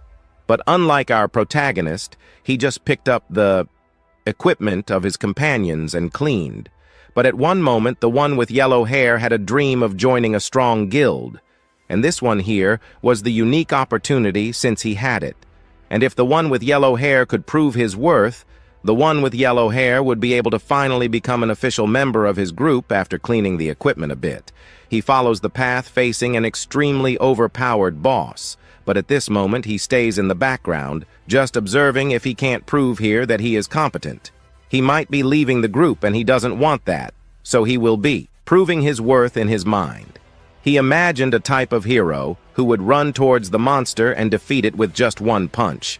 But looking a bit closer, Yellow Hair thinks that this was hard to really do, but now that he is facing a monster, he can't step back now. But at the moment, the monster ends up stomping hard on the ground, catching his attention. But it was too late, because the monster grabbed a type of club with its hand and smashed it on our blondie. He fell hard on the ground. At this moment, he ended up being completely knocked out. But minutes later, he ended up waking up, but now he was in a kind of futuristic hospital, where he ended up discovering that he had almost completely broken his bones. He couldn't move well for a long time. But also this here was a laboratory. But for some reason, they were looking for a person who had specific DNA. And well, this blondie had the specific DNA they were looking for. Yellow Hair here, by coincidence, will be able to have that good life living for a few more years, but the bad news was that he would be becoming a Rasta mist. So the days pass in front of a type of unknown place. A crest ends up falling in front of him. A guy comments that now he is worthy of joining his guild. So he was welcome in his group. Now he needed to place this crest on his arm to move forward, and so then he should follow their orders like a little dog. But now happy, he asks where his team was. But his leader comments that it was no use anymore. Those bunch of weaklings ended up all dying, and this was the proof he needed to pass, since in this world, you will be easily swallowed if you can't prove your worth. You will be treated like trash next. Then he ends up waking up. A system screen appears, showing that his defense had improved a lot. The destructive power increased a lot at the moment. He facing his enemy. He is surprised about this. But here then, he ends up observing to the side, then his opponent preparing a punch. but this punch seems to be slow at the same time strong. So he ends up being hit full on. After being hit full on, he ended up being dragged a bit back, but falling he wouldn't, because then he ends up putting his hand on the ground, holding a bit stronger on the ground. He stands still. This was the essence of the magic crystals also. This was the solidified energy and the surging magical power during the blood moon. These pure magic crystals are extremely powerful in this short period of time. So at this moment he places that in front of our Blondie also now. Because of the monster organs transplanted in our Blondie, he ends up also being able to absorb the magical power of this crystal. And by doing that he ends up for a few minutes or for some moment being able to have greater strength than the boss of this floor. But at this moment when he talks about this, a system screen appears above him. Hint. This was a new boss that had just been detected. The new boss that our Qing will have to defeat was ready to fall into hand-to-hand combat against him. But also at this moment then the system appears giving some tips to our Pro-Ada. The basic mode ended now. He will be entering exhaustion mode for 30 seconds. He basically really known as a boy-level monster, because even the system classified this guy with the power of a superior boss of this dungeon here. And at this moment then he wonders what really happened to this guy's body. While wondering about this in the background, we see our singer wondering if our protagonist was okay. Then as he wondered what was happening there from now on, or even the Blondie there now, comments that all you need to have this power is to give up humanity at this moment. He ends up laughing loudly, and then there he ends up stomping hard on the ground. Our Qing looks back, seeing there an option to be able to save the life of our singer. But at this moment that one there screams for him to give up his human body and become the monster without moral restraint. Talking about this, he ends up throwing towards our protagonist some 3 stones. These 3 stones fly towards him. But our Qing, who is not a bit dumb, easily dodges those stones running. Now we see from behind there the Blondie appearing. He accepted the power and managed to gain a lot of power. Our hero can also have this power. He running ends up kind of turning towards his opponent to see what was happening, but there then ends up being caught. He didn't have time to run that his opponent ends up piercing him. He is torn to pieces in the background. We see our singer who there locked himself completely. He sees that that guy's strength there increased a lot. There is no way to survive this anymore. Fallen on the ground. He comments that without a doubt, the trash has basically no power to fight against the players who are truly quite powerful. But he is proud because he recognizes the strength of our poet, the one who has hidden strength, who gave a bit of work to be defeated, but even with all this hidden power, he ended up being defeated with just a single punch. Disappointed with this, but even though he had exhausted all his strength, he still activated this gigantic power there. His body was just something unconscious, which means he never even had a chance to defeat our Blondie, but now he realizes that the weak are always defeated by the strong. But he is disappointed with some things. One of these to become the strongest. He had to become this ugly thing here, and so then he starts laughing. Well, the ugliness wasn't so much, but the power was a lot. But here he ended up almost forgetting. Then at this moment he ends up turning towards our singer, but approaching a little closer to our singer, he swears he didn't see anything about you becoming basically the ugliest person he saw in his life. However, he only heard footsteps approaching close to him. The singer wanted to survive, but that blonde-haired one asks him to at least die here since he hindered his mission. His mission was only to make everyone here become part of his army, but since in the end he hindered things, he will have to die because he ended up seeing everything that was happening here inside, that it would be ugly if he revealed to the whole world what happened here inside, and then at this moment he runs with all the power he has towards our singer.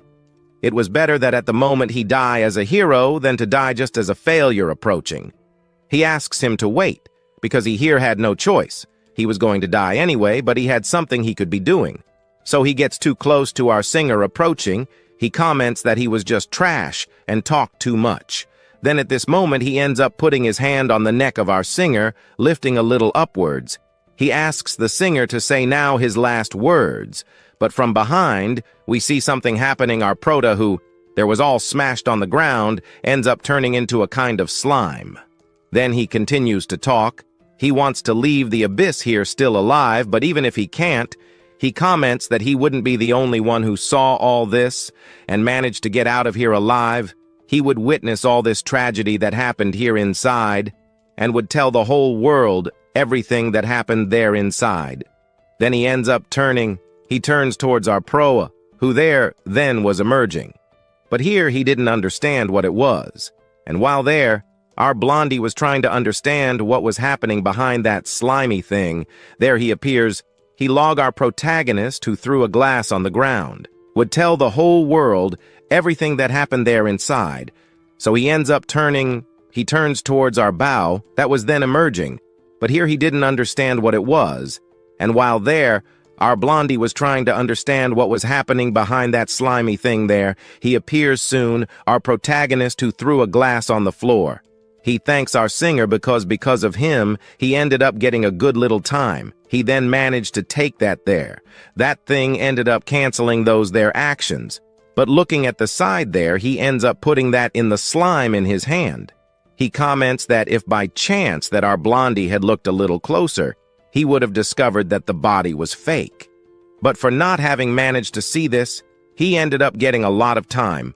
But he also ended up putting a little information from his original body in that slime there, and managing to fool our blondie a lot. But there was another place we observe our blondie who here didn't understand that it was a nightmare of blood. So what he killed was just a clone. He gets sad, but at the same time he gets happy because he would have a second round. Another place here in another scene. Qing interrupts our blondie, commenting that the price of these superhuman powers was too heavy for him, and although Basar's combat skills increased a lot, the strength power of our protagonist, he ended up paying the price in the end for being too confident in that. The strength power gives a lot of power indeed, but also gives a gigantic exhaustion. So starting to walk towards our blondie, who is now a monster, he comments that his body ended up confusing the powers. He ended up taking the human limit and mixing it with the power of a monster. And naturally, he ended up basically invading a territory that shouldn't be his. Then he should pay the price for what he just did. But on his part, he says not to play with this kind of joke since the power he has is his own and it has nothing to do with it. But as soon as he comments on this, he ends up losing attention. He turns to another place. His arm starts to emit a pain, and he there ends up screaming in pain, not understanding what was happening. He stops there for a few minutes after stopping. There for a few minutes, he tries to understand what really happened there, with his arms, while there our singer runs with all his might to the back while running. He understands a little, so he looks to the side. He sees Qing approaching. So at this moment, he ends up understanding a little of things and understands that really who caused all this was Qing. So then he goes with all his power in hand there towards him to catch Qing. But he had no chances because our boy easily managed to dodge that blow of his. He grabs his head after grabbing his head. He uses it as a springboard, jumping to the side. We see there in front of the blonde hair starts to run again with all his might towards himself. Only because he has transformed of shape of his body, his speed decreased a lot, and this allowed him to dodge only that his strength increased, so he should take a little more care at this moment. Qing only just wanted to know one thing, wanted to have a weapon. He cannot fight hand to hand against a brute force like this without being able to find a way out from the background. We observe our singer who there in hand, he was carrying something he calls for Qing, who here just received an attack in hand. But he uses his arms to defend himself after defending. He looks to the side looking, he sees there our singer who here asks that Qing hold his dagger. He then sees our singer throwing his dagger in his direction. It almost hits him, and Qing easily grabs his dagger in the blink of an eye, grabs that lemon he prepares for. He prepares to finish off this new character. Our story today is about our gravedigger, who ended up receiving firsthand his dagger. That kind of fell before there in the middle of the fight with that brother. Now he observes in front of him his opponent appears. The blondie then already goes with all the power he has, hand up to our protagonist, but now he possessed his dagger there that he received from his friend. Now with his dagger in hand, he defends himself from the attack. The blonde-haired who tried to attack our hero. Then he realizing that the blonde-haired was very slow. He then manages to get behind him. Now already knows from behind, our hero takes his fish and lifts it up with a little push.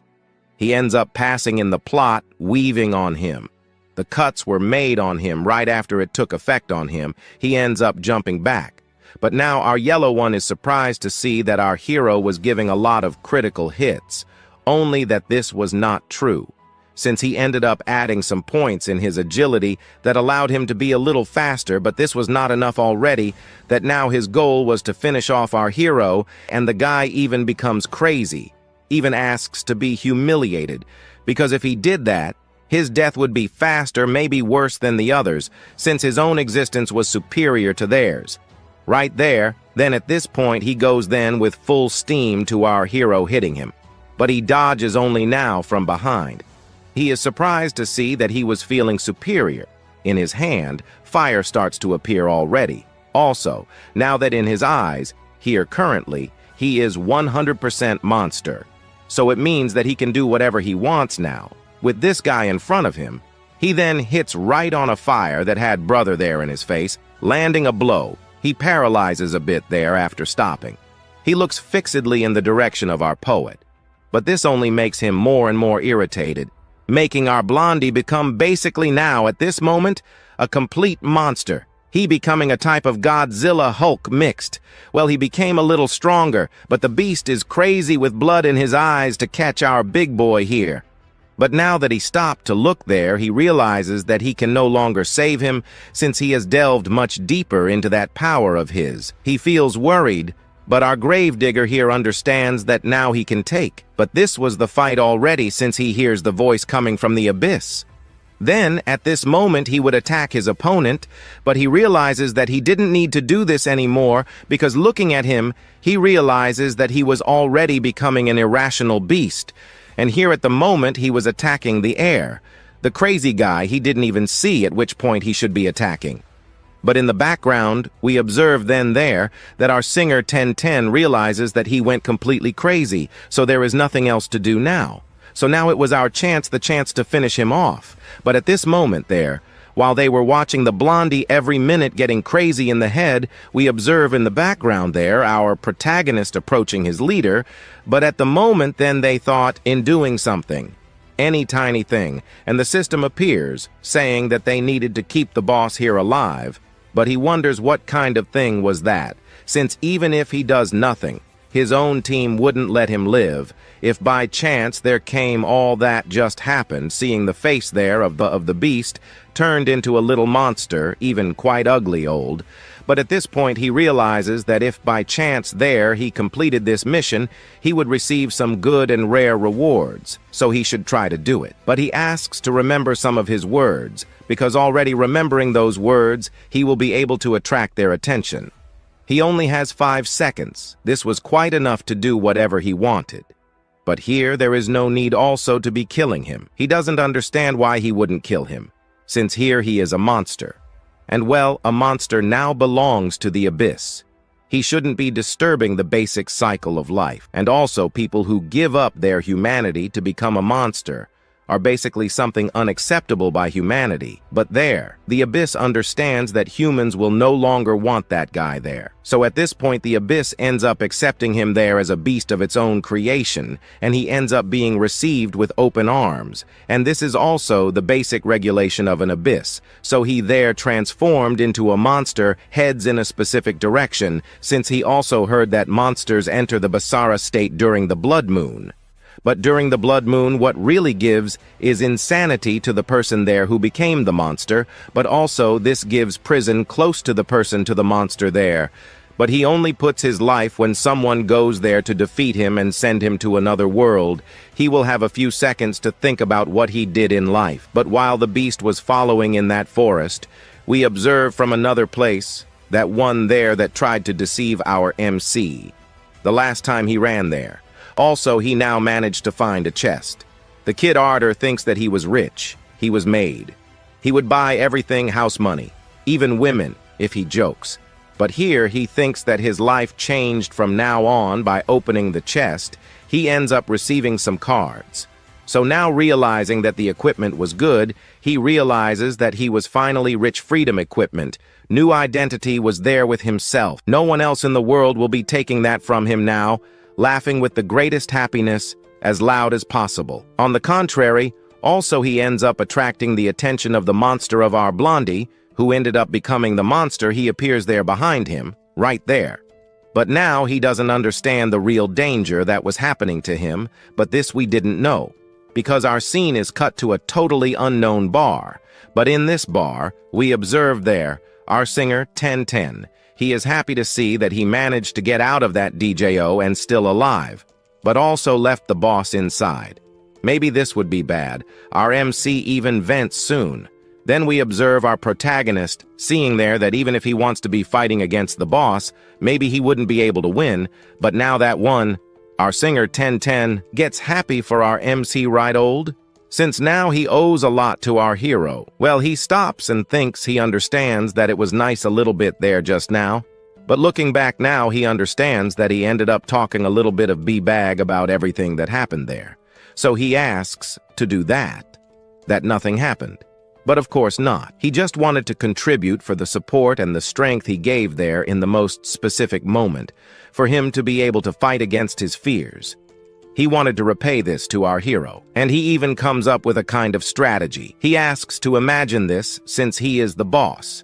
He could be moving forward while he would stay behind, strengthening behind him. And so they would make a team quite strong, but our Emic realizes that his chats were already going in another direction, so he asks him not go into the abyss anymore like this. Only he doesn't understand what the boss was trying to say about. He didn't want to go into the abyss anymore, and then he starts to think that his ability is to make his friends around him stronger, but he was weak and needed protection. So he feels very sorry already since he doesn't want to see Zhuge Tang there biting the dust when entering a DGO, so to ensure that he won't enter so soon. Inside a ride, he ends up putting his hand in front of him to the side. The guy doesn't understand why he was doing this. Only a system screen appears giving him 1,000 magic crystals here. It was these magic crystals that he had the most there for him. This was enough for him to live a good life for a long time. However, he could no longer be entering the abyss. Well, he understands what our protagonist means by this. Since he just wants the best for his own friend here, he doesn't want to see his friend die. However, he ends up refusing the crystals from our MC, since he didn't want to live like garbage, even if he wants something there in the world. Since he doesn't want to see people treating him more like garbage. Our MC, looking at him, understands that his vision was a little more convincing, and maybe it would be difficult to make him back down there from his word. So he thinks that with a smile, he ended up realizing that he can't protect himself, and how can he protect others? So he remembers to think a little since in the hand. He carries the microphone in hand. But now he puts on the table a sword. This was Lei's sword Then he ends up realizing that some things that he could be doing, since according to his information about bards, it's a kind of job that comprises the middle kind of magician, that is kind of typical physical and wizard too, since he can also be using magic weapons to cast spells to strengthen his own business, SOS equipment. And well, he can master this kind of attack spell, and if before he wasn't able to swing a sword before for Lakin, he basically should try his best from now on, since this is a favor he needs to take for himself, since he needs to get strong. So he understands the real reason of our MC, so he asks that our doesn't deliver the magic crystals for him. But he asks to deliver that to the Elzon family, since by giving this in the future, they will be gaining much more than they would be gaining here. Anyway, he understands we'll be doing this only here. The scene is already cut to another place here in the abyss, where our protagonist was before we observe some people appearing here. Our demonetization. This ends up appearing commenting that there appeared the people there to investigate what just happened inside that dungeon. So researching a lot, they ended up discovering some bodies of people that were difficult to identify, but after so much research, they discovered moreover, they end up discovering that their leader ended up becoming a monster due to the corruption of the abyss, and now he has already been treated according to what they should do. and also discovered that additional colors were added there, and we also discovered that that traitor from before ended up kind of being found too, only not so well since they ended up kind of fighting the blondie turning into a monster, fought against that traitor, and in the end, he ended up not having that end so good, and then just with the factor they ended up kind of failing, they realized they made a mistake. Behind appears A, so their plan ended up failing. Well, to say it failed was not so big, since they managed to turn that guy into a monster, but it was a total mistake to give such great power to him, but now that it failed, they should be now, at the moment, looking for other people with the same Daniel as the one with the yellow hair. There had only, while they were thinking about it, the scene is already cut to another place, since in a hospital we observed there, in a room further back, someone apologizing and he was a mean father, and he ended up kind of doing this to, be able to save himself, so in hand, he ends up putting a key to open an abyss. He needed to do this again, but this time he will do it right. So he opens that portal. A portal then ends up being opened inside the hospital. Inside that hospital, we observe a crack appearing dirty lightning from there. The people below get scared and do not understand why something like this was happening here soon. Then another extra appears looking in front of the portal. Now he understands what that was. It was an abyss portal that decided, I don't know, out of nowhere to appear in the middle of the hospital. Now then he shouts to call, to get in touch there for the officers to take care of the monsters and the beast. Everything only in another place. We observe some little boys running, but he asks his sister not to look back. Run without thinking many things here, they needed to run as fast as possible. Since behind appeared the scorpion monster that then attacks him, that almost gets our hero only. He dodges it, hitting the ground completely, falling there to another place only. Also looking to another place. He ends up observing his sister being devoured there by this monster, only at this moment he ends up shouting and also ends up waking up after this little scare that just happened. Next, he starts to sweat cold and tries to look at what was happening. Guy next. All this, he ends up sleeping and thinks that this maybe was a dream again. These dreams were being repeated all the time in his head, but at this moment he ends up grabbing his necklace and almost forgets the important things he needed to do soon. Then he ends up leaving. He goes to the place where they sell flowers. So at this moment, he approaches there the woman who sells flowers. He asks for Miss Zhang to deliver him the usual bouquet. She gets surprised to see that he showed up again since he was always here buying the bouquets to deliver to his little sister who was in the hospital. Well, they had a small unfortunate attack. But there she thinks that our protagonist was a good brother only, that she starts to notice other things since he changed haircut. So he starts to chat a bit, since when he would come here, a guy would appear in front of us out of nowhere and pulls him to his barber shop, and there he started to make some weird cuts, but here he would be able to choose already the bouquet of flowers that he wanted for himself. And so then after choosing for a little while his bouquet of flowers, he ends up following the path. But in the next moment he ends up seeing several trucks following the right path. Only that, while following the trucks, we observe there, the lady wondering why she was following towards the hospital, several police convoy trucks there. Not understanding why this. He then stops, but he understands that he was following towards the hospital where his sister was. He jumps and with all the power, he follows a specific direction, passing between the buildings. He ends up arriving at the place where he so much wanted to arrive. The police below asked to increase security since it was dangerous to let any kind of civilian enter inside this portal, but from above he appears, and at this moment he doesn't understand why an abyss portal was doing here in the middle of the city, so he ends up landing on the ground. He follows towards the portal, but at this moment the guard there tries to ask him to step back a bit, since he was just an ordinary person, and ordinary people shouldn't be doing anything here. He asks him to leave here, but he understands a moment later there that he wasn't an ordinary person, because a light emanated from our hero. Then he just lets this hero pass by him. He follows towards the portal while behind, he just watched the boy entering there little by little in the portal. But still, another officer appears scolding that guard there who let our hero enter the portal. He asks to pull our protagonist away from there, but he asks not to worry. This is a guy who came along with other people. only that he was a bit different from the people they saw before there. So it shouldn't be a good idea to mess already with our protagonist, understanding. He said it was all right. So there. So then he entering, he asks for her to wait, because his brother appeared here, just to be going there to help her. Inside this portal, and well, he will do everything to save his sister, who possibly is there inside the portal soon.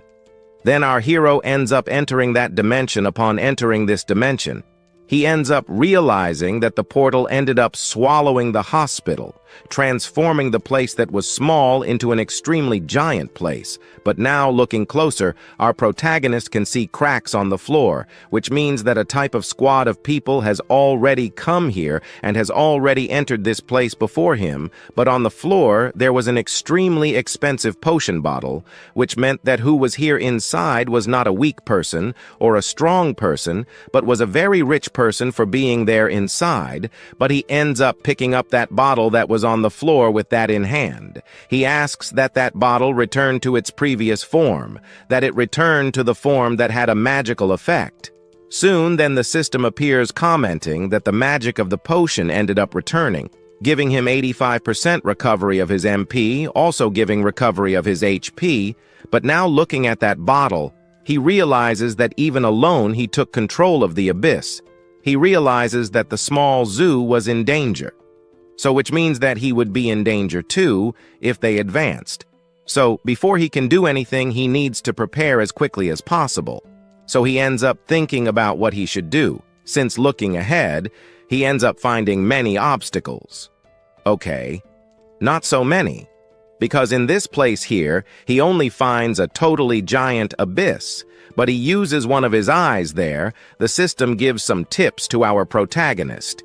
He ends up kind of finding a point, but this point just ends up leading to a certain place. But, well, right, if he enters a totally wrong place, there is no way back. So he ends up noticing some marks on the floor. These marks were certainly from the hunters who entered here, which means that they entered there. So our MC, on the contrary, will enter through the other side of the door to be able to find certain people who were trapped inside this dimension. And so then opening a passage he enters.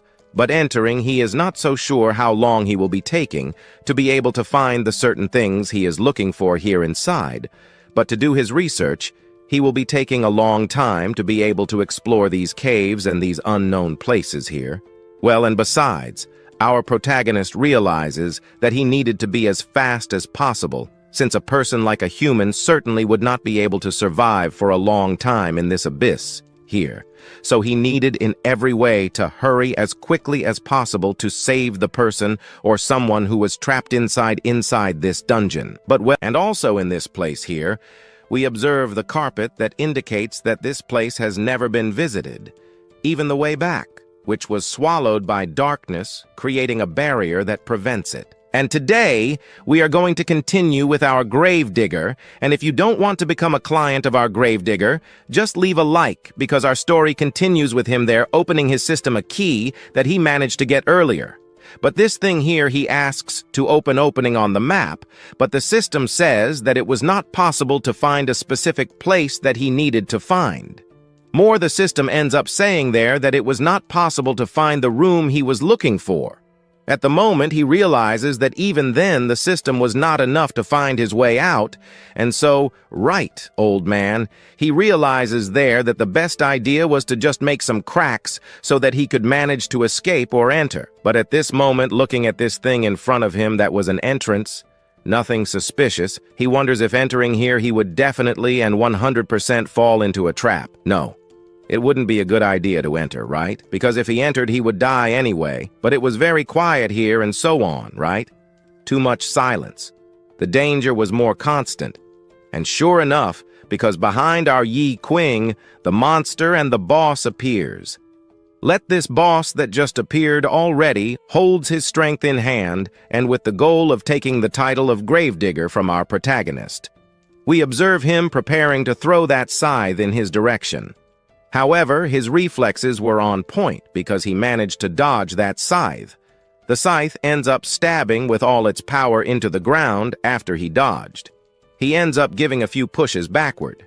Minutes later, he gives a push forward and crosses this boss with his dagger, cutting the thing in half.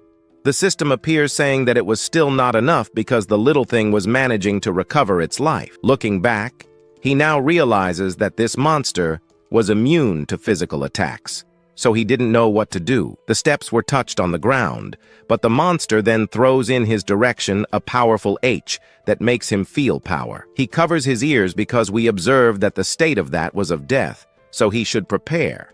And if by chance he hadn't covered his ears before, he would certainly be already deaf, so he made a good idea covering it, but he underestimated the danger of the abyss, and the abyss now recognized him as a threat. But what he is facing at the moment is a monster of rules, and he remembered one thing, that he managed to find a creature like this here 3 years ago in the past.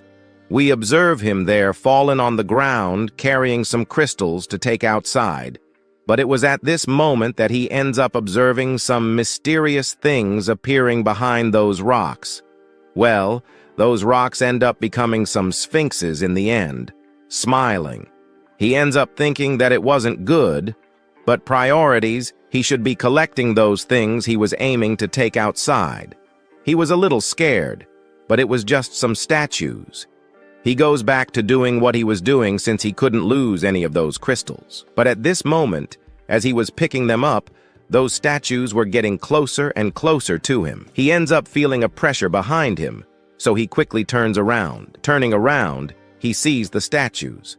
At that moment, they smiled, but they emitted a smile similar to the other statues we saw once in a lifetime, right? But now that he turned around, he realized that these statues moved, because now, minutes ago, he discovered that these statues were on top of some piles of stones. However, another trainee of these statues, since these creatures are monsters, some monsters that if you take your eyes off, you die. But the trainee asks him to stop looking at him. He asks him to keep an eye on the statues, not on him. And after a while, he realized one of the things that in this abyss exists. Some certain rules, some certain logical rules that monsters of the highest level or of low level have to follow. These were the stone statues of sorrow in front of our hero, and they are rank S creatures, but generally they do not attack people who have recent job changes. However, their rule is this: if you looked at this creature, you cannot take your eyes off it anymore, because if you do, these S-class monsters will certainly hunt you down for the rest of your life. So here, they needed to get out of this marble, but they cannot take their eyes off this monster, because if they do, they will be chased by it, and it will kill them. So he wonders what the intern is doing, asks him to follow only his tips because they might be able to get out, as they needed to look at these statues at the same time. And so it is said he follows there to the back, advancing while looking at the statues. They remained frozen there, but at that moment, we see them walking. But it was accidentally, right? Since he ends up stumbling over a box that was on the ground, and he falls, throwing everything into the air. The statues that were frozen start to move, but they move happily with their mouths open towards the two. The two, realizing they would die if they stayed there, quickly get up. But the intern ends up noticing that in front of him there was a lever. He quickly runs towards it and grabs and pulls it down with all his strength. The statue's arm was almost grabbing him, but it broke in half because that door goes through that thing there. So at this moment, he ends up on the ground falling. He was quite exhausted from trying to run from such a dangerous statue. But now he looks at our hero and realizes that he was quite lucky to have managed to escape those statues, since interns and people like them never managed to escape from monsters like these. But although they are just some trash pickers or moths inside these raids, they end up gaining quite a bit of experience. This was good, so back to the present, he comments that even though they are a type of laborer, they should not be judged so quickly. So he imbues his hand with a type of magic. His magic here would possibly be enough to defeat this monster, since its weakness could possibly be that. So with that, he shouts his skill to be activated, a big explosion of flames. But at the moment he was going to do this, he notices something strange happening. His hand turned green, and he doesn't understand what it is.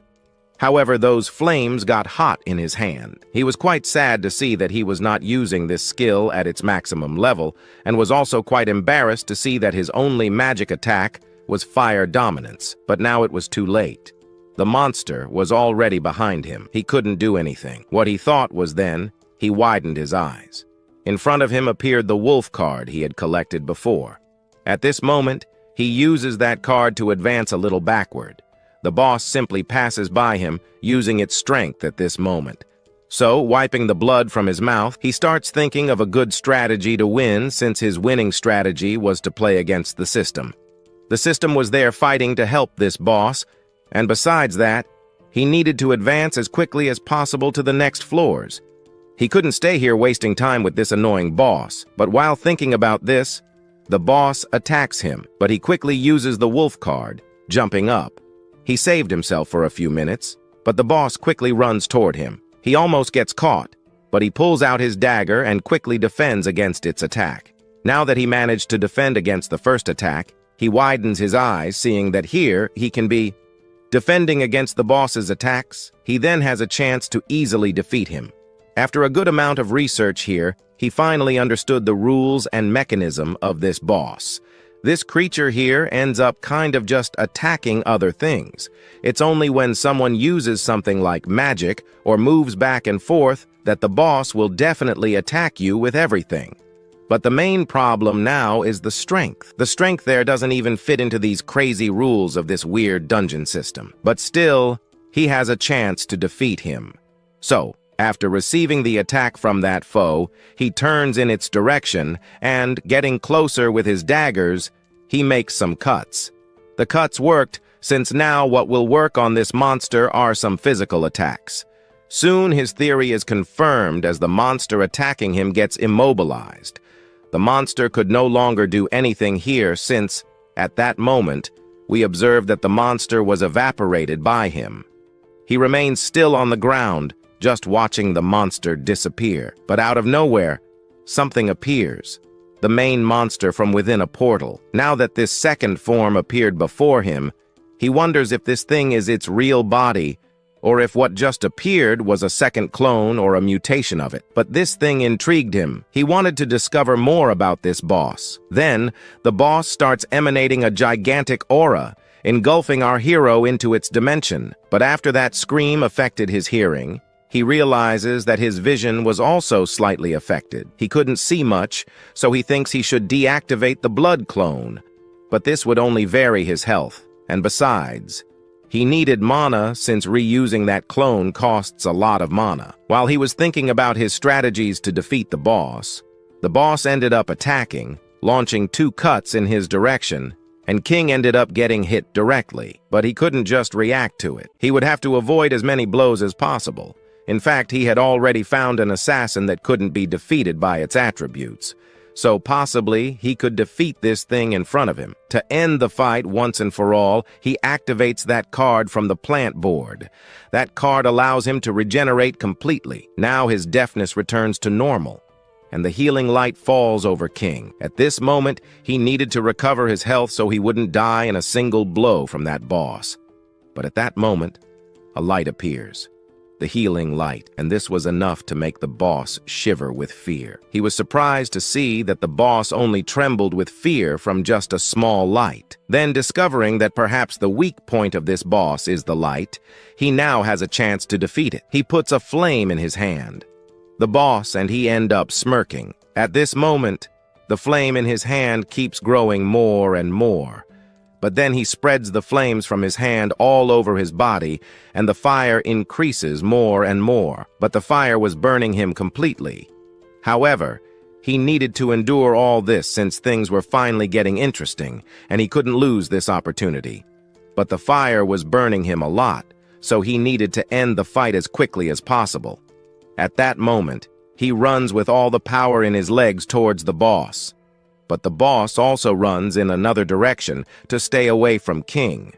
But in reality, the demon spirit fears the flames, or because the flames there are a force of life that in the end was just an innocent soul that died in the fire. However, the element of fire was a curse. If he did not, he could be passing the ball from close range. He needed to seize this opportunity. He needed to pass the hot ball to the next player since it was getting quite hot.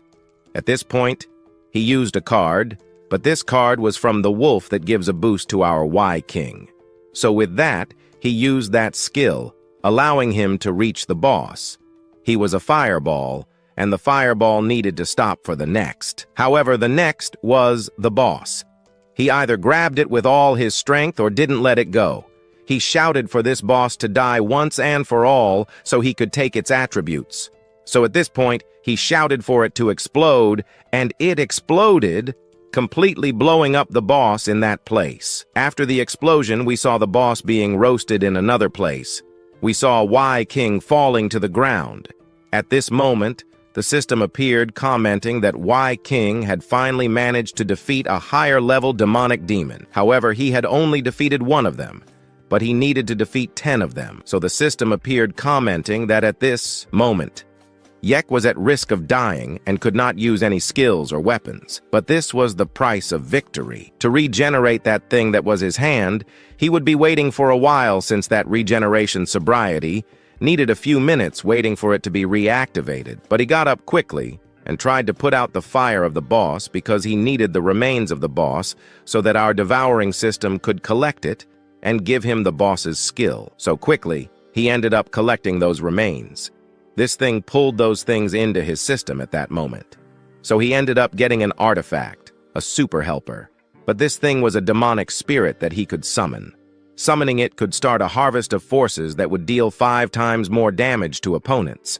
But if the harvest was defeated, it would return to the host's soul and additionally recover 5% of the life. That was not all, since this thing also gave our hero another skill. This was the only hop where you could be immune to any physical attack or any type of obstacle that appeared. If the attack did not cause death, the user would receive the same amount of damage as the spirit had received. And to avoid selling these things, it also prevented him from selling them since it would bind him to his soul. But this was the first time he received a different card, since it was the first time he received a card linked to his soul. The collection blade is something that can collect the souls of monsters fallen on the ground, so it can recover the main host's mana. Moreover, this thing can use any type of soldier on the ground to increase its strength and deal much more damage than initially. But the skill was good, though the cost of the artifact was that if the attack was not to kill the target, he would receive the same damage that was dealt. However, if he missed the attack, he would certainly die. Additionally, the door in front of him was turned off, allowing him to advance to the next thing in front of him.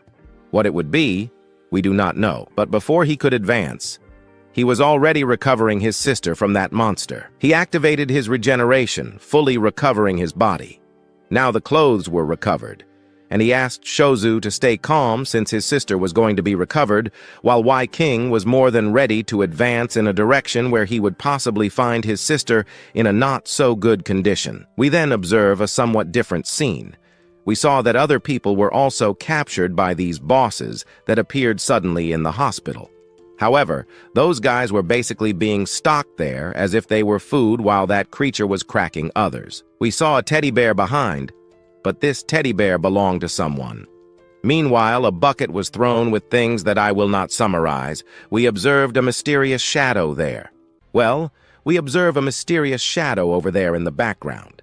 This mysterious shadow was Zawu, the sister of our hero, but at this moment she was holding the bottle. However, now that Shizu held this bottle, she thinks of a strategy. And after the strategy is well executed, it ends up attracting the attention of this ugly orc here, who ends up laughing in the direction of the noise that just fell back there a little while ago. She, from behind, observes the dumb creature following the noise she made just now. Meanwhile, she simply jumps over some sacks that were lying around. She needed to get closer to some certain things. At this moment, she ends up falling, but she fell in the direction where the thing she was looking for was. But while she was thinking of doing this, she ends up putting her hand on her head because she accidentally hit her head hard on the ground there. However, now she got what she wanted. That thing she wanted was her teddy bear Shozu. So she quickly looks in its direction, and now she intends to pick up her little brother. Moreover, no one would be bullying him. But as she extends her hand to grab that teddy bear, we observe a foot of the monster that, in the end, stepped on Xiaozuk's teddy bear. From there on, we observe the monster now face to face with her, having a somewhat surprising encounter with ex-Shozu. At this moment, the monster then begins to growl loudly in the direction of Shozu. Our story will soon continue after that girl trips and falls to the ground. Well, she can't walk, but we then observe the monster attacking him. The monster raises the stained one while she begs for her big brother to appear and save her.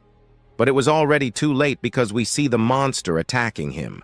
However, just as it was about to grab her, we see a sword piercing through the creature. The creature is cut in half, and the girl is slightly startled by that brutal scene from a moment ago. Raiming is a rather powerful knight who then notices a girl lying on the ground. The girl is happy to see that a hunter was in front of her, but the hunter quickly ignores her. Yet, as he advances, the girl asks him to help her get out of that place, as she is also looking for her brother. The knight ends up stopping and asks her to hide since the monsters have been defeated. And if she really wants to follow him, it's likely that she will die, as she needs to stay alive until our protagonist appears.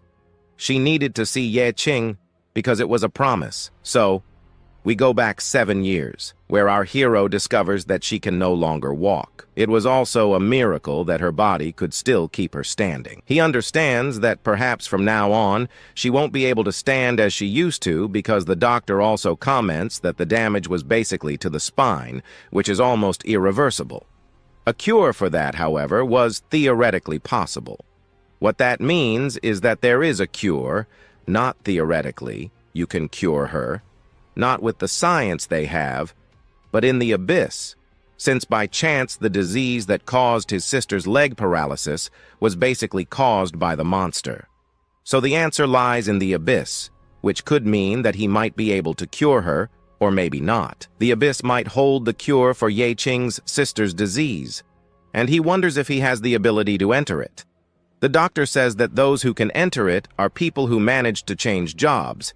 If by any chance he can't change his ego, he would just be an idiot inside the abyss who would easily die to any monster in there. But the doctor said not to worry too much about those things, as they were impossible to happen. It was better to worry about the medical expenses, which would be quite expensive. Our hero clearly understands what needs to be done, so he agrees and says goodbye to the doctor. The doctor also asks him to pay everything on time. While walking around, others say that maybe they were talking about him, but well, he was the guy who basically had a sister with a rather rare disease. On top of that, we also discovered that their parents died, but this wasn't something to feel sad about.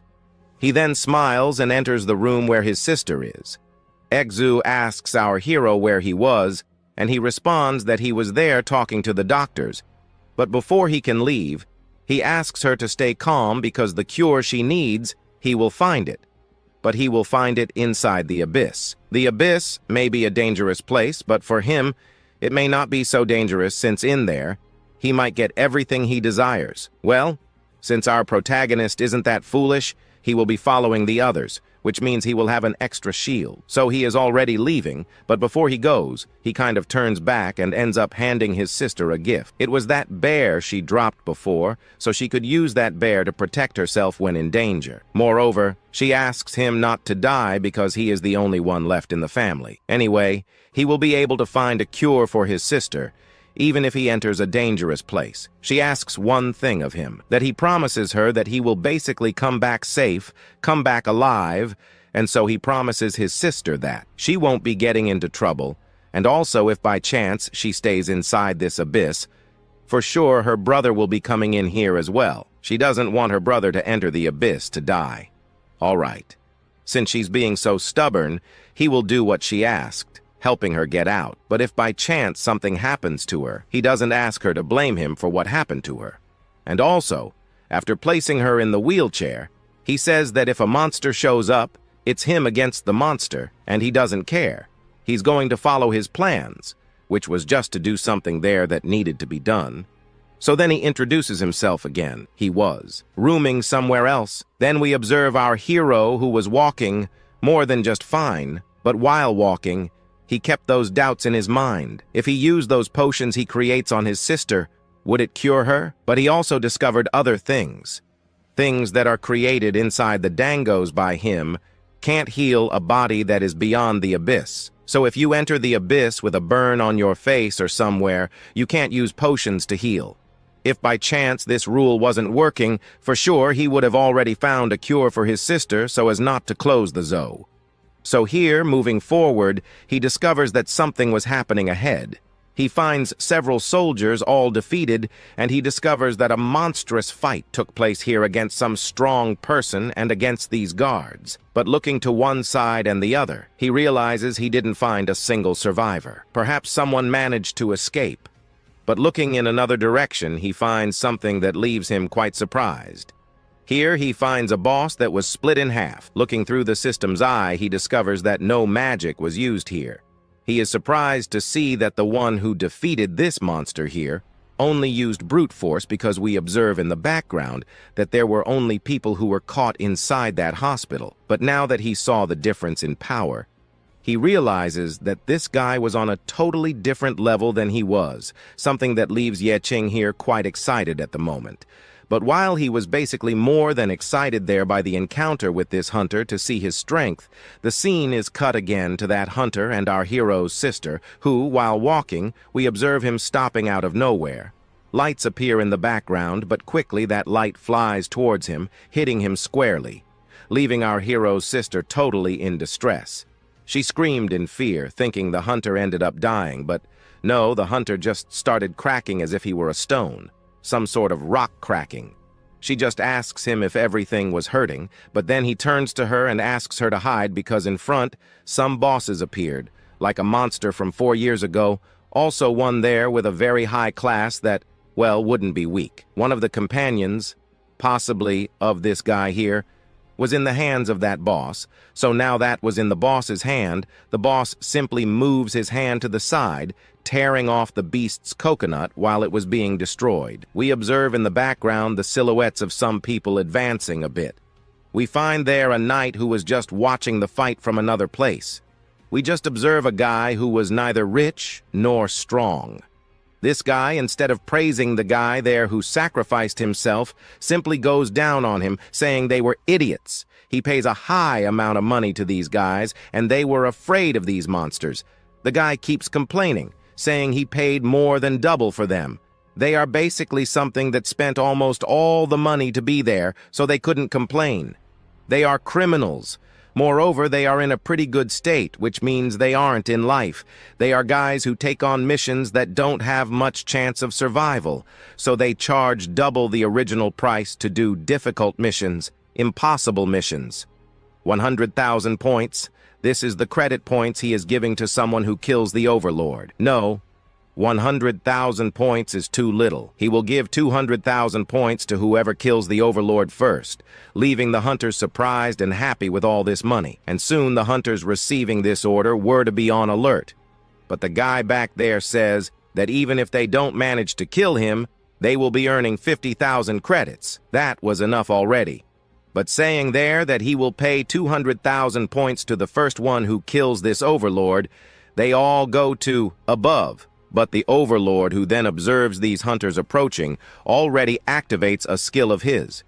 His skill allows the zombies below to become much stronger, but 250,000 was the thing that came to the minds of the hunters who attacked these mummies. Anyway, they attacked in pairs, alone, but nothing they did mattered, because with just a small roar from this giant mummy, it caused 2 hunters who tried their luck to be torn in half with its claw. However, that hunter from before, who was a bit hesitant, afraid of fighting against this mummy, gets the courage to attack the mummy. But the mummy prepares itself to defend. It prepares a punch and lashes out with all the power it has in its hand at our hunter's face, which causes the hunter to be thrown a bit far away. But the mummy stops and starts preparing again. But at this moment, we observe that billionaire who was nearby, shouting for them to help and save him from there, because this monster was in front of him and was already preparing to attack him too.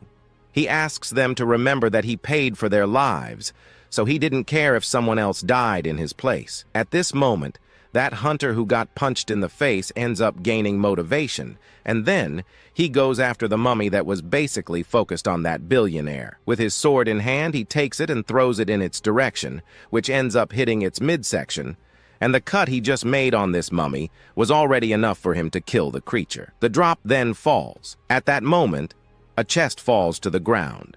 Something comes out from the top, but that billionaire pushes the hunter aside and says for him to get out of there since the chest was his. The other thing, he could take it. Moreover, he said that the payment would now be double. He said that he was practically a dead man anyway, and why he wanted money. He then finishes opening the chest, saying that with this chest, it was very likely he would be the richest man in the world. At this moment, he opens the chest, and a light comes out from inside the chest, leaving him wide-eyed, but at this moment, he puts his hand inside the chest and sees that the chest was empty. Where's the thing he wanted? Besides, he put in a lot of effort to get here, but suddenly he starts to feel something. He couldn't breathe.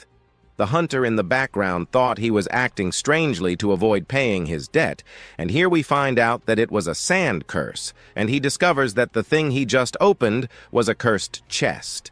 And from afar, he realizes he was hit. It was the Jewel of Keda, which could be used by him or not. But it all depends on him. Also, this thing was an immortal crystal, an artifact that transforms him into an immortal creature. However, he is warned that if he uses it, he will be losing some emotions. But in return, he gains immortality.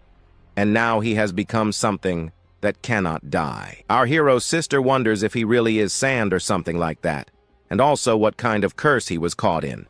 But he ignores her. She then called his attention and wonders why he was ignoring her all this time. Meanwhile, while she was talking about it, the scene is cut to another place, where a war was happening between some blue monsters and a single man, and Ye Qing was the only guy fighting against these monsters, but quickly he was cutting down each one of them with just one strike. Before, he randomly allocated points into his stats, which means he was basically weaker than he should have been stronger. But before he can enter the next room, he'll have to be careful, because he still doesn't know what information his system has, and moreover, he doesn't know that much about the next room's information, since he hasn't placed the points perfectly in his stats, which won't allow him to be as strong as he should be. But for now, he was strong, because these blue monsters were trying their luck, but each of them ended up falling to Ye Qing's blade. At this moment, he saw that he also needed to finish these creatures as quickly as possible. They kept attacking but never stopped. However, while he was thinking about ending the game, he receives a message from the system saying that his mana was at 5%. He was running out, and he couldn't do more than nothing from now on. Right? He knew he couldn't be using so much mana, but even so, he should finish this fight as quickly as possible because these blue monsters were basically causing him problems. So now he will be going out with pure punches. Besides, he needs to boost his stats later because fighting hand-to-hand against the monster will be difficult here. But even so, he defeats any monster with just one blow. But even though he goes through several rooms, this never ends. His mana was already at its maximum, and was running out, and his fatigue was also at its peak. He might not be able to go through many raids alone, and he also couldn't use his potions, because at this moment he realizes that he might be using those potions at other times. So, he runs again towards these blue monsters, and with his bare hand, he punches the monsters' faces, quickly destroying them. Some are super resilient, but even so he finishes them off, ripping off their heads. After he finished these monsters, he lands on the ground. After landing on the ground, he then uses one of his artifacts. This was the Reaper's card. This was an ability that causes a lot of collateral damage, one of the main reasons why our Ye Qing doesn't use this little thing by his side to fight monsters. Because we soon discover that this monster here was so powerful with just one hit, it manages to go through these blue monsters. The skeleton attacked any monster, and any monster caught by it was quickly destroyed. But also, the good thing about this little thing of his is that it also manages to heal the host. In short, it manages to recover his fatigue, his mana to the maximum in total. We see below that he was full. So that was the reason he hadn't used those potions he saved there yet. But at this moment, we observe that Ye Qing found something on the ground much better. He stepped on something and he sees glasses. He wonders whose they are. Then he turns to the side where he finds a guy inside the barrel. He asks this guy to come out. Otherwise, well, he asks him to stop too because he was going to come out. He was a human. Besides, he was looking for his glasses. He wonders if he saw them. He saw and then handed over the glasses he lost to this stranger. And here we are introduced to this guy. He was Ye Qing-san, one of the doctors who ended up being sent to this dungeon before. He was in his room, but out of nowhere, he appeared inside this dungeon. And also, he was so scared of encountering a monster that out of nowhere he decided to hide until someone found him to help him get out of this dungeon. However, we discover there that he was just another survivor, and then he comments that maybe there were still more people, like people with disabilities, missing limbs, or something like that. Our hero approaches and asks himself why he stayed hidden. The doctor said that he was a doctor, not a professional who fought against monsters. It was quite likely that if he encountered a monster, he would die. And it was also obvious that if he had power, he would fight the monster, and he wouldn't stay hidden inside a chest here. So, he wonders if he came to save him. Lionheart, most likely, it was that organization that sent him here to help him get out of this place. He is happy. Well, helping him get out of here, he no longer cares about what will happen here. He wonders about Lionheart. He recognizes it. This was what our song 1010 found there before. He found it on the ground. He said he remembers that this was a symbol of a very powerful guild in the world. But looking closer at this thing, he realizes that to enter this guild, one had to be very strong. Only the strongest entered this guild. But as he continues ahead, the doctor calls him, wondering if he would be following this path. And he also asks why he would follow that path ahead. Then the doctor says for him not to waste his time because ahead, it was quite likely he'd only find people who were poor and also people who would be saved, and they would basically give everything they had, but they had almost nothing. But our Prag interrupts. He says no, he wouldn't save almost anyone, but quite likely, yes, he would. But his main objective was to save his sister, who was at the end of this dungeon. Saving his sister, well, that wasn't something he'd hear anytime soon. He realizes that he didn't come to save him, and he wonders who this guy was. He reveals that he was a trash picker, and furthermore, even if he was a strong trash picker, he wouldn't save trash like him. So he advances to look for his sister, now that he said he would search and would find her no matter what. He would now be moving forward more than ever, but his goal was still to find her, though to continue, to be able to find her up ahead. Continuing the story from the last chapter, our hero approaches and asks himself why he stayed hidden. The doctor said that he was a doctor, not a professional who fought against monsters. It was quite likely that if he encountered a monster, he would die, and it was also obvious that if he had power, he would fight the monster, and he wouldn't stay hidden inside a chest here. So, he wonders if he came to save him. Lionheart, most likely, it was that organization that sent him here to help him get out of this place. He is happy. Well, helping him get out of here, he no longer cares about what will happen here. He wonders about Lionheart. He recognizes it. This was what our song 1010 found there before. He found it on the ground. He said he remembers that this was a symbol of a very powerful guild in the world. But looking closer at this thing, he realizes that to enter this guild, one had to be very strong. Only the strongest entered this guild. But as he continues ahead, the doctor calls him, wondering if he would be following this path. And he also asks why he would follow that path ahead. Then the doctor says for him not to waste his time because ahead, it was quite likely he'd only find people who were poor and also people who would be saved, and they would basically give everything they had, but they had almost nothing. But our Prag interrupts. He says no, he wouldn't save almost anyone, but quite likely, yes, he would. But his main objective was to save his sister, who was at the end of this dungeon. Saving his sister, well, that wasn't something he'd hear anytime soon. He realizes that he didn't come to save him, and he wonders who this guy was. He reveals that he was a trash picker, and furthermore, even if he was a strong trash picker, he wouldn't save trash like him. So he advances to look for his sister, now that he said he would search and would find her no matter what. He would now be moving forward more than ever, but his goal was still to find her, though to continue, to be able to find her up ahead. Our story today will continue with Qing completely ignoring the doctor he had found, and at this moment, Qing was already approaching a portal that was in front of him. However, the doctor, who had been there for quite some time, had already figured out a few things. If by chance Qing proceeded through that place, he wouldn't get anywhere, since it would only lead him deeper into a labyrinth, and it's quite likely that if he kept going, he'd find a branching path. This means he would get completely lost. But since the doctor had been there for a while, he could guide Qing to his sister, and then Qing could help the doctor get out. That would be a fair trade, unless, of course, he didn't care and wasn't willing to guide Qing to where his sister was. Still, Qing completely ignored this guy, but since the doctor wasn't answered, he took that as a yes, so he started guiding Qing to the place where he could get close to his sister. At that moment, the two entered the portal in front of them after the doctor fully entered it, with Qing following right behind. Once Qing entered after the doctor began asking him a few things. The first question was which castle group he belonged to, but Qing curtly replied that he wasn't affiliated with any castle group, independent of which. This was quite crazy, given that in this world you needed to be strong, and working alone was good, but becoming a hunter solo was quite difficult.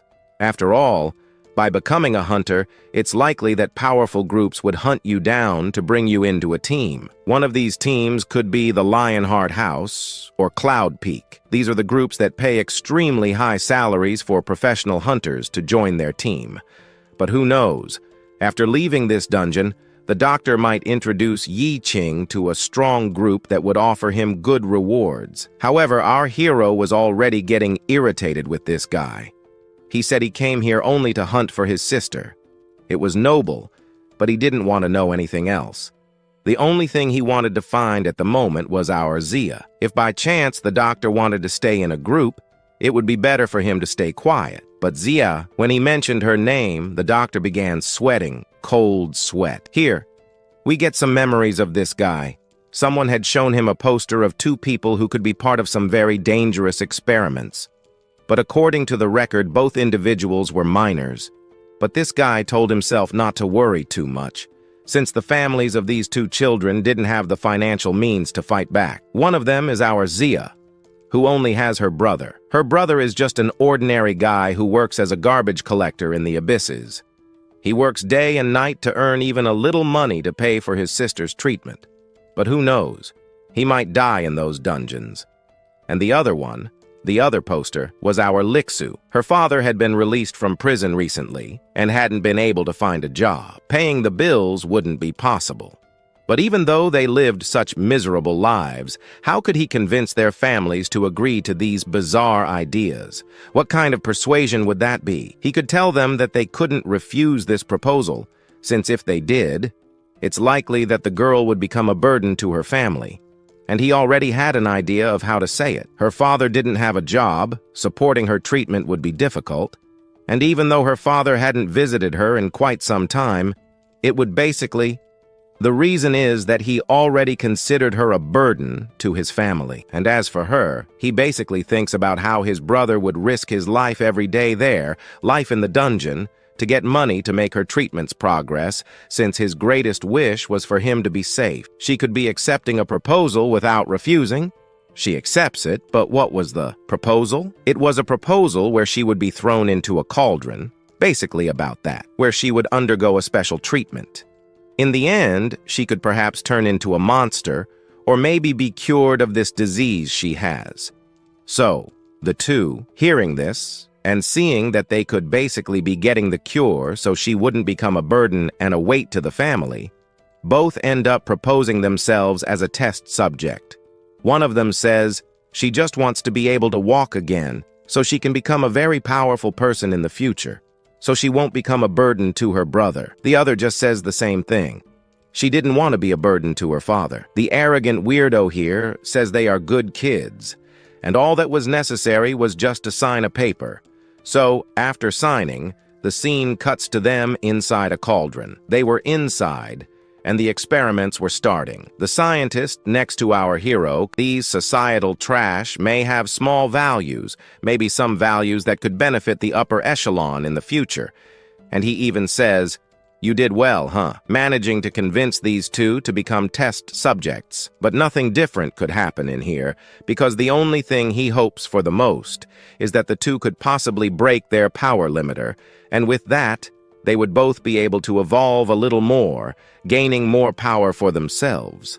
However, he would be able to take a small percentage of their cells, and with that, he could sell it for hundreds or even billions of years to other people so that others in the future could become stronger. That was already part of his contribution to society. And from another place, then, we see a scientist with a vial of something different in hand. This thing was something that could make his test start. He takes it and places it in a bag of blood that was there, where his test begins to evolve by itself. At that moment, when that thing was injected into that blood bag, the thing starts to stick to the girl, and she begins to transform. At that moment, she screams in pain. At that moment, the guy who was near our hero before wonders what could have gone wrong there. Then another scientist in the background says that the abyssal cells are rejecting her, which means that the system couldn't even find a drop of power inside her.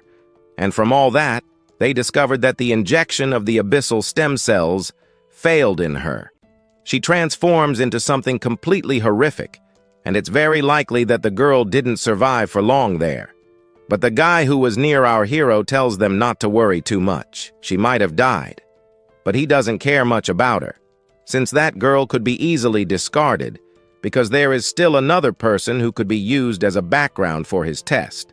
But at that moment, that scientist says someone was making noise outside. She points at a monitor and says that guy came to this place to say something. This was the prisoner who had been arrested before, but he was also the father of the girl who was turned into that horrific thing inside. But the scientist next to our hero says to bring that guy in so he can firsthand see the experiment that happened with her. So he goes there and calls him in. He then obeys the orders and wonders if the experiment went perfectly well. At that moment, the scientist next to our hero kind of introduces himself, saying that in front of him was his daughter, the daughter who was participating in those bizarre experiments. He still hasn't seen how she turned out. He then presents her here to him. He is left without a reaction at that moment and says that some errors occurred, right, old man? But this unfortunately happens in the world of science, but yeah, they might be recovering. Maybe they have another guinea pig still at hand. Well, at this moment he attacks this guy, saying he was trash, a burden to humanity for what he did to his daughter, and that basically destroyed everything he thought about life. Now he prefers to destroy everything, but the most ignorant scientist in the world stands up and says that a guy who was useless wonders why they couldn't be using part of what came from him to help society evolve. Besides, the experiment was going almost well, and the debt he was reviewing for the hospital was basically paid off. Moreover, they would be giving him some extra money. He said he didn't want that because for him, money doesn't buy the happiness he had there beside his daughter. At that moment, he comments that this guy was a murderer, that he didn't just want money, he wanted his daughter back since this was an experiment happening. Only a doctor could be here. He asks the guards to remove this guy, soon being taken away by other guards. He asks him to stop doing this and bring his daughter back to the world, or he would be doing the same thing he did to his daughter. But well, ignoring everything that had already happened, he wonders what was happening with the sister of our hero. He wonders if everything was going well, and also if something went wrong with the sister of our hero. They wouldn't need to worry because he was just a level 1 garbage collector. But now everything returns to normal.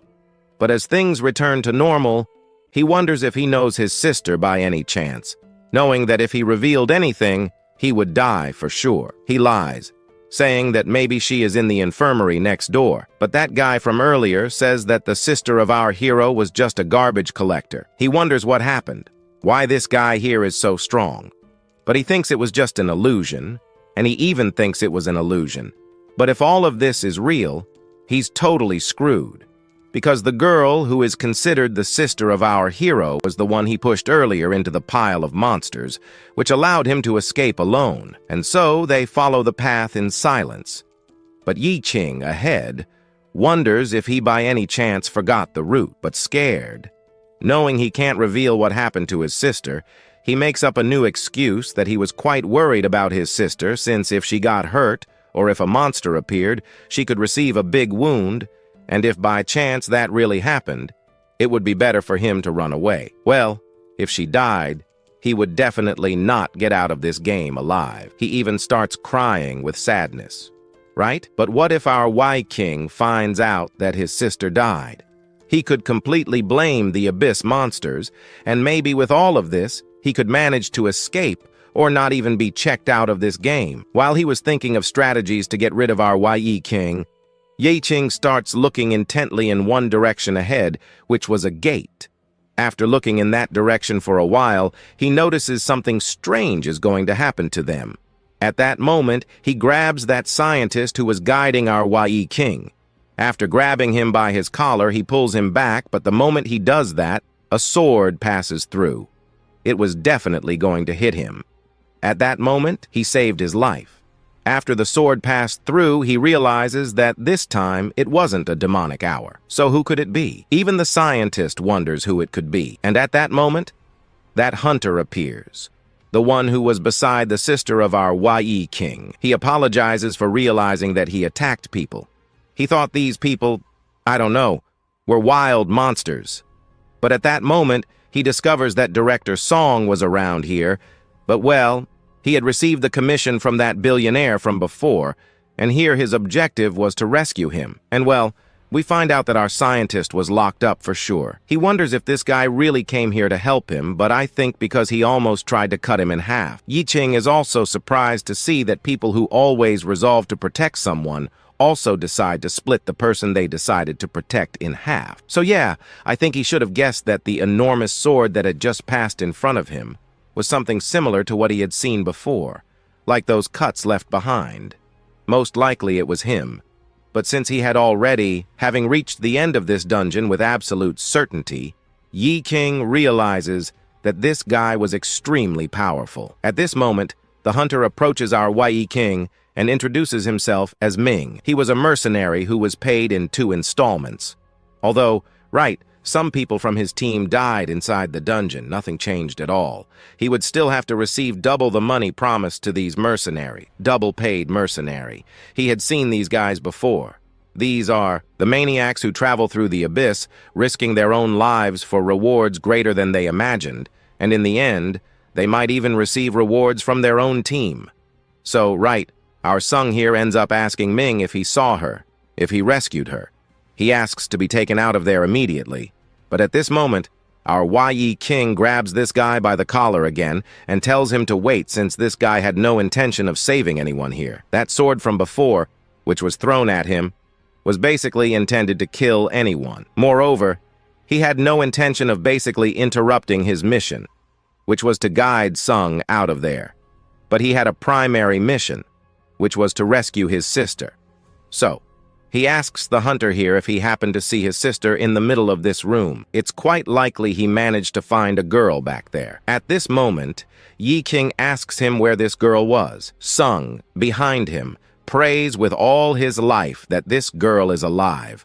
Otherwise, Sung will surely die along with these guys here. Then, at this moment, he throws something into Qing's hand. It was her favorite teddy bear. Well, he wonders where he found this teddy bear. At this moment, our Ming stands still and says that, well, she was adorable. But unfortunately, he couldn't. At this moment, Qing interrupts this guy, asking what really happened to her.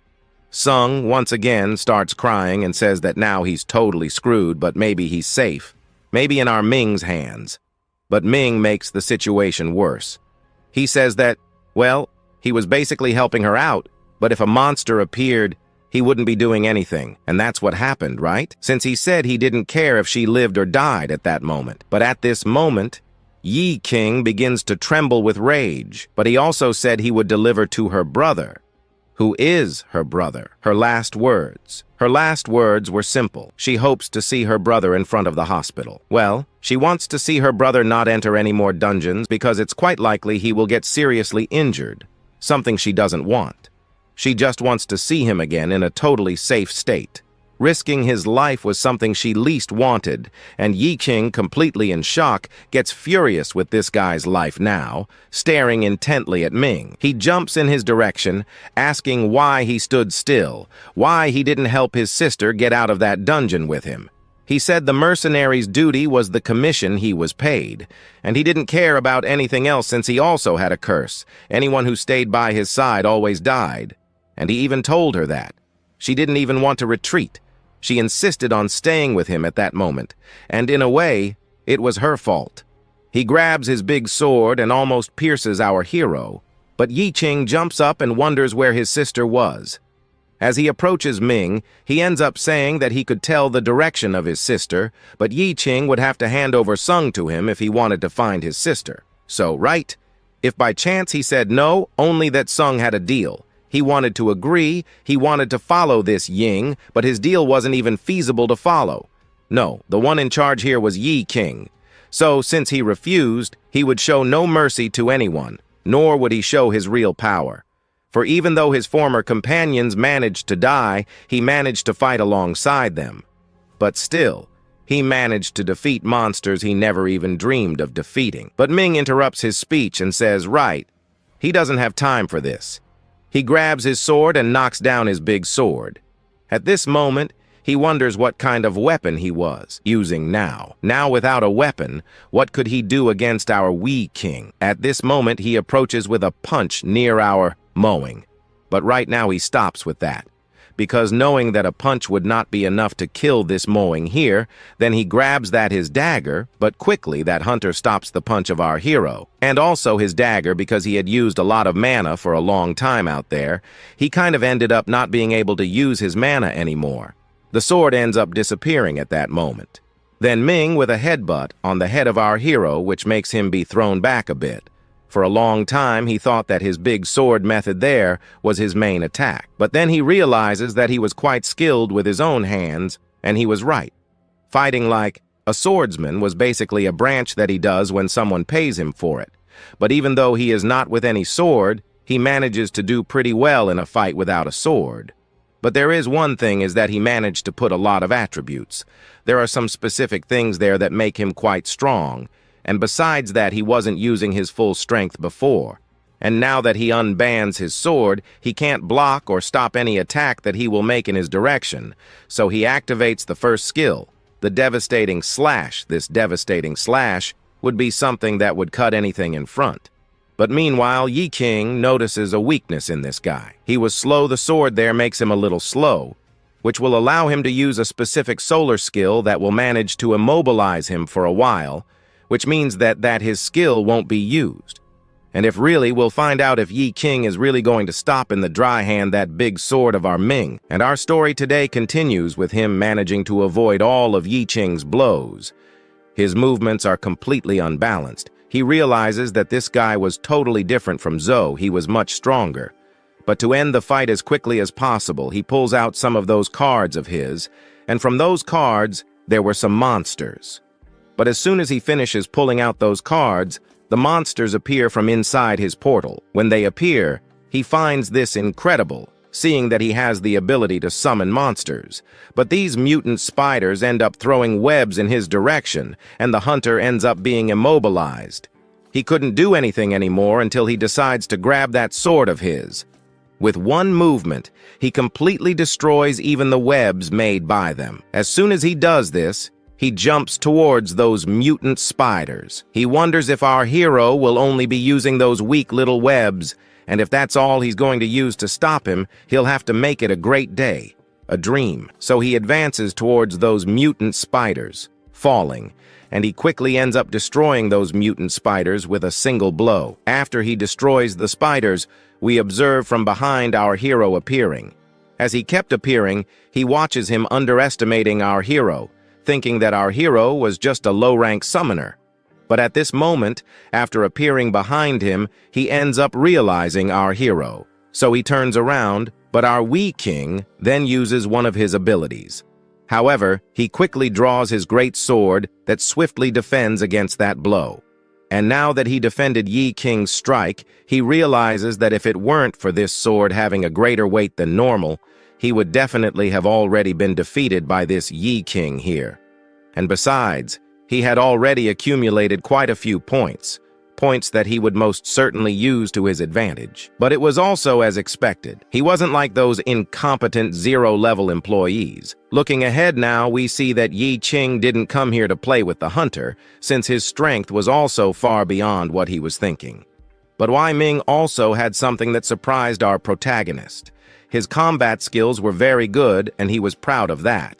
So he will have to finish him off as soon as possible. But before he can do that, he will ask one last question. Where was his sister? So, to understand where she was, we need to go back a little bit. We observe her asking this uncle if he was stronger than her brother. Okay, he was strong, but maybe not as strong as her brother. He, who ended up defeating one of the monsters, turns to our white-haired girl. She continues to say that he could train for many years and still would never come close to Yi King. But strong, he doesn't think so much about that, since he was just a scavenger, and scavengers are zero level, which means he would be strong enough with just one blow to send our hero flying. She, now completely refuted by this Ying, we see her asking him to shut up since he didn't know what he was talking about. She wasn't talking about strength, she says, because she also looked into his eyes. His eyes didn't compare to the eyes of our hero. The eyes of our protagonist had more motivation than this guy here. And now that she says it that way, he's curious to find out who her brother is. He wanted to recognize him. Maybe when he gets out of here alive, she will show our Ming who the real hero was. And now that he recognized our hero face to face, he realizes that yes, this was a look that had gone through countless trials of life or death. So from now on, he will respect our MC as a tough guy.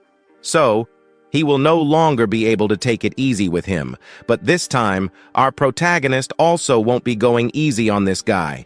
He also ends up using, in its last portion, this was the portion here that can make our Yi King quickly finish off this Yuming here, but he also has an ability that allows him to look at his health bar, and not only that, he also has the ability to see his stats.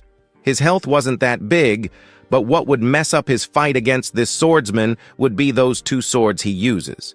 However, if by chance he manages to accumulate a lot of damage from his Basar along with that luck, he would be able to defeat his opponent with 3 strikes. But he was a guy a little different from the human transmigrators he had already faced, since he wasn't even using any armor or any other equipment that could help him defeat our hero, and also, attacking with all his might basically leaves no room for his defense. This was a high-sacrifice fighting style, or maybe he was just crazy, but he advances towards him so that he wouldn't be caught by that sword. He jumps up. Now that he has jumped up, he already pulls out that daga of his from the system. As soon as he pulls it out, we observe him advancing towards Ming, but Ming ends up smiling. Then he turns towards Ye Qing with his sword in hand. He tries to strike him. Ye Qing is surprised by his speed. He was fast. How could someone move so fast with such a large sword like that? But to dodge, he used a wolf card. As soon as he activates that card ability, he manages to dodge that Ming's attack, but along with that, he also grabs that draga of his and makes a cut on him. This was a critical enough cut to kill this guy, so he turns around and sees the cut he actually managed to land on him. However, this seemed quite strange. He didn't dodge or try to avoid his attack, and he also didn't seem to care much about the attacks he was going to receive. At that moment, that guy over there ends up completely fading away, but he doesn't fade at this moment. Our hero sees something strange happening inside our Ming here. Out of nowhere, he started to transform, but instead of his body bleeding, sand came out. Confused, he tries to ask himself what was happening, but he doesn't have time for an answer because Ming advances towards him with that sword of his. So as not to get caught, he then jumps up. As soon as our Wee King jumps up, he already activates his devouring system.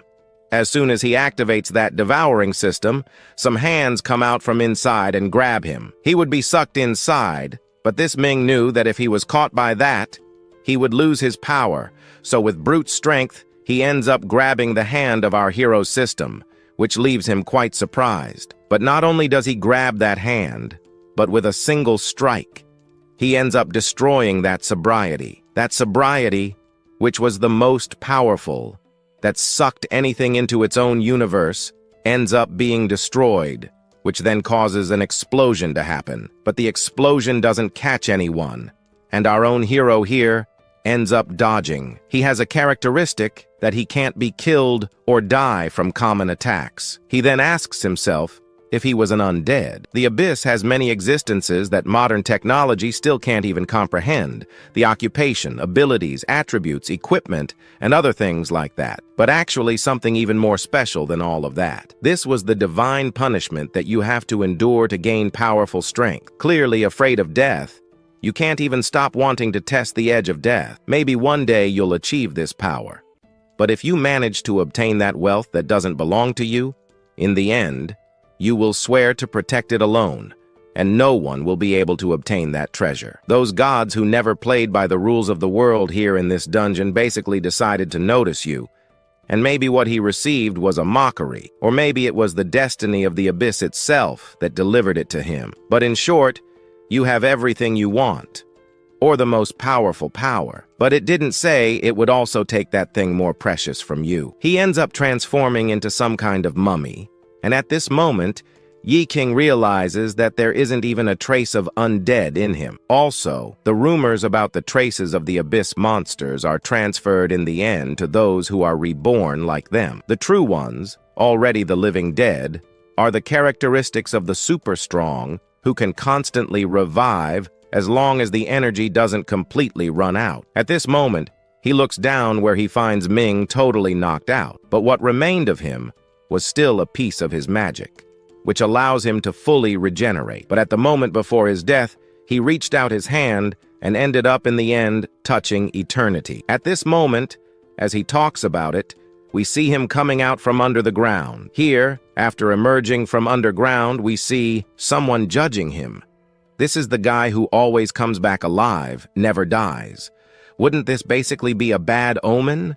Since, right, every mission set by him with people on his team, everyone except him ends up dead.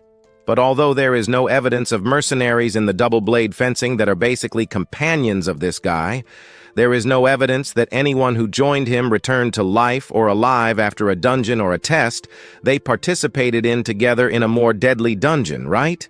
If by any chance they were involved in this specific mission, they wouldn't even accept the mission to stay close to him, as it would be his own sacrifice.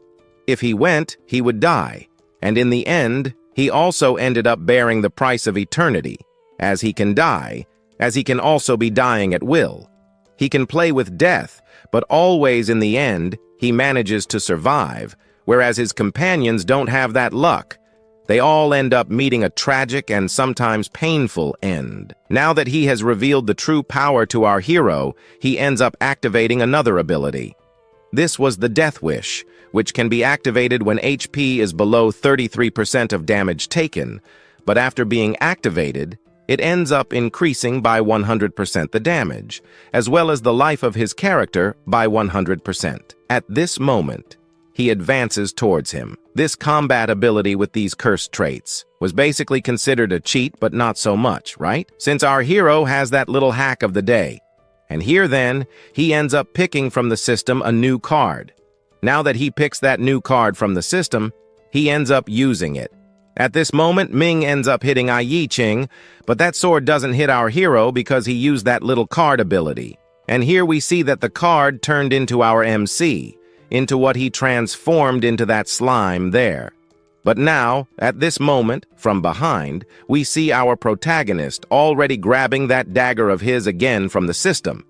But here, he was also preparing at the same time to counterattack his opponent. But Ming was also preparing again. So Ming advances, and advancing, our hero realizes that the traits of the undead in him were really insoluble, what that thing was, but he also uses a shield to defend himself from that sword. But while fighting, we see Ming saying that in this brute force battle, the victory was basically his. He has no way of losing to our protagonist. At this moment, then, he again makes a counterattack upwards against our Qing, but Qing again uses another little card. So we see from behind there appearing that death in a skeleton form. At this moment, that thing was about to counterattack our Ming, but Ming is surprised to see that Qing is able to manipulate artifacts. This was incredible. But he could also end this fight as quickly as possible. So he counterattacks that skeleton-shaped death, but his cut didn't even affect that thing. Next, we see that thing passing through Ming. Ming was cut. Being cut, he turns around and realizes that it wasn't a physical weapon. It was an effect of a pure ability. So Yi Qing begins to explain to him that any target that dies because of this ability will have a desperate Kalita trait added to the host. The HP, the MP, will also be slowly recovering to 100%. But since your body is already undead, the abilities will be added the moment you manage to hit your opponent. The reason why the undead can survive forever inside the dungeon is because of the MP. In other words, the blood bar is just decoration for you, who in the end managed to become a creature that is undead. Basically, your real HP should be the MP. Now that he dropped this bombshell, he realizes that he managed to guess and hit the most precious information about him, and now he realizes that this Yi Qing isn't... He was an ordinary person, but now no longer, because also this abyss is full of rules. All the mystery apparently is his, but also his weakness may be completely outside his body. Without armor, they like to use this style of attack. It's a kind of attack that you're going to do that makes your enemy think that you have a life bar above. If you manage to make your opponent believe that life bar on your head is your real life, you're managing to defeat him. But here, he kind of discovered your flaw. And that flaw of his will be unbalancing him in this fight from here on. And indeed, the wisdom to survive in the abyss is knowing how to use the rules. So he doesn't know one thing too. He has a weakness. Maybe he has a fatal flaw. By not believing, he shows that the strength, agility, and intelligence he has aren't even his main point either. There's a flaw he's still slacking on that he could be using to his advantage. But only our eye here. No one interrupts. He said he was a little different from the others. He also ends up putting his points gained into various things in his states. This is one thing to show that he manages to get stronger by distributing his points in various things in his stats. So like this, they are showing him the true speed. He needed to attack him while the wound was still fresh. The speed, the strength was well beyond his imagination, but this guy was bragging too much. At this moment, he attacks him. He used his big sword to defend himself, and here too. And Yi Qing is no longer that trash guy. And now he will also show this guy here what true strength is. At this moment, after dodging one of the blows and also hitting his back with his dragon from there, we see that the physical attacks cannot kill our Ming, but they can consume his MP to be basically draining his life. And this will be basically enough to make him not regenerate next time. But now, he asks himself how much time he still has to be completely depleting his MP. And he ends up wondering how long it would last. But again, he already counterattacks our protagonist. But our hero already uses that little skull again, the thing that allows him to steal that NPC. As soon as he uses that ability, that thing goes through one of his arms. After that, he ends up kind of saying to our hero if by any chance he can't manage to keep up with him in his MP consumption. But our protagonist says that if by any chance he fights a war of attributes, he ends up coming out with a bigger advantage. But that wasn't what he was saying. Apparently, he still hasn't managed to see his weakness.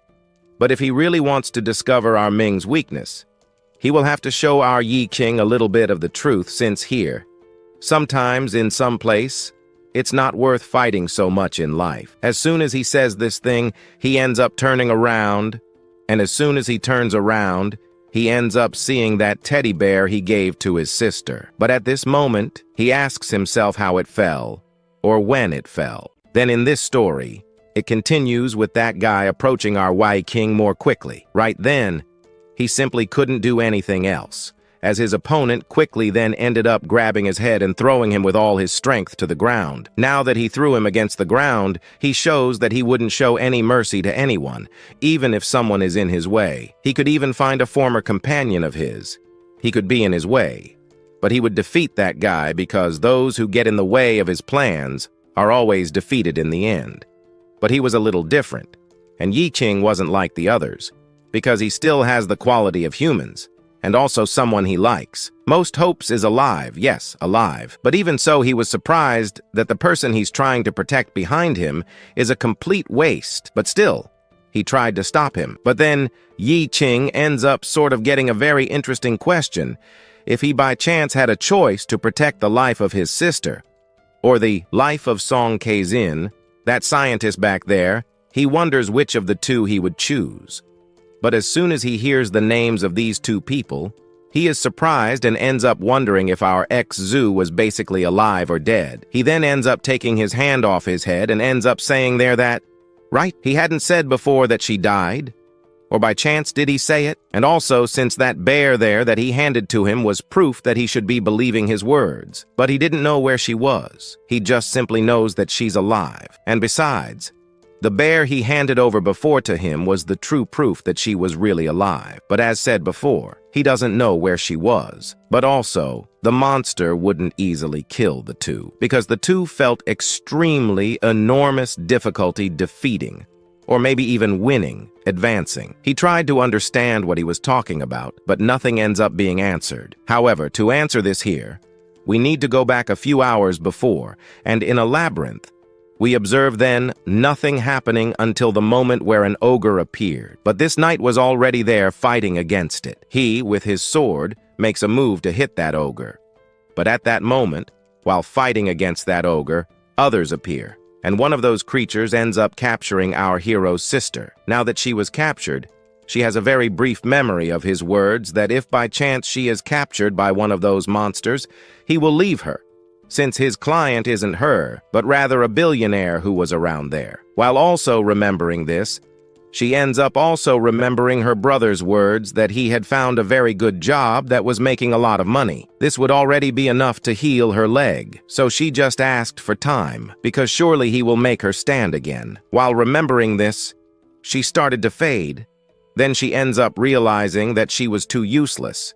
But even if she is useless, she just wants to be something for her own brother, and also she doesn't want to be just a burden for our protagonist. But still, she couldn't do anything, but still, she wanted something to defeat those monsters. Then she wishes, or maybe begs for some extra strength, but as soon as she talks about this, her eyes start to shine, and then something starts to happen to her, which leaves the ogre below quite surprised with what was happening in front of him. In the reflection of the ogre's eye, he just watches the girl suddenly transforming after a long time. We observe her getting a new class. This was the class of awakened transformation that is more known as metamorphosis, where she ends up literally transforming into that teddy bear that our hero ended up giving to her, but she goes towards the ogre who was grabbing her just now. With the blow she gave to this ogre, she simply makes the ogre disappear. Half of the ogre is ripped off while she finishes off two ogres extremely easily. From another place, we can also observe Sparren finishing off his opponent. This one ends up cutting the head off the ogre. After the defeat of this ogre, he starts advancing towards our teddy bear, and as he gets closer, he also realizes that her opponent has been defeated, which makes this guy quite surprised and at the same time confident about what was happening. Meanwhile, he also ends up saying that ordinary humans are successfully induced by abyss cells and are also much more likely to awaken a much more secret profession.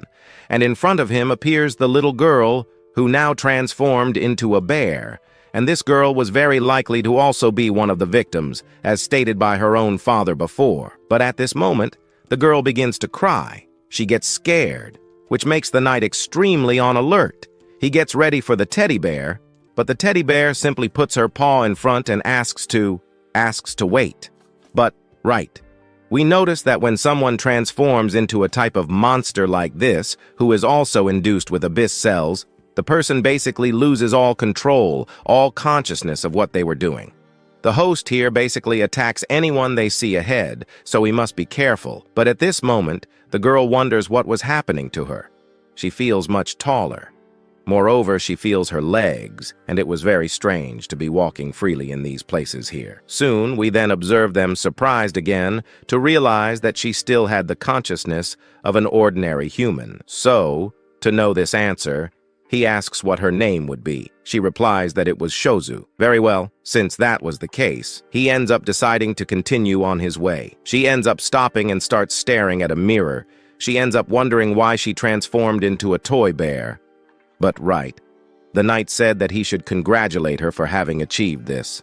But no, she starts crying and says that she will never again appear as human, and here maybe her brother would feel ashamed of her seeing her transformed into this thing here. Now she wonders how she could return to her original form. Well, this might be a transformation profession, and well, if there is a profession like this, it is very likely she can return to normal, but he does not know how to do this. But he still had as an objective to continue the path ahead, to reach his portal to get out of this dungeon still. Then he ends up asking her if she still wanted to follow him even so, but she ends up saying no, since she still cannot return to her original form.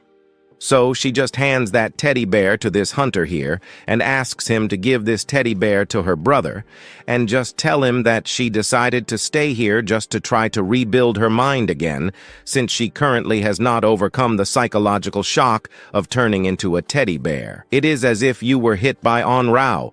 But right, if by chance he finds our hero, he will be delivering this teddy bear to him, and he will be doing it personally, as he was also curious to recognize our hero, and so he will be doing this. Moreover, he continues to say that if by any chance the two start deciding to fight a bit more seriously, he ends up saying that he would lose since at the moment they were at a gigantic disadvantage. Furthermore, Qing used a good attack force. This was just something he wanted to see in our Qing. While he was disappearing, he ends up saying that the fight should be stopped here because there is no reason to continue.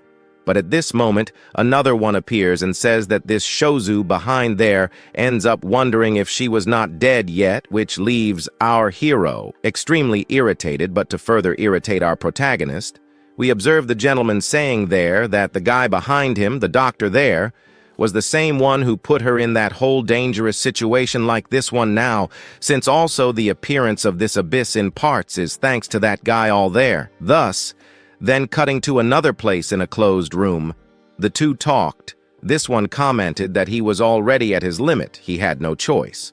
While here this key, he ends up wondering if it can really open any door, but if he opens that door, a portal ends up appearing, and that ends up being permanent in a specific area, transforming that area completely into an abyss. However, considering Sun Qin's history, there will basically be a rescue team that will arrive as quickly as possible to rescue him, but for that, he wants with all certainty that someone like him makes sure that he never returns with soul and to this normal world again.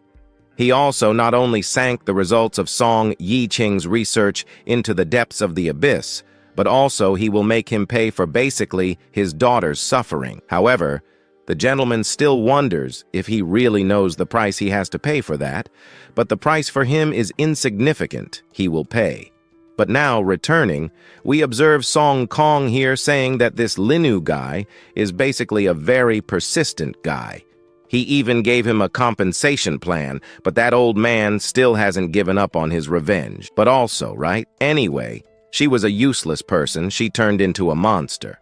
But besides, treating that illness of hers was too difficult. His goal's always to make a profit, but he never succeeded. But then does that mean Shozu was also part of all this? But he asks him not to speak nonsense anymore, since she fell automatically into that abyss. He really couldn't help her. And moreover, even if she ended up becoming a guinea pig, that wasn't his decision, but rather her own decision. And this is something he should be happy and content about. Furthermore, he could be taking care of all this if she died or lived. So much to do. But all this would be compensated in compensation.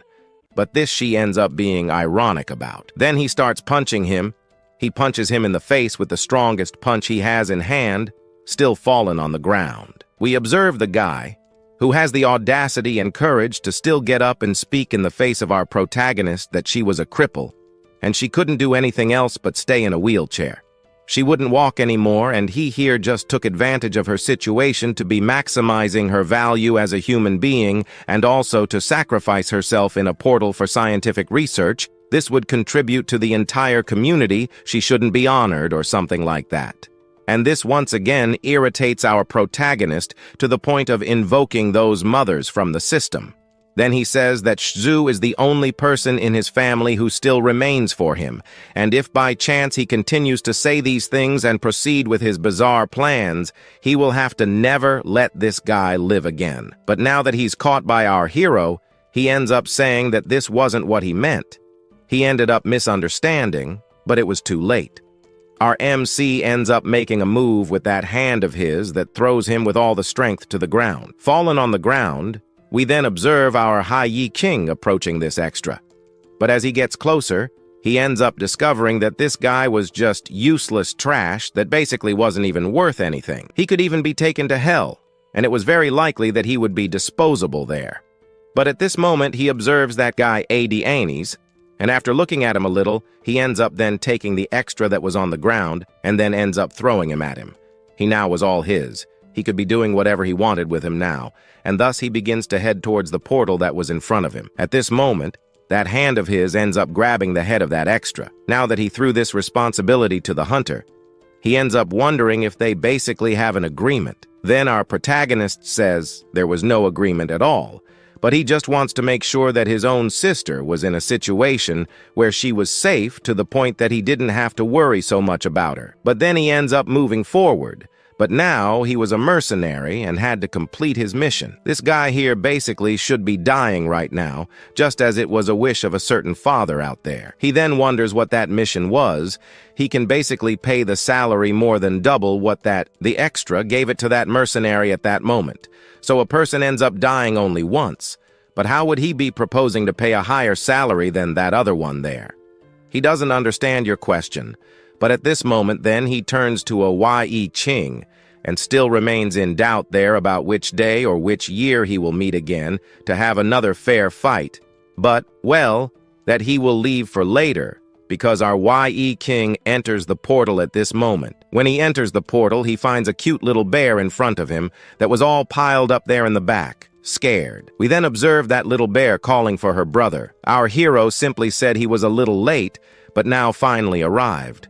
But, well, the one who actually apologizes is basically her for basically getting our protagonist into this whole situation here. Then she ends up saying that she didn't want to basically make our protagonist enter this whole danger here to rescue her, but even so, she still wanted our protagonist to help her get out of this place. At this moment, then, our protagonist tries to calm her down a little more by already saying that also in this place here there are no monsters nearby. But her sister ends up saying that yes, there was a monster here, and that monster was in front of her. But our protagonist does not recognize this monster. Shozu basically recognizes herself as a monster, but our hero does not. She then starts crying, saying that she trusted our protagonist a lot. So as she trusted, she just asks for our hero to end it and get her out of this danger right away. Besides, I don't know if she wanted to leave here anymore, since by leaving here, she would become a burden again for being weak and not even being able to walk yet. In the end, she ended up turning into a completely strange monster. Our protagonist ends up sighing, and he again tried to understand this situation. But to calm her down once and for all, he ends up saying that all monsters don't have a human heart, but unlike monsters, she was different. And even if her appearance had changed, she was still his cute little sister who was still there inside that bear. And well, if that's what he thinks it seems, she thinks she was fine with it. Moreover, the job of our hero is to deal with the monster, so he asks her to trust him since he recognizes a monster from afar. At this moment, then, he starts looking intently in another direction and realizes that she has become very strong, seeing that she managed to defeat these monsters extremely easily, which leaves her with no reaction afterward. She ends up saying that she didn't do that, But knowing she could receive praise from our weak king, she ends up saying afterward that yes, she ended up killing the monsters as soon as she transformed for the first time. Then he realizes that Shizu transformed into something that wasn't of a low level, but out of nowhere. While talking about this, we observe her starting to transform again.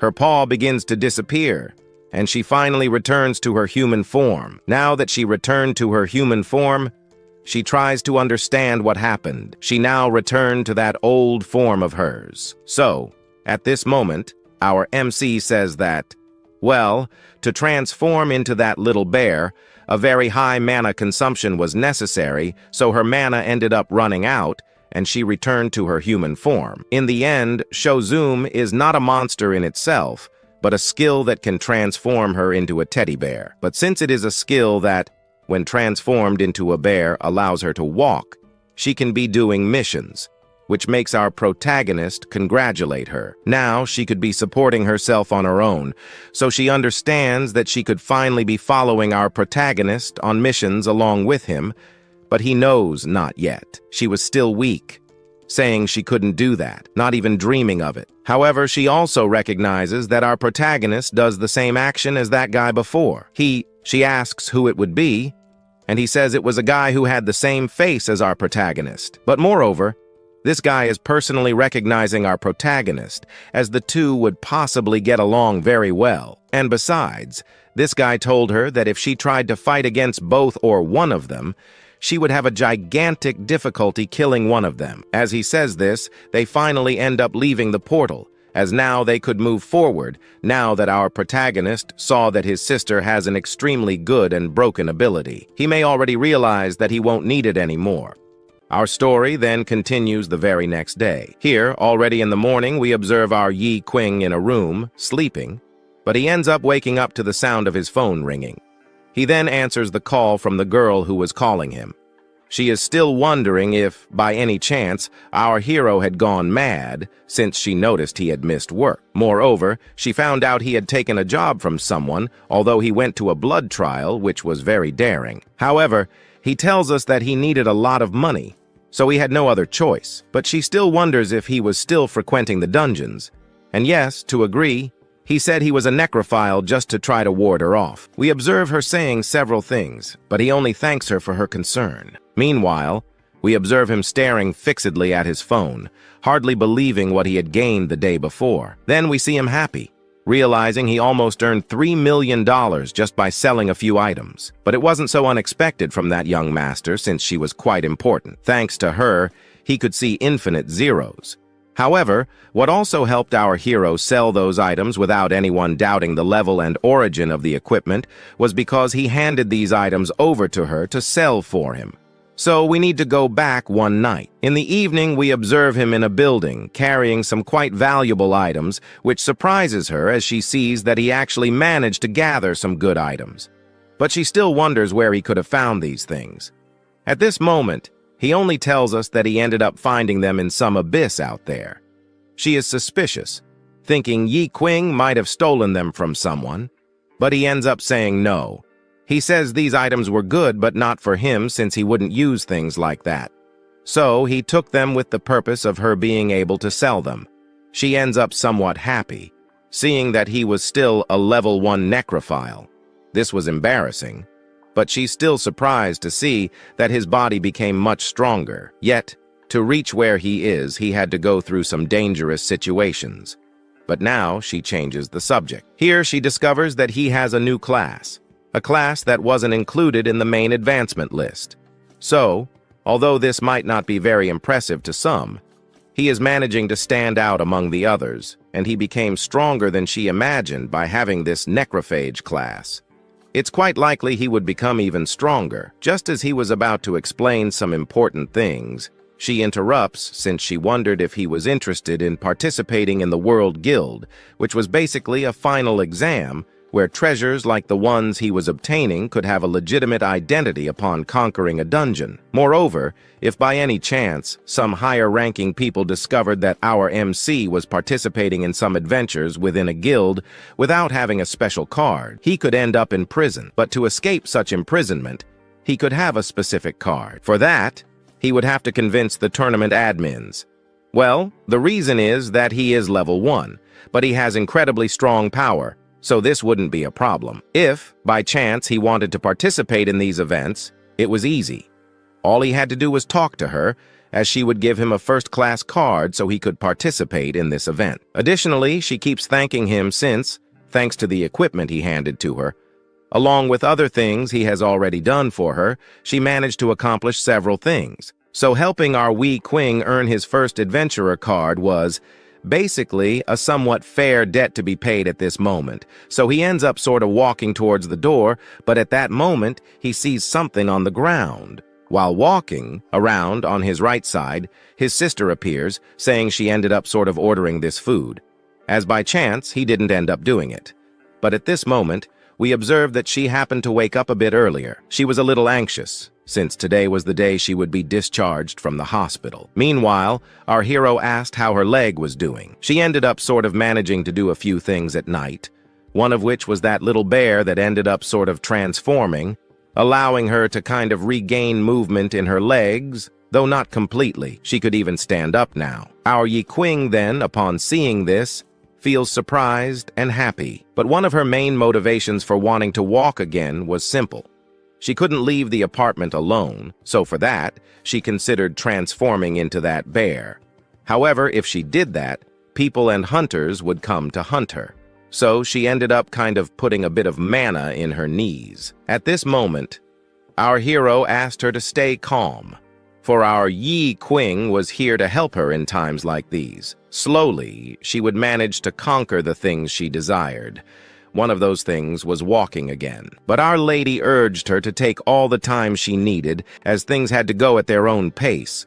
So he ends up leaving, but after he left, she wondered where he might be going. He just told us he was heading to a certain specific place.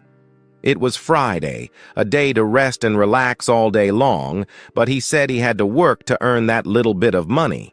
Thus, he closed the door in her face, though she realized he wasn't going to work. It was likely he'd be chasing after some woman or something of the sort, but in fact, it was all quite the opposite. She only thought he was off to date, but our hero went to the guild examination. At the moment he arrives at the exam, he's left open-mouthed by the number of people there. But at that moment, someone wonders what kind of exam he would be participating in, as well as if he was interested in joining the group of hunters.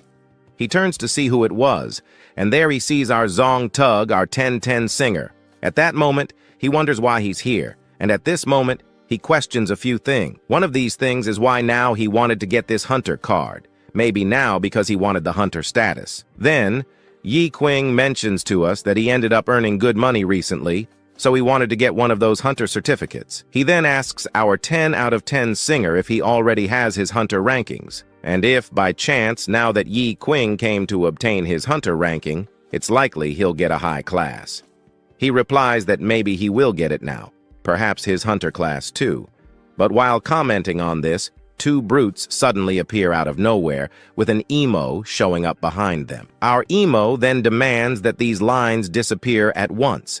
He wanted to take his exam and vanish from this place immediately.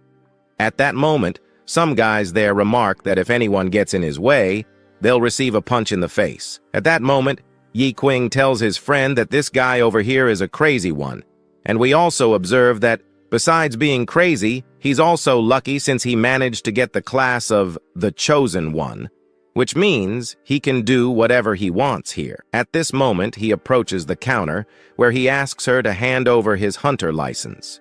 She sighs and asks herself, what license? He then asks if she's deaf because he only wanted his license, and the people behind him are surprised to see that the guy he really wanted to cut in line, but another said not to be so alarmed since he was the chosen one. He could simply arrive anywhere and get his hunter's license. And at that moment, while talking about him, the brutes by his side kind of asked them not to be so surprised since their boss Ali was the first on the front line, and they were nothing. But at that moment, by saying this, someone from the back appeared and questioned, first in line. She could laugh all day, and at that moment, another ended up kind of not even realizing that such humility would show up here. But this girl ended up saying that this chosen one here in front of her didn't even deserve to sleep or breathe beside her.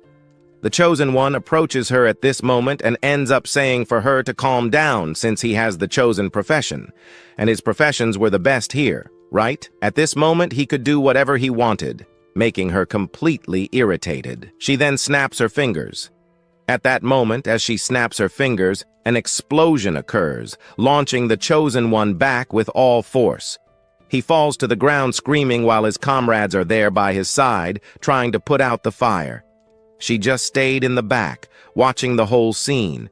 And our hero stood there, mouth wide open, also realizing that this was a weak brigade. At this moment, we see him getting up, and as he stands up, he ends up hearing all her mockery, saying that what she just said was a joke, and she was almost dying of laughter. But this irritated the guy a lot. So he gets up and ends up grabbing 2 knives in his hand. Now he'll be teaching her a lesson. But at that moment, when he was about to do something stupid, our hero appears behind him, putting a hand on his shoulder. After that, he turns around, and turning, he asks himself, who's the fool who's also wanting to die here in the first place for putting a hand on his shoulder? But as soon as he turns, he sees a guy with an extremely dangerous aura, and he freezes. But that was our hero. At that moment, he tells him not to use dangerous skills in here because that could cause accidents. But he ends up asking himself what was happening. He felt an extremely terrifying aura around him. And at this moment then, the guards appear in the back, saying that fighting was prohibited, and so they couldn't proceed. Otherwise, she would have to use her guards in her favor. And at this moment, our hero realizes the size of the spear and sees that it wasn't worth fighting. At this moment, she then turns to Rochinya and ends up asking her if she would continue. But she says that that guy ended up messing with her. But if she were to continue the fight there, she would have to apply the law on herself. But meanwhile, she suddenly changes the subject, asking what kind of profession she wanted to release. She comments that it's the fire element. So she pulls out a crystal and now asks her to put her hand on top of that thing. At that moment, she does the same thing. And as soon as she does that, we observe that thing beeping. At this moment, she discovers that her potential level was extremely high, and she ended up not liking it. So she then asks her to follow her since she'll be taking her to a specific place to proceed with some things. She knew that if she followed, she'd be expelled. So she ends up saying that some error happened with that machine. So she wanted to repeat the dose again, and again she accepted. As soon as she accepts, she places her finger on that thing where a small aura ends up being placed inside. And now something happened. The readers ended up reading her mana, and now, because of that, she managed to pass the test, feeling happy about it. Our hero appears in the background, surprised and confused. He asks himself what was happening. Just a little while ago, she wasn't a normal person. She was literally a different person from what she was now here. At this moment, then, he ends up leaving his surprise aside because our Canto 1010 approaches our hero and asks if those hunters are some kind of... But he asks him to stay quiet. Our ADM then approaches our hero and asks him if he approaches like this is done. He approaches at this moment after approaching. She ends up asking herself what kind of request he wanted to be having. He wanted just a license povim. So then after talking about this, she asks what his profession was and why he wanted to request a proven license, since this class that he just asked for was basically only people chosen by the very gods of this world who could have this class. Then he says he was a level 1 singer. After saying this thing, everyone around here starts laughing out loud at our hero, a mere ghoul. What was he doing here? He should be gathering in the middle of the dungeon at this moment to defend our wee Qing. Our 1010 singer ends up saying there that he was stronger than everyone here. He would easily put them down. But this was not a problem with the direction of his own registration. But here she asks if he knows some kind of exam was known as Hunter, if he was basically involved with that for him. It's not even an exam. While talking about this behind the girl, then ends up asking herself, Ghoul, was that a new profession? Well, she doesn't even get an answer, because then those guards appear and end up putting in front of him some keys. These were some keys, so he could basically be conquering his own license since here. Now she can't give this to our hero because this was a totally unknown class, and so then he will have to complete his own dungeon alone. Completing it, he will be basically gaining the classification he so desires, which makes him quite happy that now he can choose any of these keys. As soon as he chose his key, he would basically be choosing his death. But our hero was not even caring about that, since he could be getting the hunter's license just by clearing a mere abyss. But for that, she ends up saying there that if by chance he goes alone, it was basically a danger, since entering that dungeon alone, he would just die. But seeing how confident he is, he basically has already participated in some hidden missions, or basically he was just a fool. But for that, she asks him to put his hand above this crystal. At this moment, then he picks up that crystal. But after picking up that crystal in hand, she thinks he was really a fool at this moment. Those guys who were making fun of our Qing approach our 1010 singer and ask if his best friend there was playing a fool for everyone, and at this moment he asks him to shut up. However, our hero here basically ends up asking if there are other concerns while holding the key in hand. We then observe another saying that if he follows the path there ahead, he will basically be dying. And this here was bad for them, but for that this key serves so that he can be opening a door to be able to escape from within the portal, while that he asks her not to worry so much, because he would not die, while our 10 out of 10 singer asks to wait a little, but he said he would be back safely while following a path into a portal after a good time entering. We then observe that arrogant one from before, who here approaches that ADM after approaching. He has that doubt, or why ended up delivering that key to that idiot to be able to be participating in the abyss. He now also wanted a key to challenge the abyss, but she said no here. It was basically the only key. The only key was in the hand of our Qing. Now that he doesn't have the key, he could be coming back another time unless he wants to conquer, and will basically have to schedule an appointment for a next time. So knowing he would waste time, he ends up kind of approaching and says there that he will be joining our hero's group. So then the two will be going down at this moment. We observe her asking herself if he would really participate in this, since it would not be as a team, but would participate along with a competitor. And there then would basically be two competitors and one would have to come out alive. So for that, the guard ends up saying that although the rules don't allow this kind of teams, he has never even seen a rule that was against this type of competitors. So she ends up cheering and ends up saying that she will let it slide for that, so then the two have basically the possibility and permission to be entering inside there to manage to kill the boss and manage to pass in Terra. And so then, before she can be entering, she begins explaining one thing. These portals here are specific for a single person, but when two people enter, things start to get worse, since the first person who entered chose the hard difficulty, but by having another person join, the difficulty increases even more to extreme hard. And even though this type of abyss is controlled by the guild, something irreversible could actually happen here. Even knowing all of this, she asks if they wanted to participate, but to answer that, he ends up pointing behind him, where a guy with a briefcase appears and says that here he has some high-quality equipment, which means there will be no difficulty at all in this dungeon. And indeed, high-level equipment can bring extremely powerful stats. And obviously the origin of these upgraded fixed equipment is not simple to use, allowing novice hunters to level up much faster. But at this moment, as she was thinking of some things, our ADM interrupts our hero and asks about him if he will be participating as well. At this moment, he says yes, and he ends up saying that he was here just to get his hunter license, and anyway, he'll have to accompany this guy in the dungeon as well. But at this moment, our 1010 singer approaches our hero and asks our guy if by chance he wasn't scared, since if he happens to break a rule inside the dungeon, the boss will appear without any warning. And at that moment, the mana of both will be basically directly disconnected. And with that, he will have a gigantic difficulty in defeating it. And this guy in front of him has a huge advantage.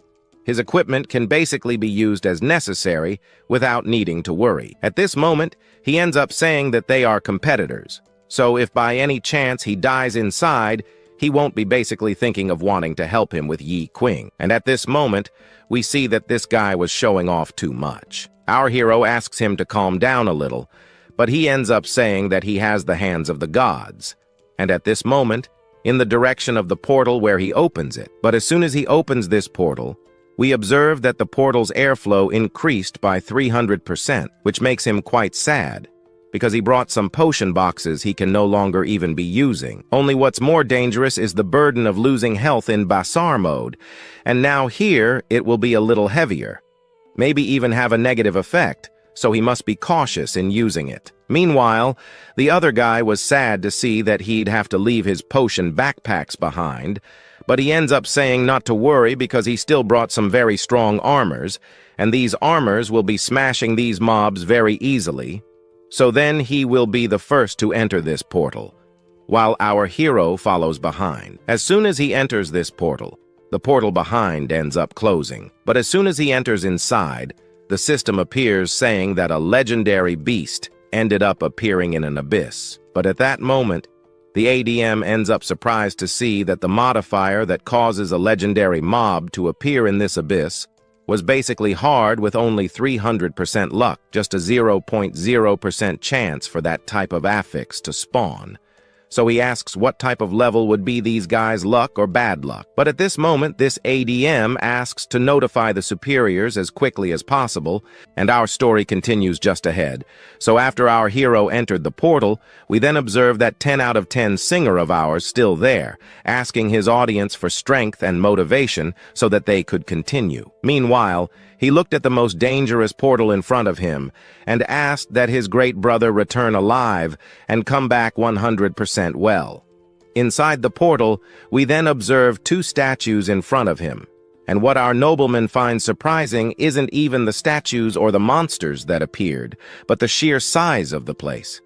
This place was 2,000 times bigger than his own room, and not even his own garden had such gigantic statues as these. He found it incredible, yet our hero asked him to be combat ready, for what lay before him was the boss. The boss in this room left him surprised, for the portal had barely opened, and there was already a boss in front of him. However, the boss began to move, and seeing this, he began to prepare as well, for the statues began to raise their swords.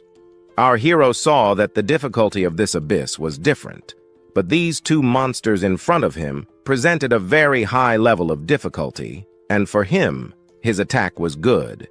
And for this, he would summon some spiders in front of him to attract the monster's attention. He then asked the noble knight to use his strong points to counterattack the weak points of the monster's armor, as he couldn't use some of his skills here to attack their weak spots.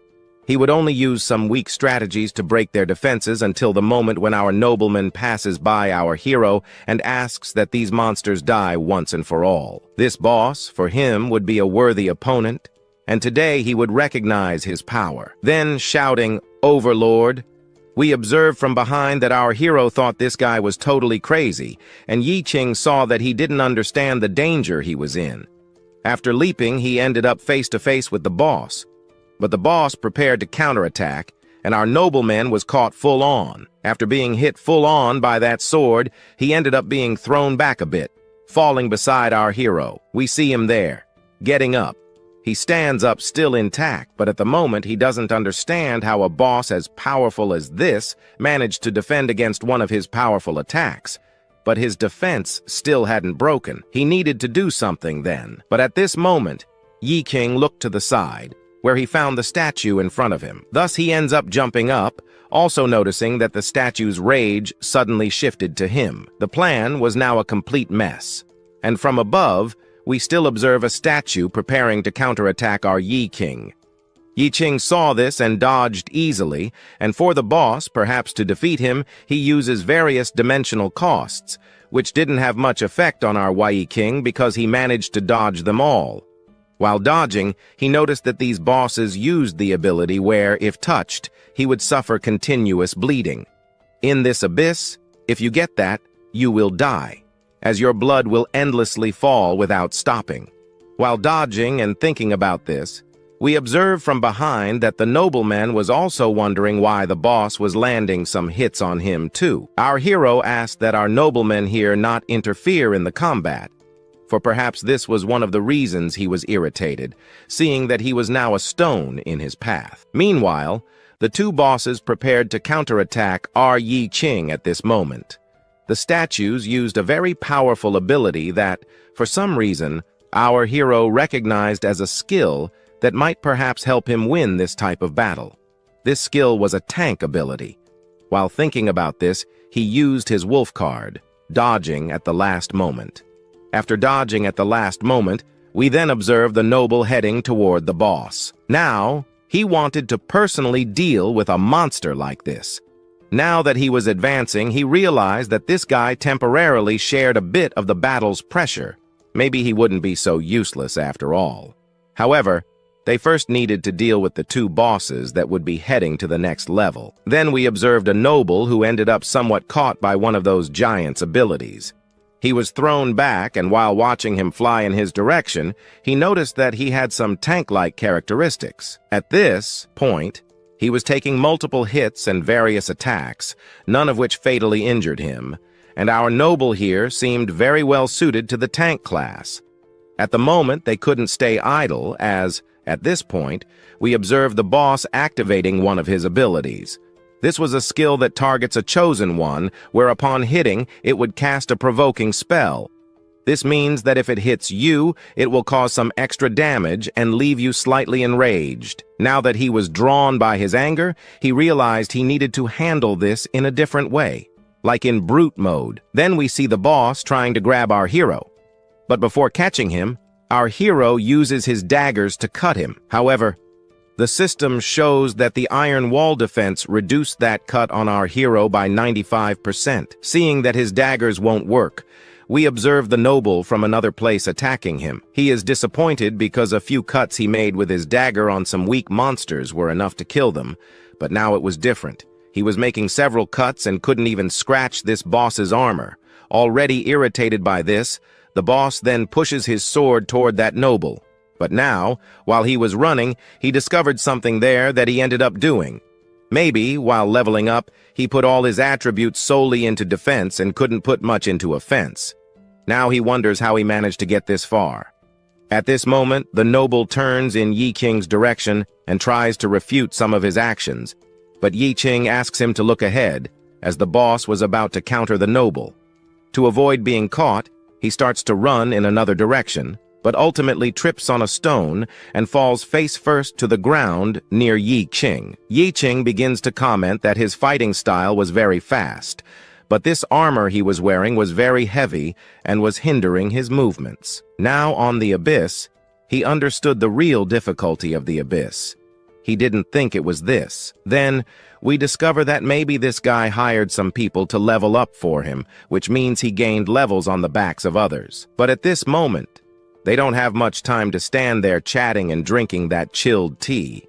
As we observe the boss counterattacking our hero, and Qing then pushes our noble aside. Now that he's safe, he tries to ask himself why nobles like doing these silly things. For him, he sees that this noble here likes to be playing with others' lives and even his own life. And as for the effectiveness of the bar, he could only keep using a method of continuous force that might be able to break a bit of this boss's armor.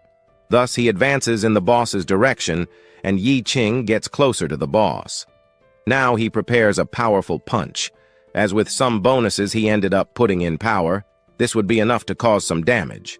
This fighting style was exclusive to the poor and bare-handed, and we see that Qing was managing to land some hits on this boss. While doing this, we observe a noble in the background who is left speechless, seeing that Qing, with no armor at all and with only his bare hand, was able to land a powerful blow on this powerful statue. But at the moment, he didn't have much time for chatting, as the other one attacks our hero. To avoid being hit, he jumps to the side, while Qing advances in his direction, getting closer than ever, and then he makes another counterattack, landing a powerful elbow strike on his face. Now that he landed it, he realized he had some extra luck there. With a critical hit against a weak point of a target that has a small chance of trigger an abnormal state of corresponding that can be related to luck, but he cannot stay still for long because the Ultra statue rises and moves higher towards our hero. He sees that he wouldn't be able to escape, so he ends up being split right in half. The noble, watching all this, opens his mouth again. Now that our Yi King was defeated, he sees now that there is no more salvation until he sees that Yi King suddenly transformed into the Red Leia. At this moment, he saves himself here, appearing from the depths, which for him was even new. Yi Qing realizes that our noble's production here is very low. He cannot block a monster's claw. Since he was a tank, merely lasting on the battlefield wasn't enough, and of course, he couldn't be relying 100% on that guy there to survive this fight. And for that, he needed to create his own rhythm on this battlefield to create a fair fight. Now, he asks that he step aside as the two statues run toward him. We then observe Yi Qing jumping after a mega jump high up, and we then see him thinking of a strategy, one of which was hitting its weak points, which would give Yi Qing a huge chance to defeat these monsters. Yes, he advances towards one of the statues, hitting and filling its weak point, quickly breaking its body. After completely destroying its body, the other statue prepares to counterattack our hero. He saw that this axe was really going to hit him, so he dodges by jumping a little higher. However, after stepping a bit on the ground, the statue starts to counterattack our hero again. He saw that the two blasts were going to hit our protagonist, but for that, the protagonist flies toward the boss, hitting one of its legs while the protagonist was dealing with the boss. Here we observe the noble from another place, who sees that he avoided all the attacks from that boss. Even more with the armor he didn't have, by the way. He used some of his attacks on its weak points. This ability he has was the best ability he found as a player, and none of the players he encountered compares to him on a battlefield. Then he points in his direction and wonders if, by any chance, he isn't a novice. If so, how come a novice has so much experience on the battlefield like this? Yi Qing then reveals that he is a job switcher and really is a novice. But with the years of experience he had in a cleanup squad, fighting against some magic monsters ended up kind of making him reach his limit and allowed him to improve more and more his combat skills. After all, his current physical growth is amplified by the development he had in the past, so he just needed to stay focused on the battlefield, and he could defeat any monster now. Now, having said all that, the noble finds it all complicated, so to resolve it all, he ends up explaining that naturally, they became stronger with some better equipment. He says that equipment for him wasn't something that would replace that system of ours. So what he needs to do is just increase his level, because the higher his level, the stronger he gets. The system appears, asking for our one to be a little more careful, or not so much, since his speed is already high enough, and that if he receives damage there, the system will make the damage be returned to the target that was hitting him. And only with a constantly strengthening body and strong equipment could he definitely win it all. While he was talking with our noble here, he ends up noticing another monster appearing. At that moment, the noble approaches Yi Qing and asks him to wait a bit as he knew Yi Qing was going to kill the boss. For this, he wanted to make his final entry. He was a Chip Chim, but not just a common Chip Chim, as he can also use lightning as a spell he thinks is a powerful attack. And with his lightning, he could, up to the moment where he sees Yi Qing advancing towards the boy, who ends up hitting a fireball squarely, completely defeating the boy. At this moment, he can't believe it. He just stands there with his mouth open, and after activating the resistance, his courage elements drop significantly. Now, for him, it will be easier to hit a critical elemental damage, so he uses an explosive flame that hits the other statue, knocking it to the side, the head of that boy. The boy's head almost hits our noble, but he dodges. Now that he dodged, he stands there with his mouth open. Right now, he had just seen a fireball, whereas what he used is an instant blast flame, which is considered a third-order ability, and thus, the noble. He shouts that this was impossible. Class-swapping physical fighters generally cannot learn elemental spells. Now, he wonders how he did that. Yi Qing, on the other hand, ignores his question. He only advances toward the boss. However, one of the bosses prepares to grab our hero, but Yi Qing easily dodges this attack. After dodging this attack, we observe that he used a strategy. He used that boss as an attack as well because we see that the strike hit his companion squarely. Now that the boss was hit, he can then use an ability of his, which allows him to hit the boss directly, who is easily destroyed. He now used courage to reflect the boss's damage that almost hit him. This trick he used is one he hadn't even thought of. Now that he's fallen to the ground, we see that one of the bosses was more prepared than ever. He then advances toward our hero. Now that he used that ability with the red slime, he cannot use anything else to defend or escape this attack.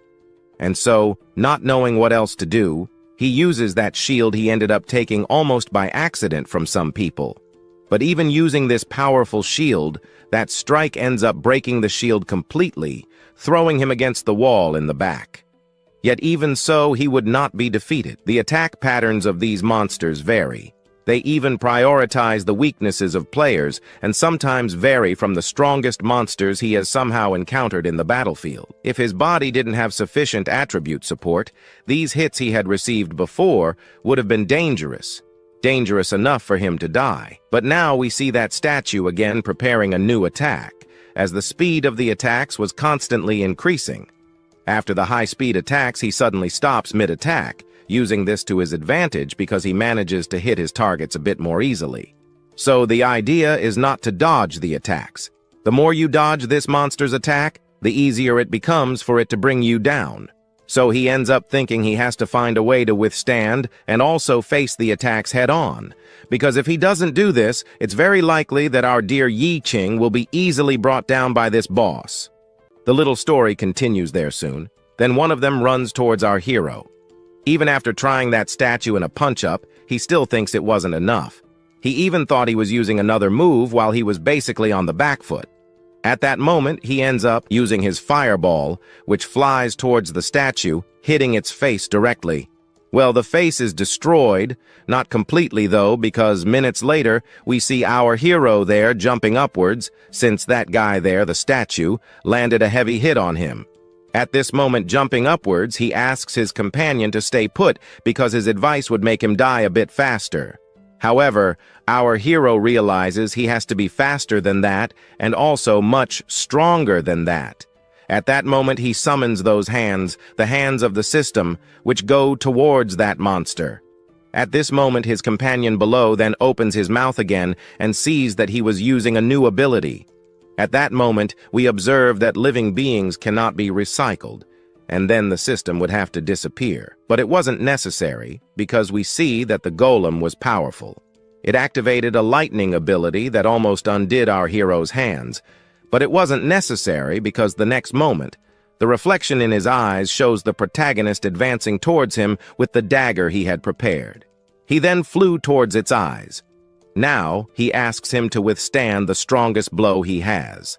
At that moment, he hits one of its eyes, but at that moment this eye was defeated, though another one remained, which helped it to find our hero very quickly. At that moment, having found him, it then prepares a slap on the face, like the kind of slap you give to a fly that's just hovering in the air. At that moment, it hits our protagonist with such ease that it threw the guy with such force to the ground that it literally made him lose the course of life. But to disbelief, we see that the golem, besides being strong and overpowered, has healing abilities. Moreover, it ended up depleting 70% of its health with its common attacks. But he realizes that the attributes of the golem or the boss were kind of accumulating, and if this continues, it's very likely that the battle will never end or will end with the defeat of our hero's group. Since he wants to fight, he will then fight until death. At that moment, he realizes that destiny was inevitable, and if he rests for even a moment, he will die. And for that, he will be placing a bet. He will be betting all his health and life to defeat this boss, and he cannot lose under any circumstances. With this, he can gain as much strength as he desires. At that moment, he also ends up activating a buff effect. As soon as he activates this ability, he advances towards the boss to end this fight. He needs to land just one single powerful blow. At this moment, advancing, we see the golem acting firsthand. It ends up clapping its hands together with the expectation of defeating him. It goes for it, but our hero ends up dodging. Not only dodging, but also slicing its fingers. Thus, he advances towards its other eye. Not quite an eye, though, because he just went through the boss and ended up destroying half of it. His companion clearly starts thinking that our hero surpassed the strength of his boss or his enemy. Now that he defeated such a powerful boss like that, he ends up kind of wondering if one day he will be able to challenge him in a fight. Once he defeated the boss, the system appears to give those congratulations for killing the boss.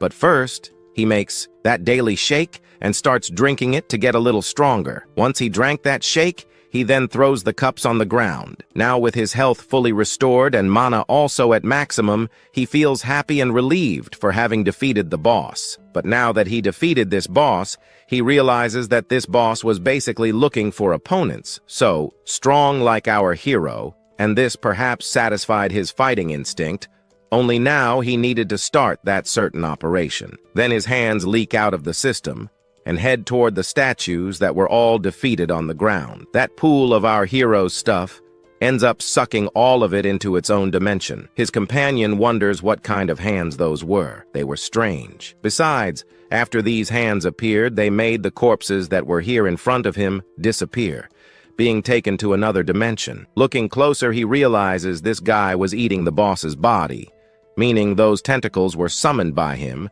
and he had never seen an ability like that. Now that he looked more closely, this person seemed to be more precise in being a more terrifying person than a monster. Soon after, to recycle, the system states that the recycling was successful, granting our protagonist some cards and abilities. The first ability was the multiple swords card, which requires a sword, a longsword, or a katana to use. However, using this ability, your opponent will gain extremely good strength. Yet there was another card, which was also an ability, called Provocation. This ability summons some monsters to be yours, forcing them to attack. But the ability above was basically a characteristic ability used by noble knights. The other ability is centered on the use of a shield, but for him, it seems he would never use shields that much. Still, he preferred to keep those abilities, as they seemed powerful for now and would remain with him. While he was completely alarmed by the power of our hero, he notices something happening behind him, making him turn around. What appeared was a chest. At this moment, to avoid being caught by the chest's weight, he jumps to the side. As soon as he jumps, the system appears, saying that he could invest in equipment. When he opens this chest, he might have a chance to obtain good or perfect random equipment. But now that he saw this chest up close, he remembers the last time when he was a scavenger. Some people said that when you defeat an abyss boss, you get some sort of reward. This reward was a chest, the abyss chest. However, there is also a chance of finding something else. What he found here now is even better than a chest. This was the iron altar, which gives many good things. Approaching it, he realizes this event was basically an event that granted very rare rewards within the abyss. Now that he got closer, he wonders how he has such luck to find things like this. Now that he stopped to think, he realizes the difficulty accumulates and continuously increases the probability of an event appearing that will grant extremely good rewards. But for now, he just needs to keep striving to continue climbing and collecting good rewards. This dagger in his hand was a good investment. His friend then asks him to stop stalling and invest more in his equipment. What he can do is level up this equipment, these armors, everything he has, to the purple level. Currently, he can try to do this, but the talent he has only allows him to reach level 1, so he cannot do anything further. Now that he stopped to think, he realizes that this guy was still a level 1 guy, so he couldn't do many things. But fighting against those strong-level monsters there, how could he do that? It's just that he doesn't have many options. He now has to be improving some things. So, he throws the sword he had in hand into the cauldrons. At this moment, the system appears, saying that if he puts that dagger there, something might happen and fail. And if he fails, he loses all his equipment. But fine, right? He's ours. So he throws the dagger, and you already know what happens. He's going to succeed. At the moment, he stops to think, right? He deduces here for us that the percentage might basically be reaching 100%. A good question now. So with this doubt, he just does the following. He takes the dagger and asks the system to improve it. Sometime later, we observe the system appearing, saying that the dagger was successfully improved, turning that dagger into basically a knife or a small sword. At this moment, after observing this new sword in his hand, he notices that its appearance seems basically good and already weaponized as a legendary class. Its statistics were actually good. The sword, which had a name called Trash, had an attack of 30. Still, the system asks if he liked the sword. Of course he liked it. Meanwhile, his friend thinks, what luck? What luck he has, his luck in getting good statistics. Then he shouts to our hero to wait a bit. These two swords he has basically have quite trash statistics. He considers this sword complete trash, and it even seems like the monsters have their lucky days more than he does. But right? He might even think this was trash. And now, stopping to think, he's more than right. Because at this moment, he ends up kind of wondering if perhaps he had never seen a divine-level piece of equipment before. While complaining, our hero throws that sword of his aside. Shortly after throwing his sword to the side, he just realizes that the sword, which was going in another direction, ends up quickly returning to his hand. This weapon can basically be thrown anywhere, and just by saying something, that sword automatically appears in his hand. He can use this as much as he wants. Now, with this ability, this guy will become much stronger, but that trash weapon might not allow it. Still, he ends up kind of wondering if, perhaps, he is the one designing the true forms of divine equipment in this world. However, our protagonist wanted to use this cauldron more and more, but he knows that if he leaves this abyss, he will basically lose it. So he just calls for us that system of his, which appears in his hands and goes toward the cauldron, pulling the cauldron into his system. After a few minutes, our protagonist's system sucked in the cauldron, transforming that cauldron into a card that can basically activate it at any moment, giving him the chance to forge any type of equipment again. Well, in the end, the reward event also became something he can use at any moment. Next time he gets good materials, he'll use this cauldron, which will make his sword, now considered trash, improve more and more. Because even if his improvement fails, or the weapon breaks, he can recycle and recreate other swords, making much better swords with a more powerful aspect. Since, at the moment, he was already tired of using daggers, now he wants to try new weapons.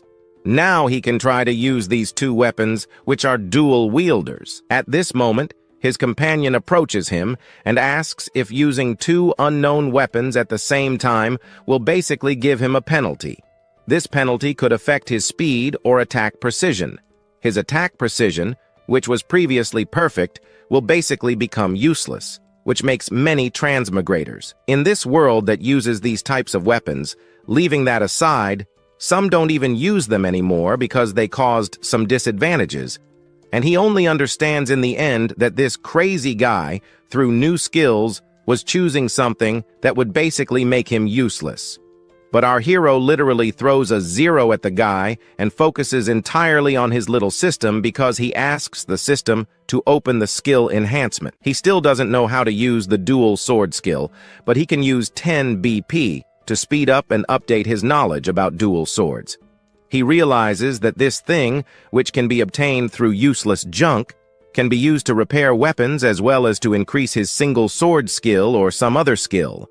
And if he uses 10 BP points, he can make his class reach rank D, then he can use 20 to reach C, then 30 to reach B, and then 40 to reach rank A. Finally, with so many points he has there, he can basically maximize his proficiency, leaving the two of them completely speechless. His companion still doesn't understand, but he wonders what he will be doing until some system screens decide to appear. At this moment, when it appeared, we observe his class reaching several ranks, and in the end, it achieved rank S proficiency. Now, with so many hacks and new skills, he kind of advances a bit further. However, he notices that a new door decided to appear. They could enter until then. His friend, addicted to crazy fights, kind of steps back, saying this was already his limit, since he still has a lot of money in the world and wants to spend a bit more on some things. He loves life. Meanwhile, our protagonist, if he doesn't, just follows the path ahead because the gate was about to open. But at the moment it opens,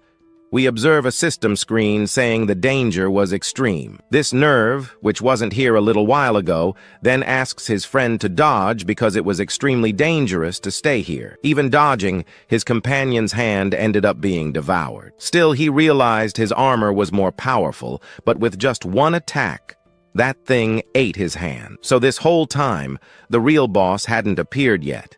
It was still deep in the back of this cave, staring intently at the portal's guard. He realizes something dangerous was about to come. At this moment, something came out of that portal like a shadow. To avoid being caught, he clearly uses his rank S daggers to dispel those mysterious shadows.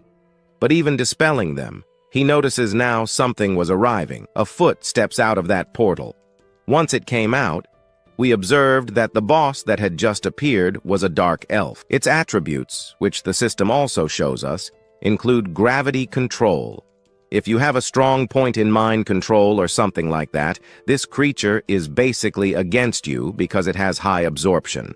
Furthermore, this creature has a death obsession. The demonic strike is its powerful attack. At the moment, this guy was looking for some prey, and he was basically trembling to hunt for new opponents.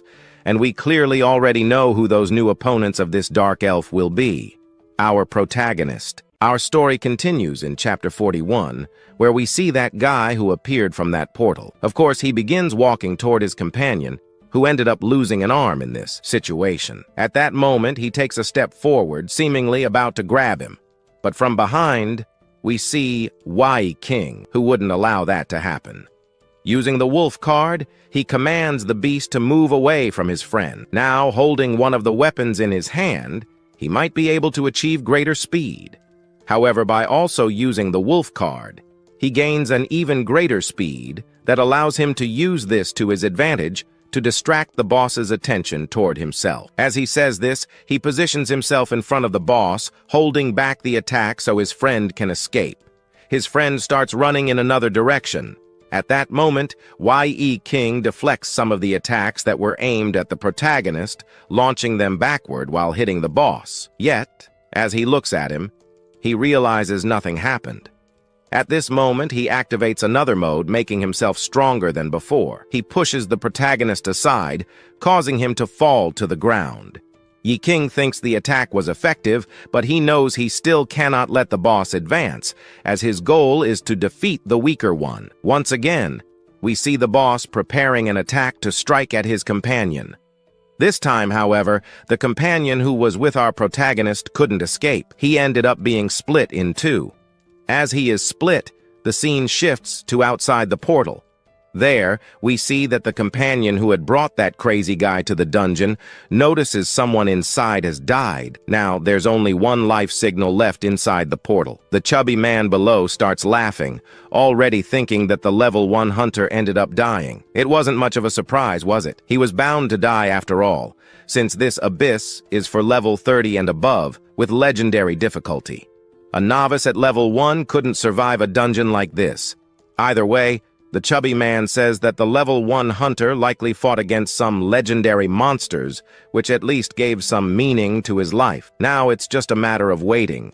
If he survives inside, he'll probably have to endure a bit longer, as a powerful hunting group is likely on its way to protect them, possibly. However, another person mentions that legendary creatures like the ones they're fighting tend to drop very rare items.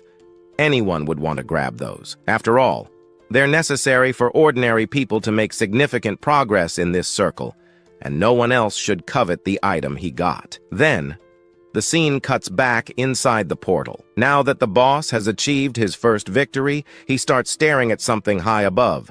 After looking for a moment, he glances in another direction at our protagonist. He notices an extremely powerful aura emanating from him. For the boss, this isn't entirely bad news, as he now gets to fight such a powerful monster. If he wins, he'll gain plenty of good items. Moreover, without the other guy to protect him, the protagonist apologizes and asks to borrow his body for a few minutes, as he might need some of the abilities it holds. So, he activates those hands of his system. The monster, of course, notices this happening but doesn't do anything, merely watching. Meanwhile, the system informs him that the hands appeared and devoured some powers. They also managed to acquire good items from him, and he learned some dual sword techniques. Thus, the proficiency of HSD should be sufficient to master most of this monster's abilities now turned out differently with a monster like this. It only asks for that thing to come to this medicine, and its request is clearly answered in a fraction of a second because it flies in its direction, closer than ever before. It ends up widening its eyes, but it could not fall behind. Using its two dual weapons, it managed to defend against the first attack, but even so, it was still not enough. So, it ends up kind of using those arms of its to escape from there. Now, behind it, we see our YE King appearing. But at the moment he showed up, he uses that weapon of his to try to strike a great blow against it. Only at that moment, as he tries to pierce this monster from behind, we quickly observe the boss dodging our protagonist's attack. At the moment it dodged, it then already counterattacks Yi King. Yi King just saw a V-shaped slash coming his way, but he easily dodged it. However, the boss did not stop and launched another counterattack, but again, he dodged it. Dodging, he stands there in shock, realizing his clones didn't work against a boss like this. Facing this boss, he saw what he needed to do to defeat this thing. But now he only thought of one thing, defending himself, because if he couldn't do that, he would die, as his health was already very low, and he wasn't managing to find time to recover it. At this rate, the only outcome would perhaps be death, but the system appears, saying the boss was using the gravity ability. At that moment, a kind of black hole appears in the boss's palm, which scares our protagonist. However, he doesn't have much of a reaction left. That black hole pulls our hero towards the boss. Unable to do anything, he only takes a solid punch to the chin, which kind of sends him flying a bit far away. After the dust settles, he thinks that his health still hasn't recovered even a little. And even worse, this boss won't let him recover his life. But still, he knows he has a trump card he might use to perhaps defeat this boss. That was that tree. Oh, that boss-like monster he defeated before, which recovered extremely fast. As Yi King thinks about using this card to his advantage, we observe the boss disappearing. In a matter of minutes, it appears beside our protagonist.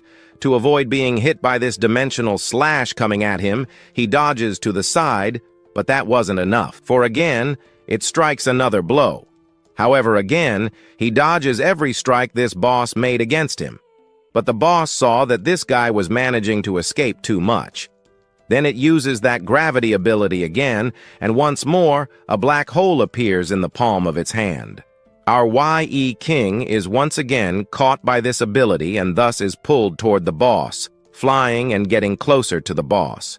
He saw that he couldn't do anything else, but at that moment, he noticed the boss was preparing to do something.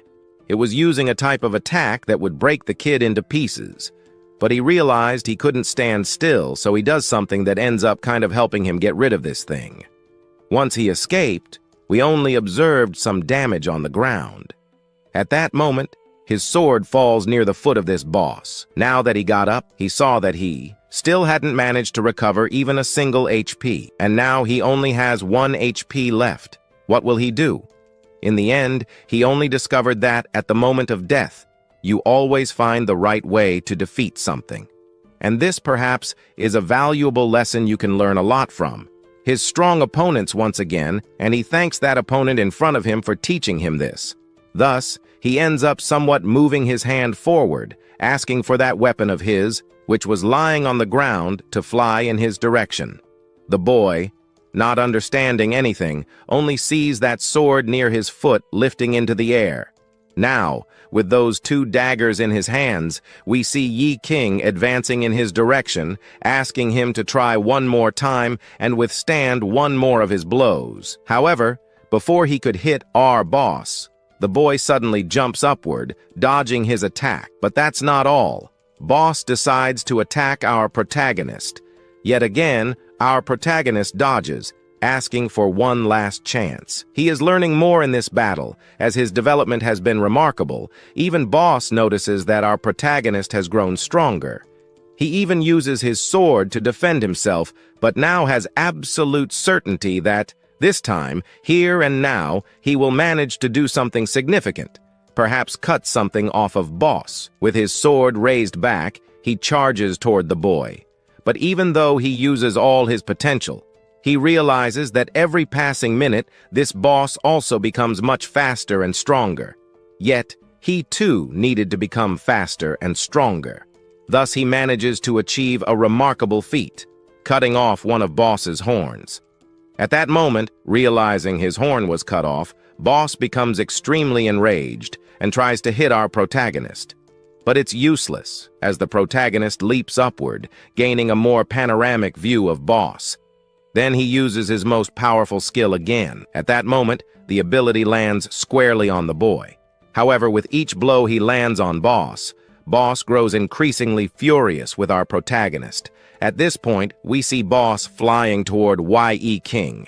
Ye Qing was about to be split in two like that other guy, but for this, Ye Qing, wielding his S-rank swords, defends himself against the attack.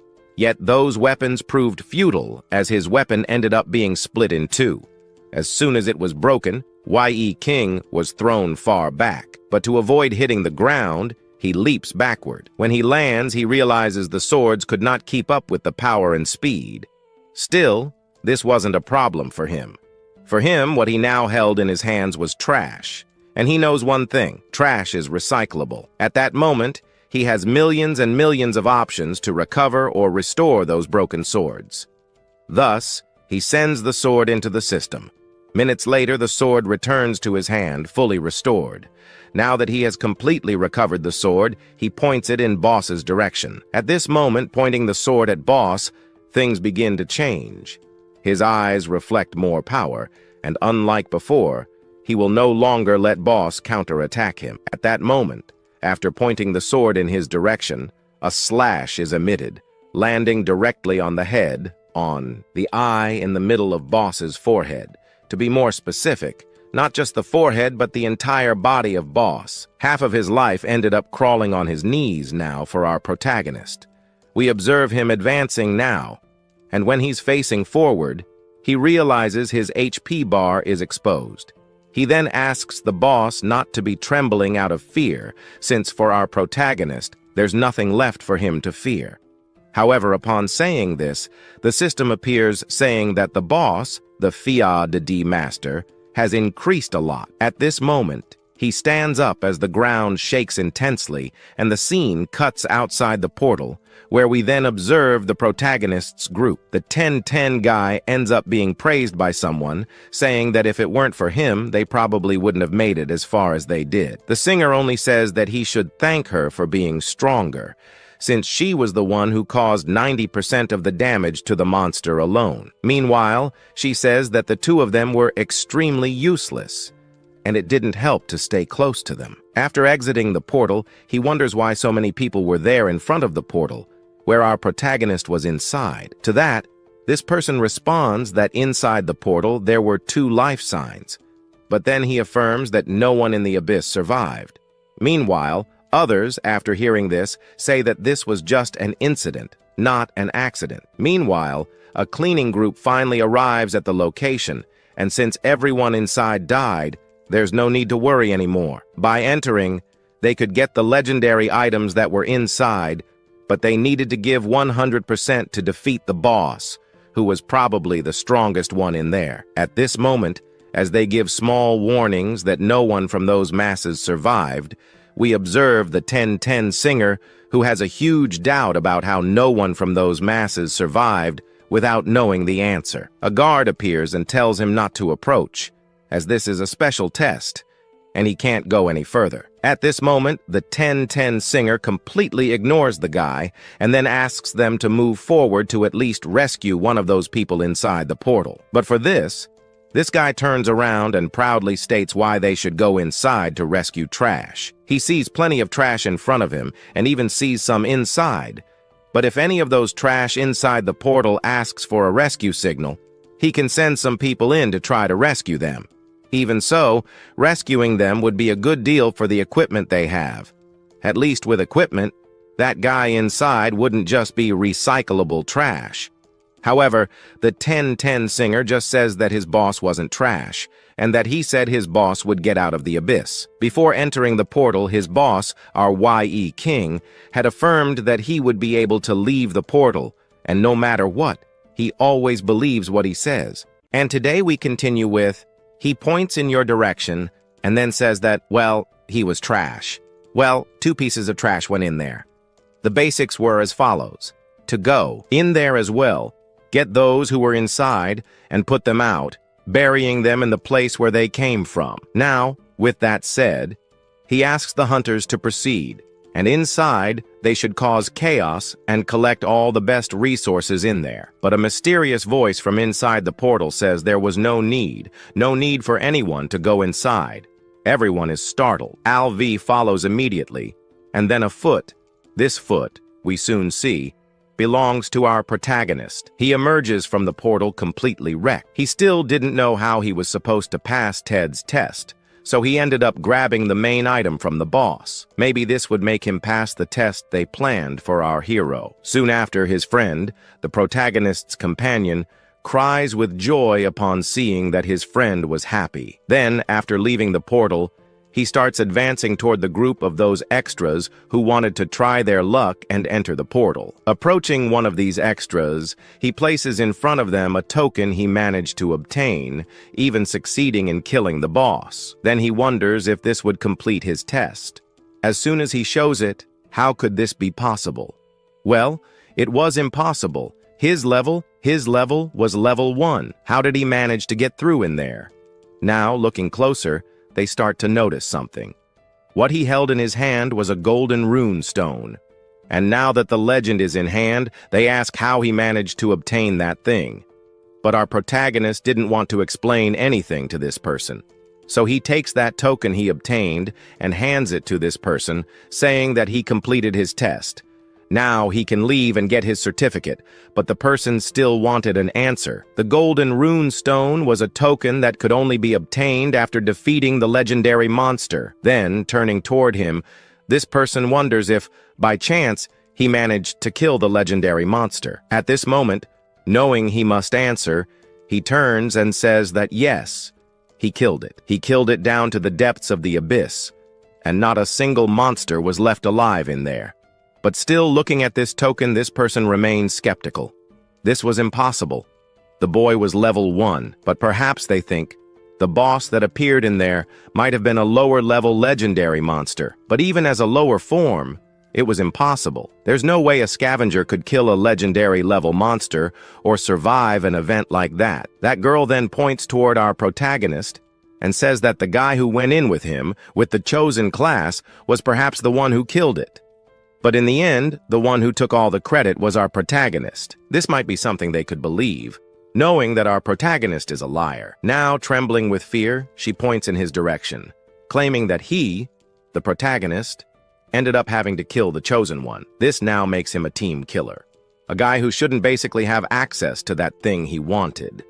As soon as he says this, your friend starts pointing in your direction, pointing at that person, and begins to say, "How dare she speak such nonsense?" Your friend would never do something as disgusting as that.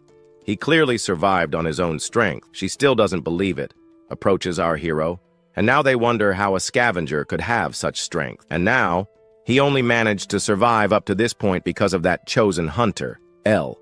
If not for his betrayal, it's likely that the one to come out alive from that dungeon wouldn't have been our hero, but instead, that chosen hunter. After saying this kind of filth again, your friend approaches and says, "No, he also wouldn't betray anyone.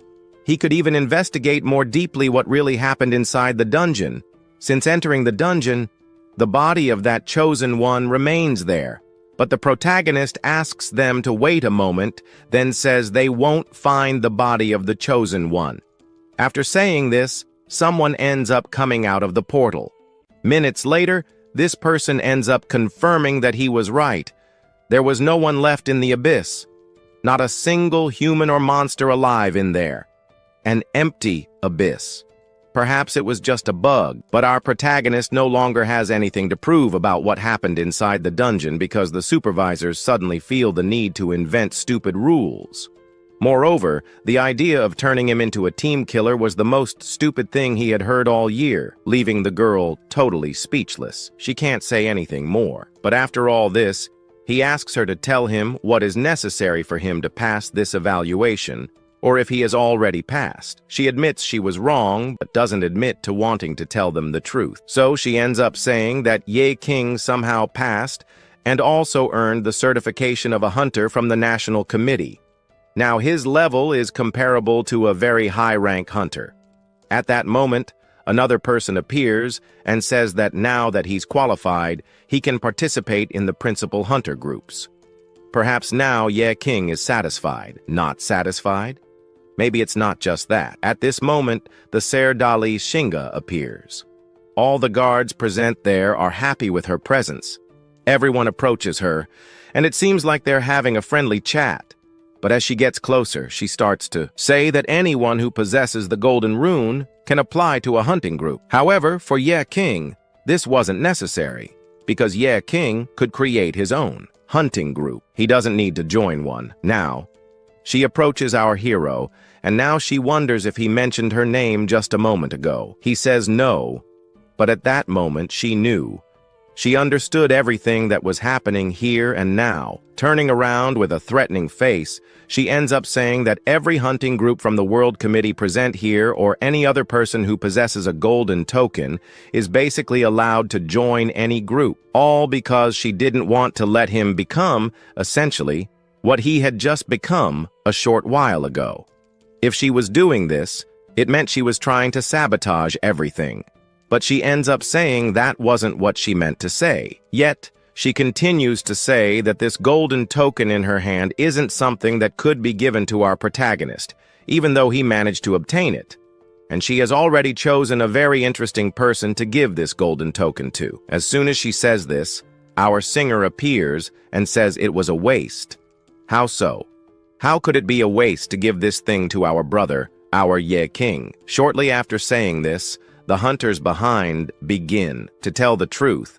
If by chance they knew about the Mora rules, that this type of committee ends up creating out of nowhere, they wouldn't even basically be in this place since it wasn't worth it at all. Everyone then starts talking, but she just asks everyone to shut up, already saying there that if someone were to create a group like our protagonist was intending to create, it wasn't necessary because our protagonist was weak.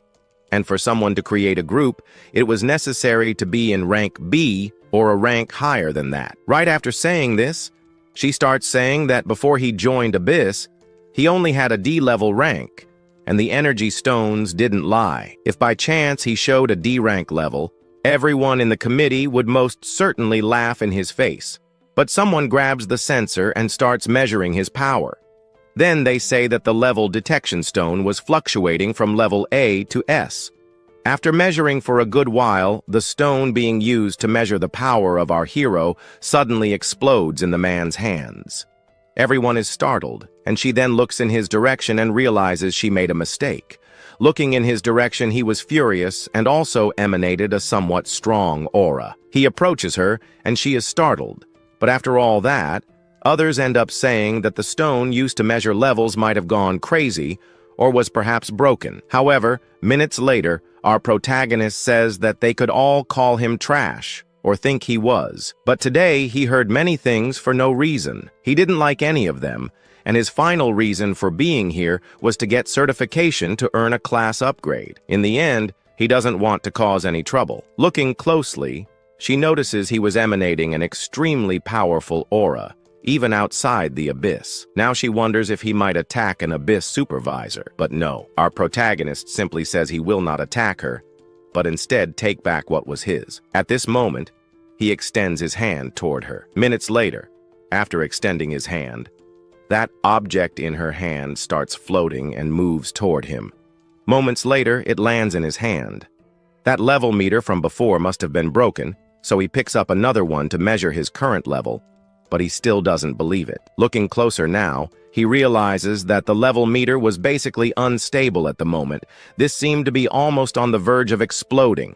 After having humiliated our protagonist in front of everyone, he starts emitting even more aura near himself. Then he says that after this humiliation, He asks the bare minimum foe them to stop humiliating anyone who seems weak to them. The device in his hand explodes, and in the end, he manages to see his classification. Our hero's classification was above S.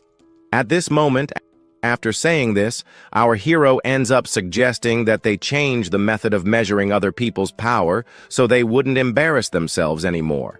Now she starts saying that maybe all this time, our protagonist had been hiding his real power. This might be impossible since no one in the world has ever done that. Suddenly, that girl from before appears behind our hero. It starts by praising him and also congratulating him for having managed to pass through that dungeon, which is extremely difficult. I don't know if he wants to sweat a little, but also the test should have been a bit easier for our hero. Well, it should have been easier if, at the beginning, he had used his name. By using his name, anyone here would basically follow his orders or something like that. Now that she looks at that boy, she realizes that maybe he might be a completely different person since he was very close to the family there. Maybe, from the beginning, he ended up telling the lie that he was a scavenger. Her doubt remains strong since the other one here ends up saying that everything he went through was difficulty in vain because these people here ended up putting it on our protagonist. Also, she should have given our hero some good armor.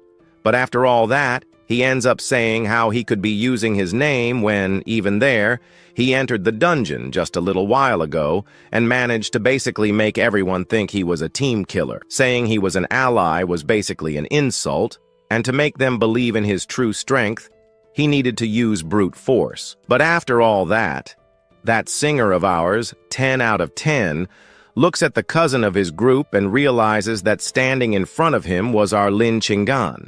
After introducing her, he introduces his friend to her. At that moment, she recognizes him and recalls seeing him somewhere. He ends up affirming that once, on her birthday, he ended up participating in an event. He went as a singer. Now that he mentioned it, she starts to remember a very bad rap from her party, which basically ruined her whole birthday party. He is totally saddened to know that the rap he sang there at her birthday party was a complete disaster. But now, she turns in his direction and ends up inviting him to have a party at her house for having managed to pass the test. He ends up thinking, "My house? It's okay, I guess." But after thinking a little more, he shouts, "My house! That's impossible!" Our protagonist, along with singer 1010, falls to the ground. The other one is saddened by hearing the truth, but Our Lady says that no, she didn't want to invite someone so rich like her to such a small and cramped place. To make things even worse, he lives in a rented place in a completely poor area. He even thinks she would laugh at him, but if it's that inconvenient, she thinks she should change. Thus, our protagonist ends up agreeing. After all, there's one thing he doesn't want her to find out. Knowing that the next day there will be a party, he invites our singer 1010 to participate in the singing. He could sing his rap again. He gets sad because he would face the truth again, but now that he has passed the test, he could rest and could basically celebrate at night. She also considers giving him a good gift. Thus, they begin to say goodbye. She would leave and see him at night the next day. Saying goodbye in the car, our protagonist ends up feeling happy and content with that. But after all that, he needs to go to the barbershop to change his look a little bit, because going to a party the next day like this would be shameful. After saying that, he returns to his house. At night, he arrives there and his sister, noticing he has arrived, ends up asking if, by chance, he didn't go to the meeting. In the end, our hero says he did. She said it was likely he went to a goblin or orc-type meeting, and the most specific place for the meeting was perhaps inside a dungeon. Right after that, she gets extremely angry for him lying to her, but he says he's fine. His legs, his arms, everything was connected. A few minutes later, she says he needs to go to the hospital because his injuries on his body were pretty severe. But they say there's no need. What he needs at the moment is a good bath. Thus, he ends up entering the bathroom and turning on the shower. We then observe the damage from those fights he had against that S-rank boy. At that moment in the bath, he begins to notice some things that are completely on his body. It was also by sheer luck that his sister didn't see him in this terrible state. Looking now, he realizes that some of the damage he managed to cause when he was an amateur inside the dungeon is on his body. Now he realizes that it will take a few months to recover fully. But now he calls the system after the system. He ended up realizing something. After defeating that black orf, he ended up noticing something in the system. Something appears saying reincarnation. After that, we just go back to the death of the boss. He falls to the ground. We observe several very good items there that appeared for him. Now that he killed the system, appears congratulating our protagonist. Our protagonist is also happy for having managed to kill the black orf without even getting hurt, and now he does the basics that was that basic recycling. At this moment, we observe our protagonist happier. This was the main ability, and that black orf used, this was incredible for him. Now, he is basically happy because now he managed to get one of the best and most powerful items, but also for having killed Avon the boss. He ended up earning some points, 140 points. Our protagonist is also happy, so he takes those points and ends up distributing them equally, as he did. Back then, in each part of his state, he divides 1 point for each one. In the end, our protagonist managed to distribute for everything in his system so that everything is equally balanced. But at this moment, the system appears saying that our protagonist has added all the points that should have been added. Now he can no longer make any more additions there to his states. And now he has gained something new, or a new chance reincarnation. Reincarnating, you can basically restart your entire level. You can also have a second awakening by accepting this thing from the system. He would be able to increase his level more and more. Also, his attribute limit could be greatly increased. Now that he saw this, he is sad and at the same time happy, because hunters who reach the maximum attribute level in the system have the chance to reset to level 0. He will basically go back to the beginning where everything started.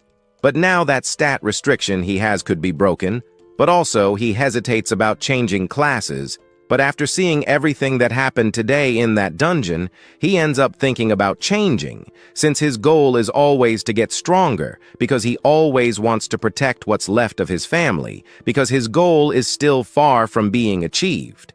Also, limits are something he no longer wants to accept. His growth can still grow much more, so he needs to basically break or overcome. Our story then continues with our hero still inside the bathroom.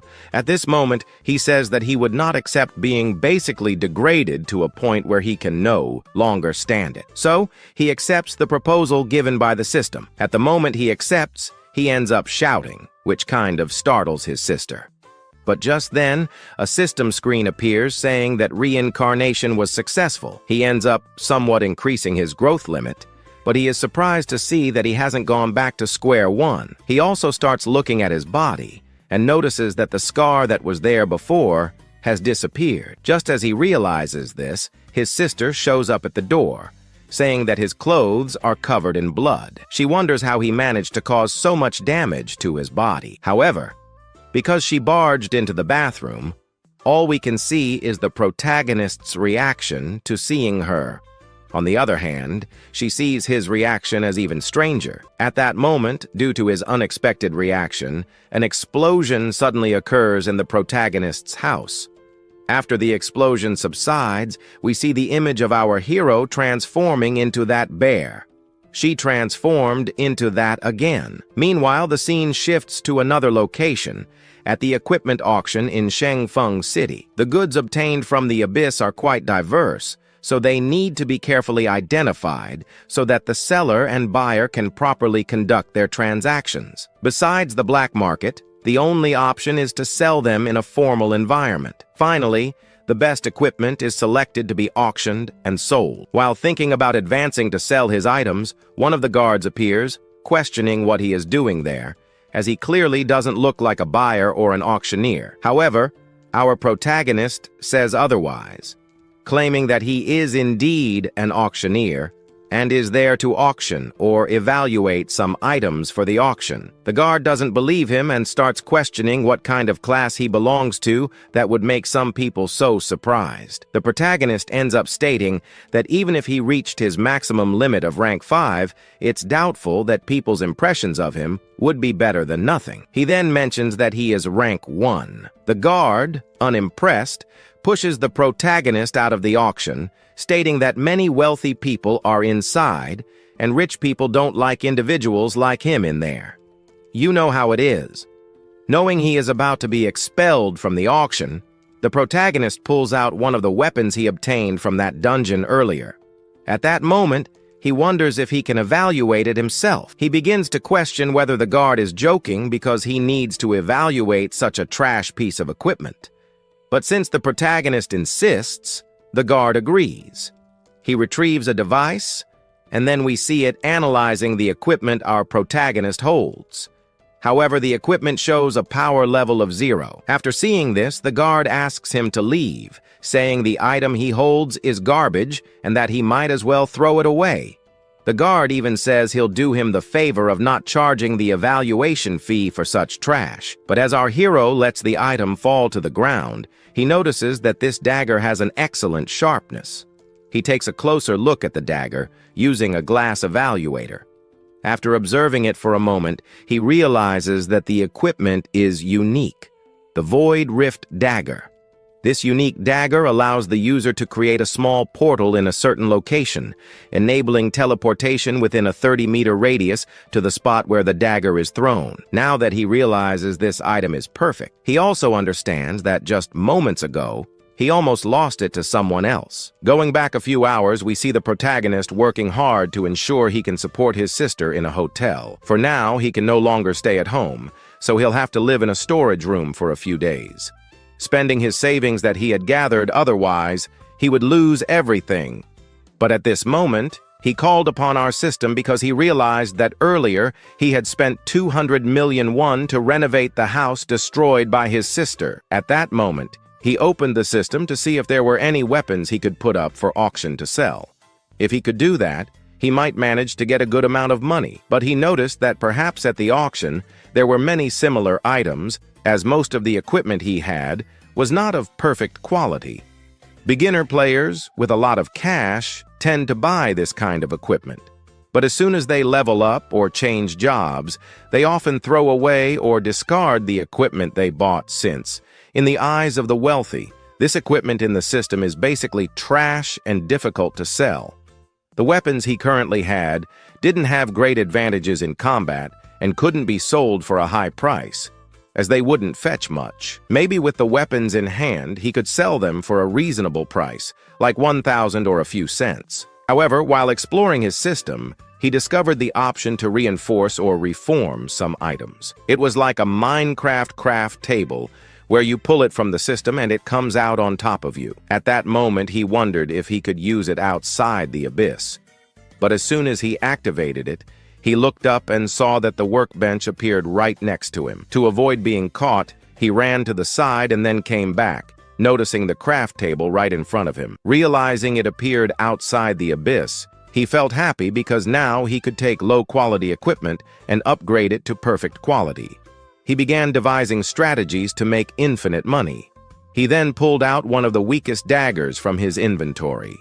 At that moment, he noticed that this very low-level equipment could be upgraded to epic level and later to legendary classification, which would increase the equipment's value tenfold with each improvement made on the craft table. This weapon he now held could be sold at auction for approximately 10,000 won in the market. With this forge, he could take trash items and put them inside. However, he needed to use 30 points from his system. Once done, the forge would do its job. But at this moment, he realized that the dagger he had put inside failed. Initially, he thought the dagger was too low level, so he put in another card, much superior to the previous one, to see if at least this could achieve a class upgrade. Now he hoped it would work because he stood to lose 100,000 won if it failed. At that moment, he placed the card inside, and minutes later, he heard the sound he didn't want to hear. The system showed that the equipment failed to upgrade its class. Thinking more deeply, he He realized the problem might not lie with the materials, but rather with the forging altar itself. While contemplating this, he noticed something on the forge he hadn't seen before, a suffix. He then used his observation eyes and asked the system to identify what this forge was. When he used this ability, the system revealed the true nature of the forge. It was a trash forge. This meant that if you took an extremely trash weapon, one that you would throw away, and put it into this forge, you could upgrade it to a superior classification or possibly even legendary. Realizing that this forge was specifically for trash items, he understood its connection to trash, just like the rewards his protagonist received from our beloved system, which were also mostly trash. At that moment, he approached the forge, understanding that trash was perfect for this forge, so he wouldn't feel sad about it. Now everything would basically be discarded inside it, a strange scenario where only trash could be successfully forged. He then basically wanted to try his luck to see if it would really work. So now, he placed a sword that was quite weak. Its level was level 1, and the damage it dealt was only 5. It was the weakest sword he had, which he got from the most random drop in the system. At that moment, he placed the weakest and most random sword he had on the forge. Then he started hammering on the sword, breaking it in half right away. But then the system announced that the forging he desired so much had somehow been a success. A sword that was level 1 ended up being upgraded to level 32. Its damage, which was 5, increased to 422, and to make it even better, it gained a new ability, the ability of darkness. However, our protagonist didn't even care about that. What mattered to him was the equipment itself, as he realized it was a unique piece of gear. The only material he used to forge this unique sword was a piece of trash. Additionally, aside from forging trash, it became a divine artifact. This time, he had truly obtained a great treasure. Now he realized that the trash equipment in his system could be used in the forge. At that moment, he even thought he was making infinite money, but money wasn't his focus yet. Instead, he grabbed the items in his system and placed them on the forge, hammering them one after the other. He managed to forge a bow, which ended up being a success. The bow's level was now 29, and its damage was 397. He then picked another item, placed it on the forge, and hammered it. Again, success. This time, a mantle reached level 30 and dealt 400 damage. But he didn't stop there. He grabbed yet another piece of equipment, placed it on the forge, and repeated the process. This time, it reached level 41 with 577 damage. He didn't stop forging. He kept going, item after item, until exhaustion finally caught up with him. Sitting down, he realized that all the trash equipment had been transformed into perfect weapons. Those that weren't trash became attribute bonuses for him. Looking at the storage box, he noticed he had forged many pieces of unique quality equipment. Standing still, the system popped up, announcing that he had reached level 1. At that moment, he realized that even standing still, he could gain levels by forging equipment. During the time he spent forging, he managed to leap from the initial stage, arguably the hardest, to earn an official title as an employee. Now, what remained for our protagonist was to figure out how to sell or transform these weapons into money using his new hunter license. The scene then shifted to him inside an office, discussing where he got those weapons he now had in hand. He reinforced what he had said before, that he was a collector. Even if he was only a level 1 collector, he wondered if he could collect items, but if he told the truth, that he had forged the equipment himself, it would only cause him more problems. Meanwhile, the sharp-toothed man assured him that, of course, there was nothing wrong with collecting. Collecting items didn't necessarily mean someone had a high level. However, the fact that he managed to bring high-level equipment to this auction was already perfect. He still had a few more pieces to auction. If the auction prices were adequate, he could earn some commissions. While saying this, he pulled some of the weapons the protagonist had forged from the system. At that moment, he used a tool to measure the equipment's level. He realized the protagonist had perfect and high-quality items. He invited him to a more prestigious room, a VIP room. The protagonist followed the path to the Platinum VIP room, While advancing, he accidentally bumped into a man who had just passed by. The man immediately asked if he was blind, unable to see someone as large as him walking by. Apologizing, the protagonist observed the silver-haired man. He dressed in such a common way that for him, he wasn't even an important guy deserving attention for daring to block his path. He wonders what kind of guild he was part of, then ends up saying, "Yi King, free hunter," which wasn't surprising, as he was just some random hunter. However, the guy then shows his guild, saying to Yi King that he belonged to one of the most powerful guilds, known as Tatos M. This guild practically only hires people with a very high physique and immense brute strength. In summary, they only hire people with the title of Baker. Looking at this, our protagonist realizes it might not be a good idea to mess with these guys. So, he ends up apologizing and moves on. But the guy draws a sword, saying that what he did wasn't worth an apology. He goes on to say that for coming in dressed like that, for bumping into him earlier, and for ignoring him and his guild, the protagonist would now have to face something dangerous. At this moment, our protagonist notices that this place is under the protection of some global guilds, so using any force here could lead to big trouble. The guy ends up telling him he's lucky, but that since he's just a scoundrel with a much lower rank than him, it would be better to leave. He then calls a guard, asking the guard to verify and expel our protagonist from the premises. While walking and talking about this, we observe someone inside watching the whole situation. He couldn't believe what was happening. He approaches our hero and asks what he was doing there, saying this wasn't a place where he should be, but rather that he should be entering a room called Platinum VIP. One of the guards didn't believe he had Platinum VIP access with him. Because of this, the guy who had messed with the protagonist ended up being expelled from the place. Meanwhile, the guard apologizes for the trouble that had just occurred. However, the hunter who caused the issue still wasn't willing to let it go. He says he is a free hunter, but he belongs to a powerful guild. As the guard holds him back, he makes some threats. But the guard states that this place is protected by some of the world's most powerful guilds, and if he does anything, his guild will be notified, which could lead to them never entering this auction again. Meanwhile, the observer, Dent Estudiantes, ends up telling our protagonist to take a better look at the auction. This place only has lower-level equipment, but in other areas he might find much better items. However, for Yi King, the view was different from the other bystanders. He says he doesn't think the equipment here is trash, since for someone else, an item might seem worthless, but to him, it could be useful.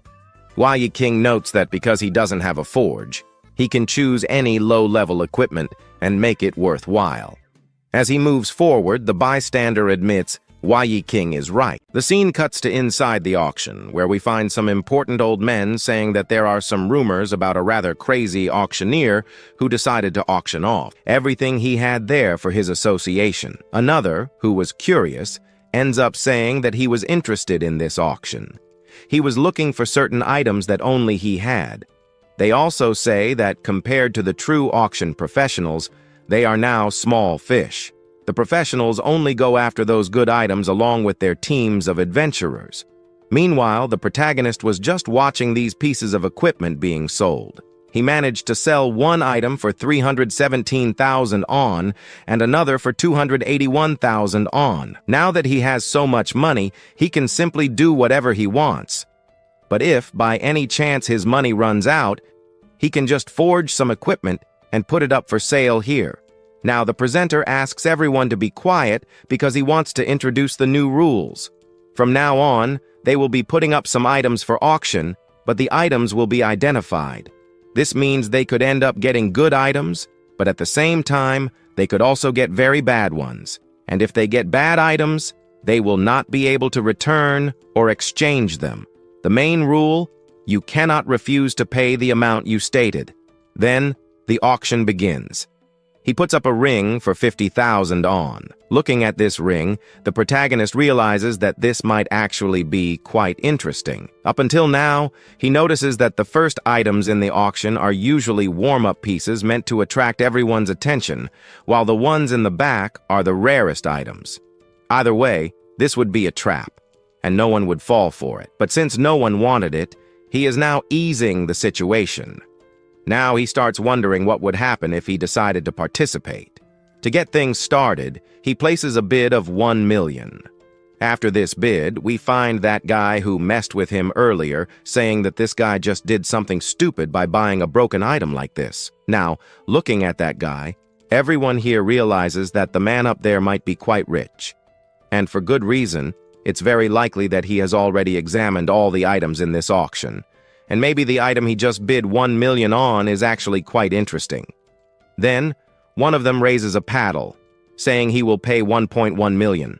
Others, who didn't want to lose this bet, end up raising their bids as well, 1.4 million, until our protagonist bids 1.5 million. Seeing that the platinum bidder raised his hand again, everyone is surprised. Then he declares that, no, he will not let a platinum like him show off so much in an auction like this.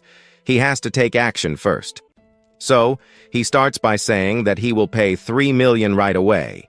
That is a bid that surely no one will match, until the protagonist says he will pay 4 million. The reason for raising the bid so much is that his bank balance has 79 million on.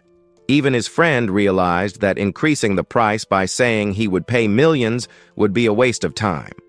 This ring is not worth that much, but he said no, he would not lose to platinum like the protagonist. Since last time he underestimated the boy, and now that he also liked this ring, it must mean that it truly is of high quality. He couldn't let this slip away so easily, so he raised the bid to 5 million. 5 million for an unidentified piece of equipment. This guy was crazy. 5 million here would bankrupt a small team. After placing 5 million, they turn to the protagonist. He points his finger at him and asks, "And now, what are you going to do?" The price went up a lot, so he can't do anything else, until the protagonist smiles. Then he raises the bid to 10 million. 10 million left him speechless. With 10 million, he could create a mid-level hunting group. He hadn't even heard it properly. 10 million? Was this guy out of his mind? Then he turns to the auctioneer and asks if I wasn't making fun of him. He might have a VIP platinum ranking, but having that much money was just too crazy. So he ends up talking to a certain person, and in the end, he says that this was valid. He would be participating in the next auctions. Still, the people around were surprised since this guy here probably had more than 10 million in his account. That left everyone shocked. He, on the other hand, was completely frozen. He couldn't let a guy like him, acting so arrogantly, get away with it. The amount of disrespect was unbearable, and he couldn't just let it slide, especially since he himself was part of a very powerful clan and a high-ranking representative of it. There was no way he would allow a rogue hunter like that to trample over him. If that guy was stepping on him, he would do the same. So, he raised the bid to 10.5 million. The protagonist smiled, taking the auction even more seriously. He then declared that he would be paying 100 million. This left the other guy completely confused. He even fainted, unable to comprehend how someone could pay 100 million just like that. At that moment, he thought that maybe saying 100 million was a mistake, but he didn't care much about it. With that ring, he could easily make more than 100 million in cash. Then, he wondered whether he was really going to let a free hunter, as arrogant as that one, humiliate him in this way. 100 million, perhaps this was the most unique bid of the day, but now, he started thinking that he should have gone straight to 1 billion from the beginning, as this was an item the brat was so interested in. Why was he playing around with him like this? At the same time, he questioned why the guy was willing to pay such an absurd amount for such a weak ring. Maybe he thought that ring wasn't worth much. However, the way things looked, it seemed that the other guy wanted to pay such a high price just to humiliate the hunter who had previously humiliated him. But still, was this equipment really worth 100 million? This ring could make someone incredibly powerful. So, he decided to bid again. He now declared that he would be paying 200 million for that ring. As soon as he said that number, everyone was left speechless. This amount would certainly bankrupt a mid-tier group. After making this declaration, he turned to the protagonist and asked if he wasn't afraid to continue. Because if the protagonist wanted, he could keep going until they reached 1 billion. He would pay it all just to demonstrate the financial power that his massive guild commanded. The protagonist, however, realizing that it would be a waste of time, admitted defeat. The item was now his. Now that he had won, he wondered whether this guy dared to stand against him. After saying that, he turned to his companion, who was completely frozen, wondering how he could say something like that to the boss. His companion then replied that it was fine, since his analysis indicated that the ring was actually quite an important one of divine classification. Now that the winner had been decided, everyone was asked to give a round of applause for the buyer, Lang Chafin. But based on the fact that the artifact before them looked like junk, it was already a good idea to take it, since it could be reforged into something useful. However, as expected, they soon revealed a letter, which was supposed to be an iron-ornamented ring of L classification. Their eyes had not deceived them.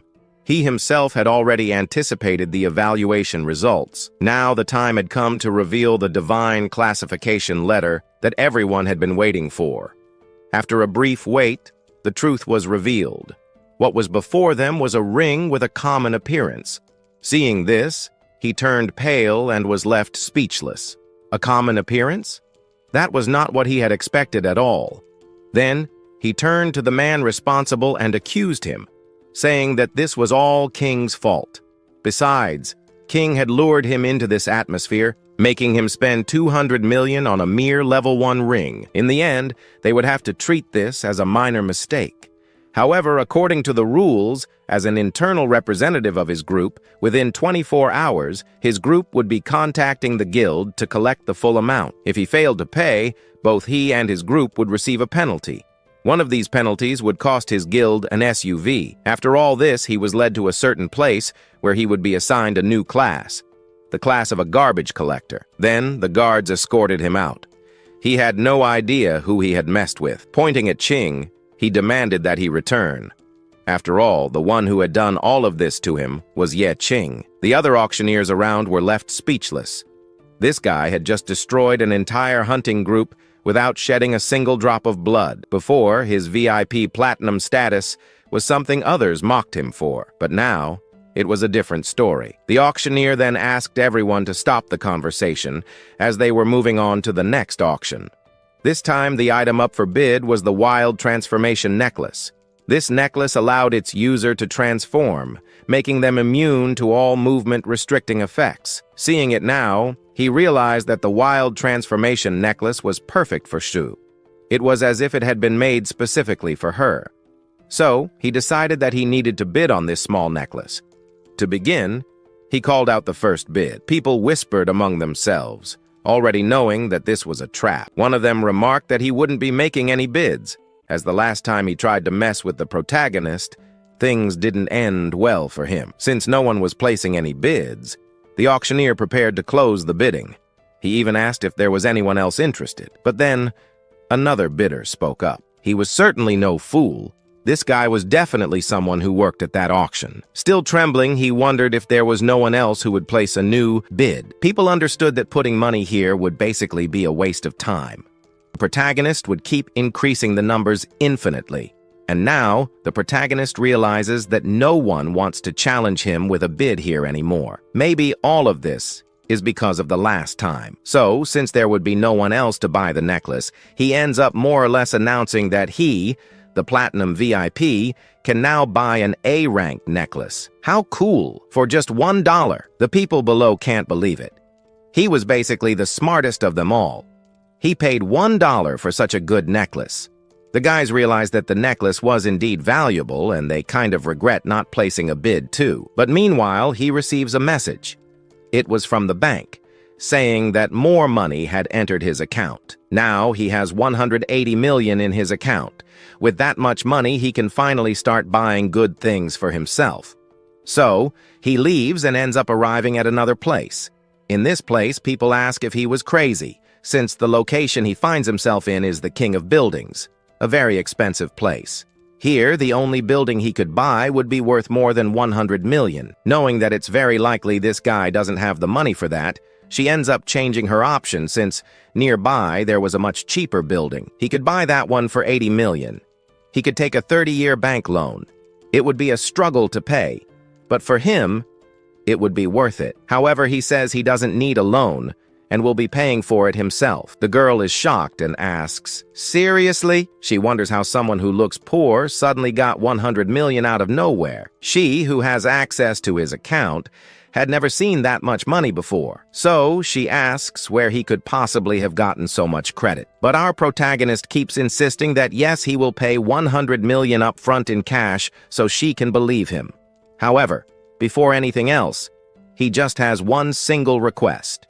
He wants the preparations for this place he is buying to be completed and ready for him. Then the scene cuts to another moment, where we find the protagonist's friend and his sister walking around. They are speechless when they see that, while they used to live in a very poor place, they now find themselves in an extremely luxurious apartment, and this mansion was built specifically for the protagonist's sister. That way, if she were to transform into that bear, she wouldn't break anything anymore, and even if she did, she would be able to pay for it. She is stunned to see that the protagonist bought the mansion just for her. From today on, he will never let his sister suffer again. Then, her birthday begins. They sing "Happy Birthday" loudly. After singing, the protagonist's sister lies down from eating too much. But outside, on the mansion's rooftop, we find him sitting. Then, that hunter appears, and she is somewhat surprised to see that he changed his life overnight. Even though his life changed so suddenly, he doesn't feel truly happy. But ignoring that, she congratulates the protagonist on becoming a hunter. Today was also supposed to be a day for them to celebrate.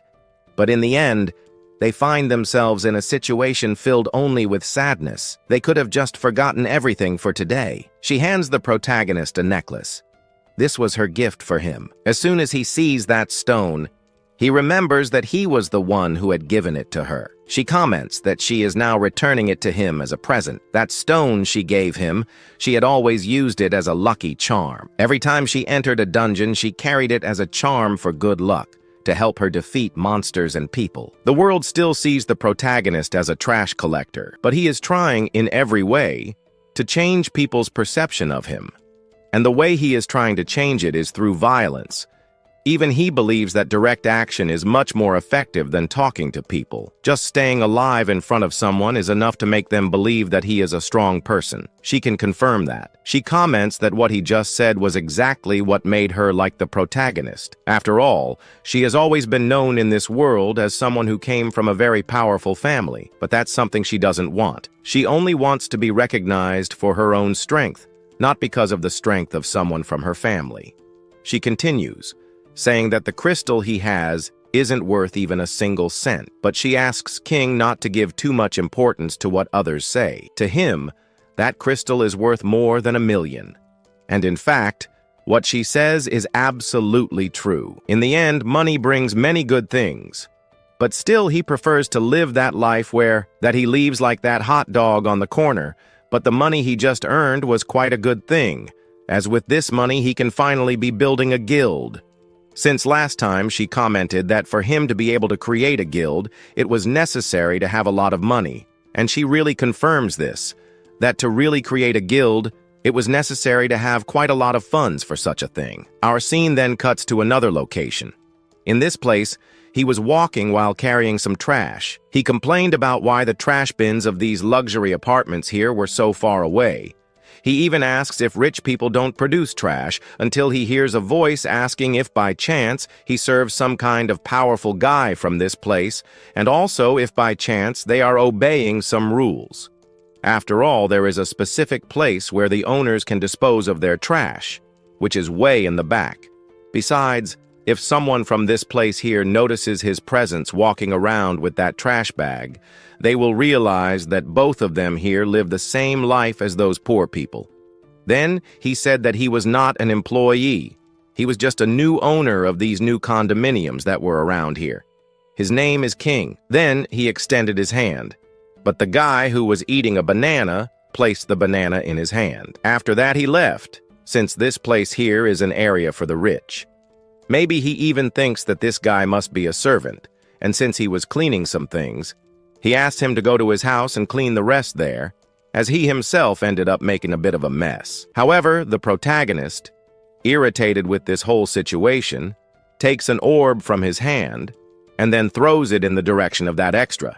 He ends up kind of wondering what was happening and also starts asking for help. He was pulled backward at the same time. The protagonist said that this trash he placed in his hand did not belong to the protagonist, but rather belonged to him, and it was best for him to take it. Then, he was dragged backward on the ground. Now he wonders if this wasn't strange. A mere servant like him was humiliating him, a rich guy. Then, irritated by this, he tries to use an ability, but the system says that his ability will prevent the user in front of him from using even a single ability. Then, he said again, to take what he had just thrown into his hand, but he did not respond to his question and started getting more and more irritated. So he tries to use an ability to break this ability control of the protagonist, but it doesn't do much good, as the protagonist used a legendary class body control ability. Irritated by this, he wonders how this guy was able to be using so many legendary rank abilities.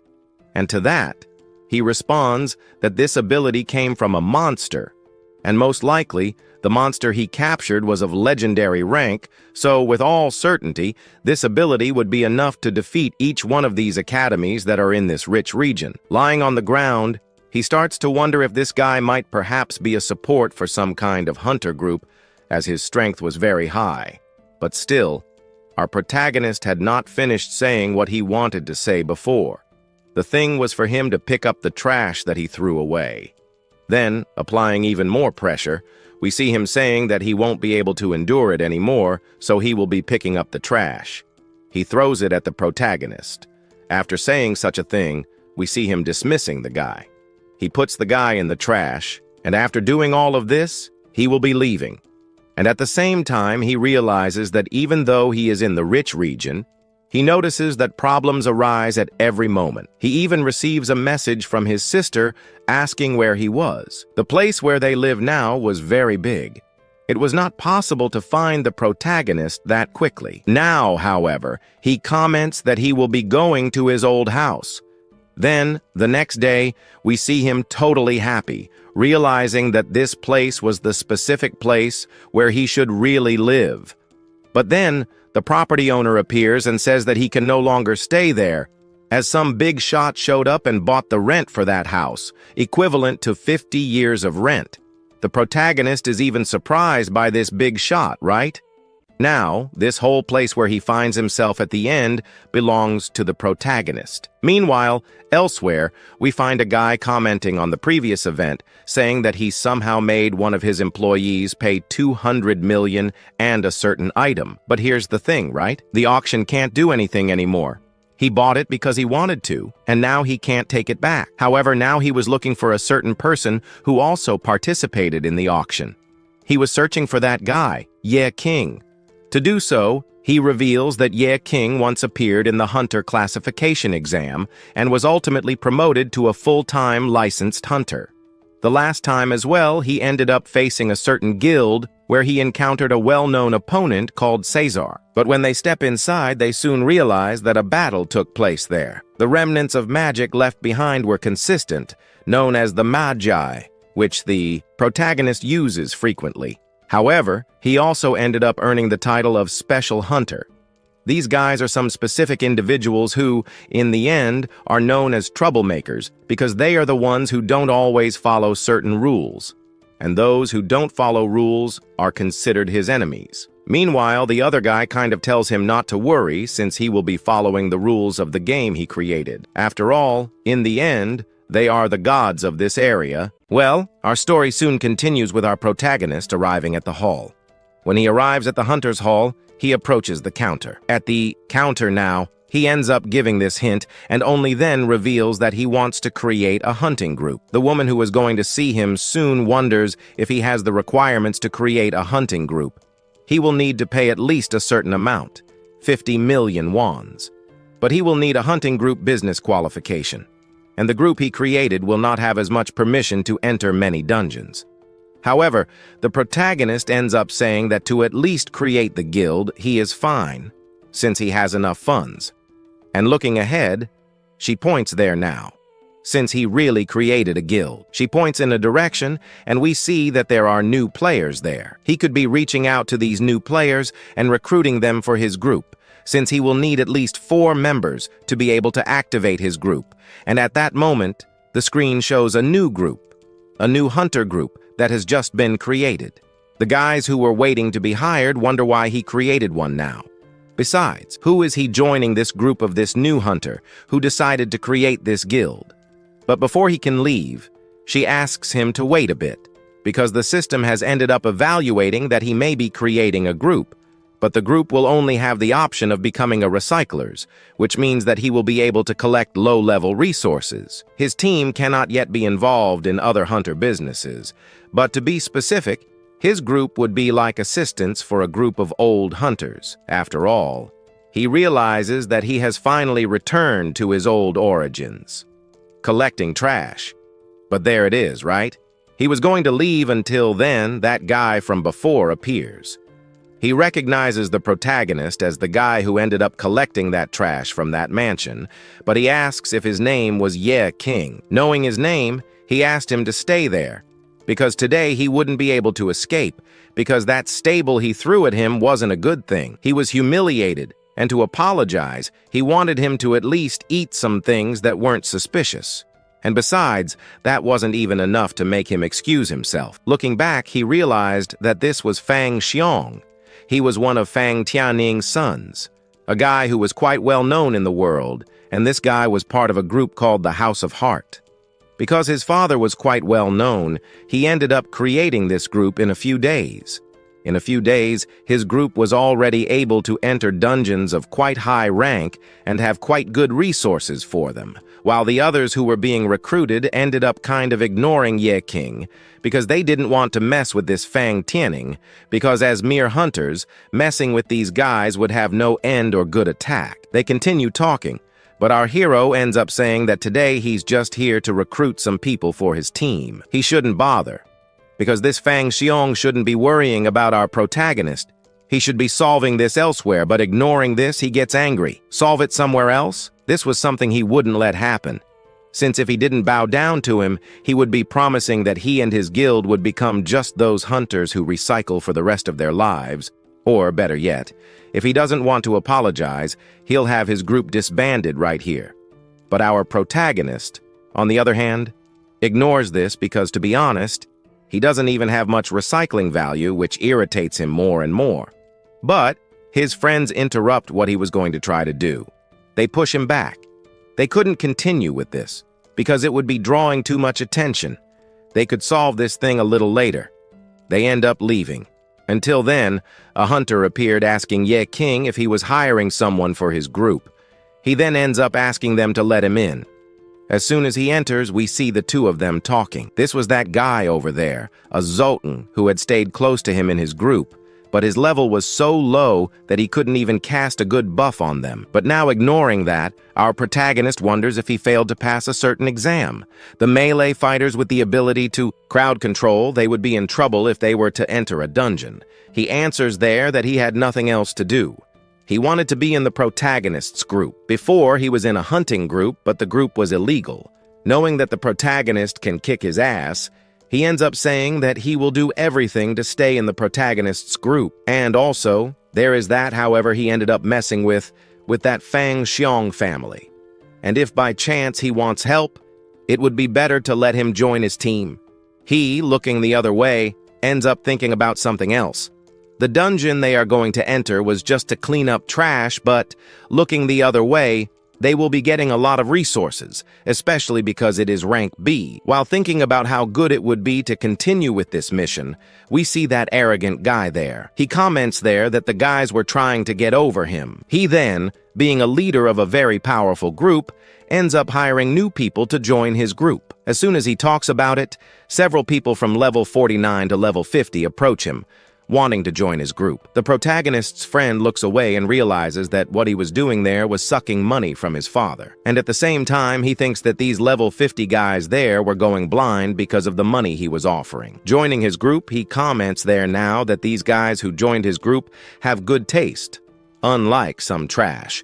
But While he was talking about it, one of the extras ends up looking in the direction up ahead, where he finds Leon. She was there on the bench. This girl would be interesting to be in the group, especially because many guilds are interested in hiring her for their group. But she ignores this, especially because she was curious to know who was the leader of a new group that had just been created. This group was made up of garbage collectors. And now, looking closer, he already recognizes her. She was that sorceress from before, but now, looking more closely, he can do something to try to hire her for his group. She, inside the monster hunter, managed to clear many monsters, and she was very strong. Having a little knowledge about her, he would try his luck in hiring her for his group. The protagonist, also confident, ends up asking, "Go there, go on faith." He then goes there, but is interrupted by those guys there who end up kind of inviting her to join their group. The protagonist's friend realizes that he no longer has a chance. He wouldn't be able to hire her now. Knowing that he lost, he thought about leaving, but she ends up saying that she didn't want to join his group since her target wasn't them, leaving him totally confused. Why wouldn't she want to join one of the most prestigious guilds of all? Besides, she would be well paid. She is a very powerful sorceress, and he also doesn't understand why she would want to abandon this guild to join a group of trash. Ignoring everything he says, she approaches the protagonist and only then ends up saying that the name of their guild is something quite interesting. She liked it, the House of the Scavengers, and so she ends up asking him to let her join his group. She was a sorceress Ling, a mage classification. The protagonist, on the other hand, ends up agreeing, so he ends up welcoming her, since the House of the Scavengers ends up accepting her. She then grabs his hand and ends up being a little shy, but the protagonist, knowing that she might be hungry, ends up inviting her to eat something. But the scene cuts to them, still seeing the counter there. Qing wanted to be taking her first mission. So taking the first mission, we see him sitting in a corner there, just looking at the mission I'll be doing today. Sitting there, he is surprised. She refused the proposal to join his guild. The extra behind even thinks that this girl has some problems in her mind, but they end up being interrupted by someone asking them to get out of the way. They turn around angrily but quickly change their face. They are surprised and then end up shouting. This guy, he recognizes him. He then passes by those two and goes towards the protagonist's group. Qing, who was eating something there, ends up recognizing him. This is the man who kills his teammates. Without a name, he is definitely a bad luck for the team. Whoever joins his team, most likely everyone would die, but Qing ends up trusting that he won't, especially because he approached the protagonist and ends up recognizing him as having a guild. They still had some scores to settle. The protagonist says, on the other hand, that their group from home was recruiting new people, so Qing invites this guy to join his guild. After hearing this, the latter wonders if he was even interested in joining his guild. He still wonders if he has the courage or would dare to put him on his team right away. There is something here that also motivated our protagonist to want this guy in the group. His luck is very low, which means very ridiculous drops. While trying to hire the protagonist, we then see another one there commenting that this guy with an unknown name, no one wants to have him in the group, but that group of trash hunters over there ends up wanting him. While he was talking badly about his back, we see the protagonist commenting that his lucky physique has been reduced, and maybe this can make items drop even more. He, on the other hand, doesn't know very well, especially because he earns his living by completing missions for specific clients. And counting on the fact that the reward of the mission he just completed there makes him quite rich, he will be doing this mission. And also, he never even stopped to look at the items dropped by the monsters. They can be good items or very bad items. For the protagonist, this was wonderful. He ends up kind of confirming it, and so he extends his hand and ends up inviting him to join his team again, since not letting him join his team would be a very high talent being thrown away. After all, the more trash the recruitment is, the stronger our protagonist can be forging that forge of his.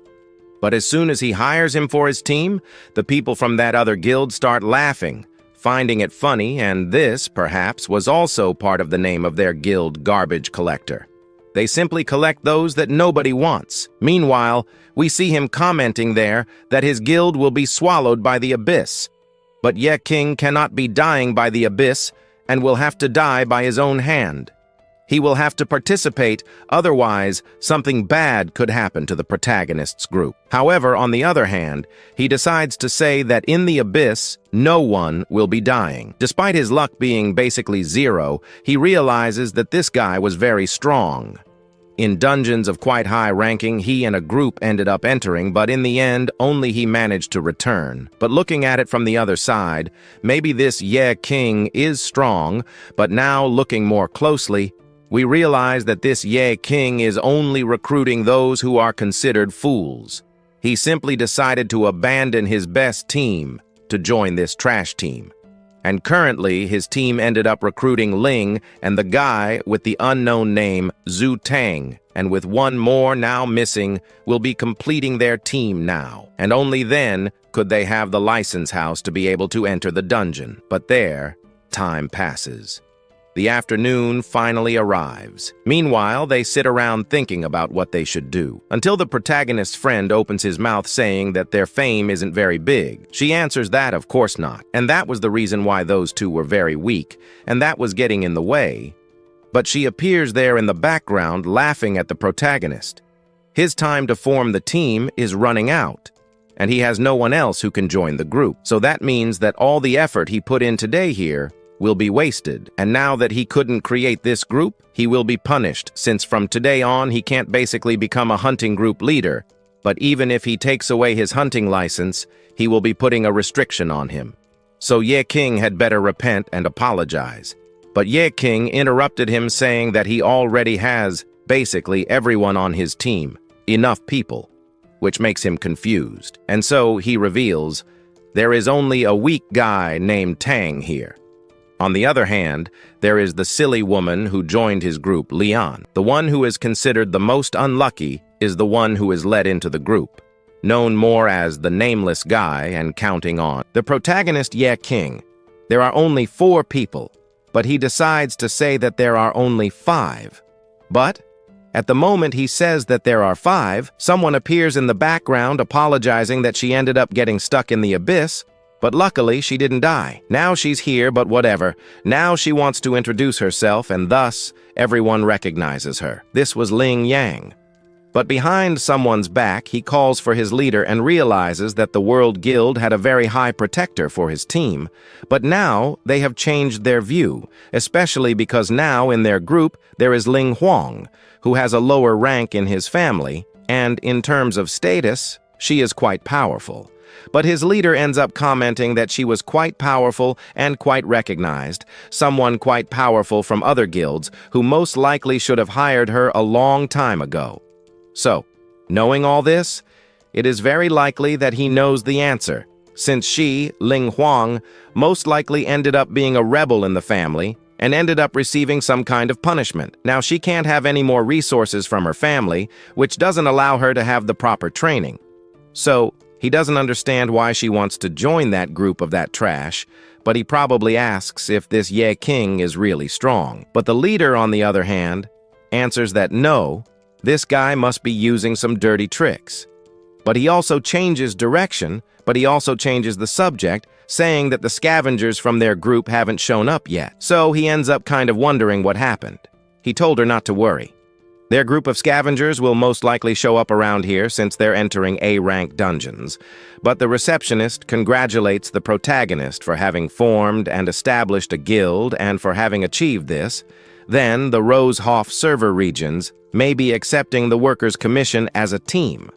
And the protagonist approaches the counter and ends up saying that he will be accepting the proposal, since they could be becoming responsible for cleaning the dungeon that the Heart Hunter group will be cleaning. He thought about wanting to do it, but the leader of the other group thought otherwise. He was a pretty weak guy. How dare he want to have the honor of wanting to join his group? But Ye King decided to answer this question anyway. The garbage collector doesn't need to worry about the dungeon level, because they will only be clearing the dungeons. They won't fight any monsters, and he would only be registering. So, he ends up opening the registration, The girl ends up agreeing that they will both now be participating in the Heart Group's cleanup, that they will be participating in the A-rank cleanup mission. Of course, he moved the albums in every way, the protagonist in his group, but he ended up remembering he will be an elixir collector. Since he will be an elixir collector, he was supposed to collect the perfect garbage. He will be leaving the worst garbage for himself. On the other hand, the protagonist will be accepting his offer. After the hunter leaves, he approaches his group. One of them wonders if he is becoming a workhorse for them, but he says no, because what he was doing was simple. He wanted to enter certain high-ranking dungeons. The best way to do that is to become a scavenger, even a scavenger. He might be able to reach a high rank, but most importantly, he wasn't even a scavenger. His main mission was to get the key to the Black Tower, drawing the group's attention. To do that, they went into a corner here, since the guild's intelligence shows that the key to the Black Tower existed.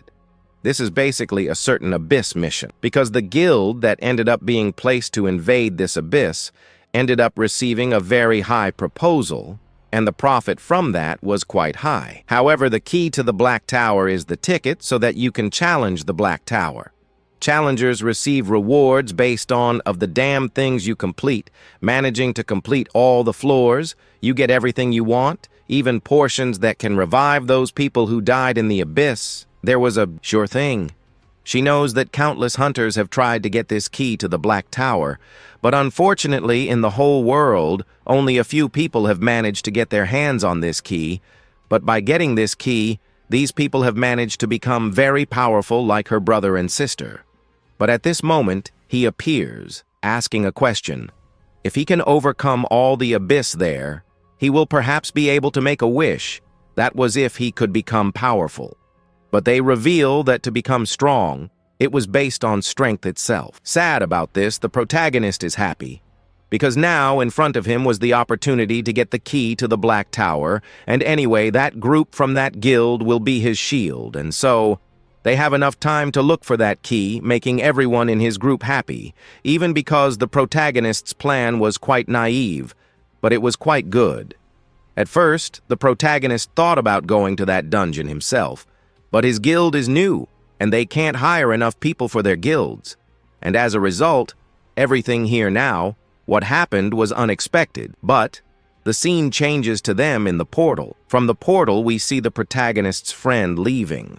He is happy because he was able to see the sky.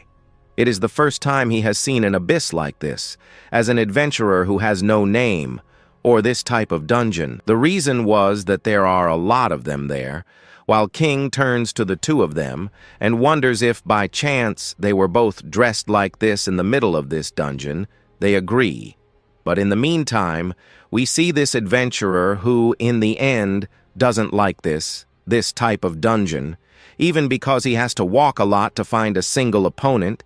But the other ends up saying that, in the middle of all this, they couldn't find anything. But the most surprising thing is that this dungeon is classified A. However, they didn't find even a single monster or living soul in this place, but there was something strange. All this time, too, they felt a flock of birds circling above them. It even seems like these birds were attacking them. With this curiosity, the archer then uses his eye, which ended up observing more closely who these birds were.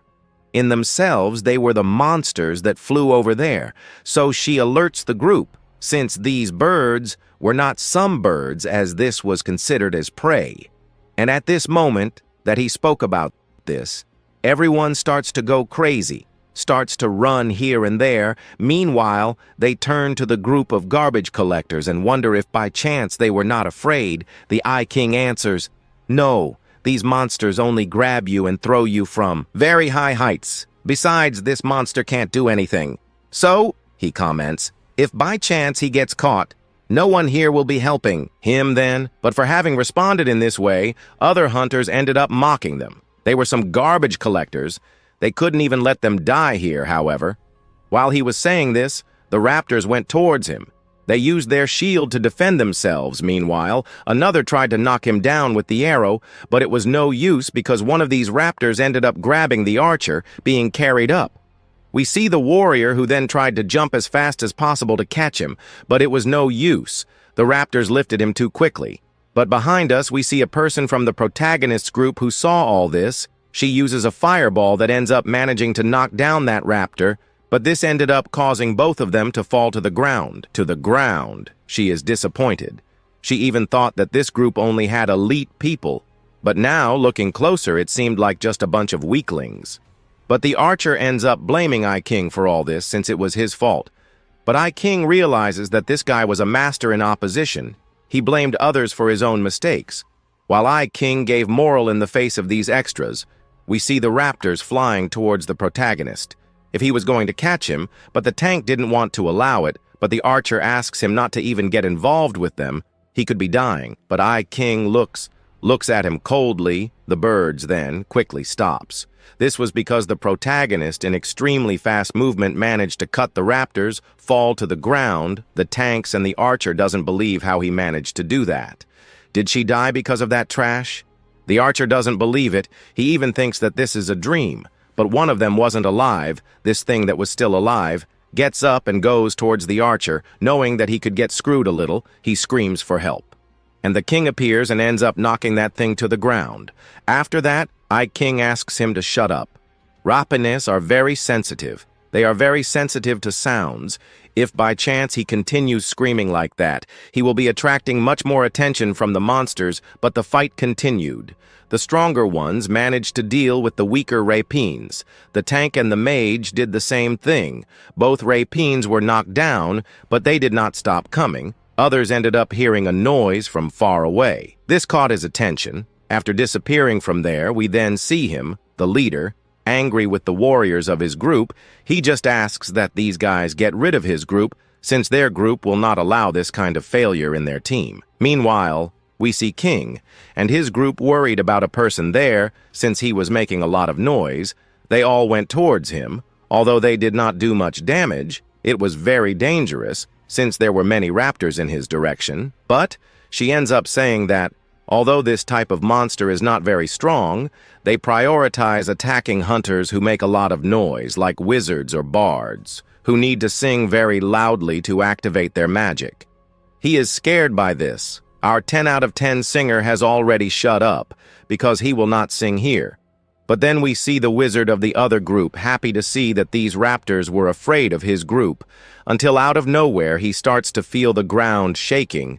They do not understand what it was. And to that, she responds that the Aerie weren't afraid of him, and they were afraid because there was a very powerful opponent, and guess what?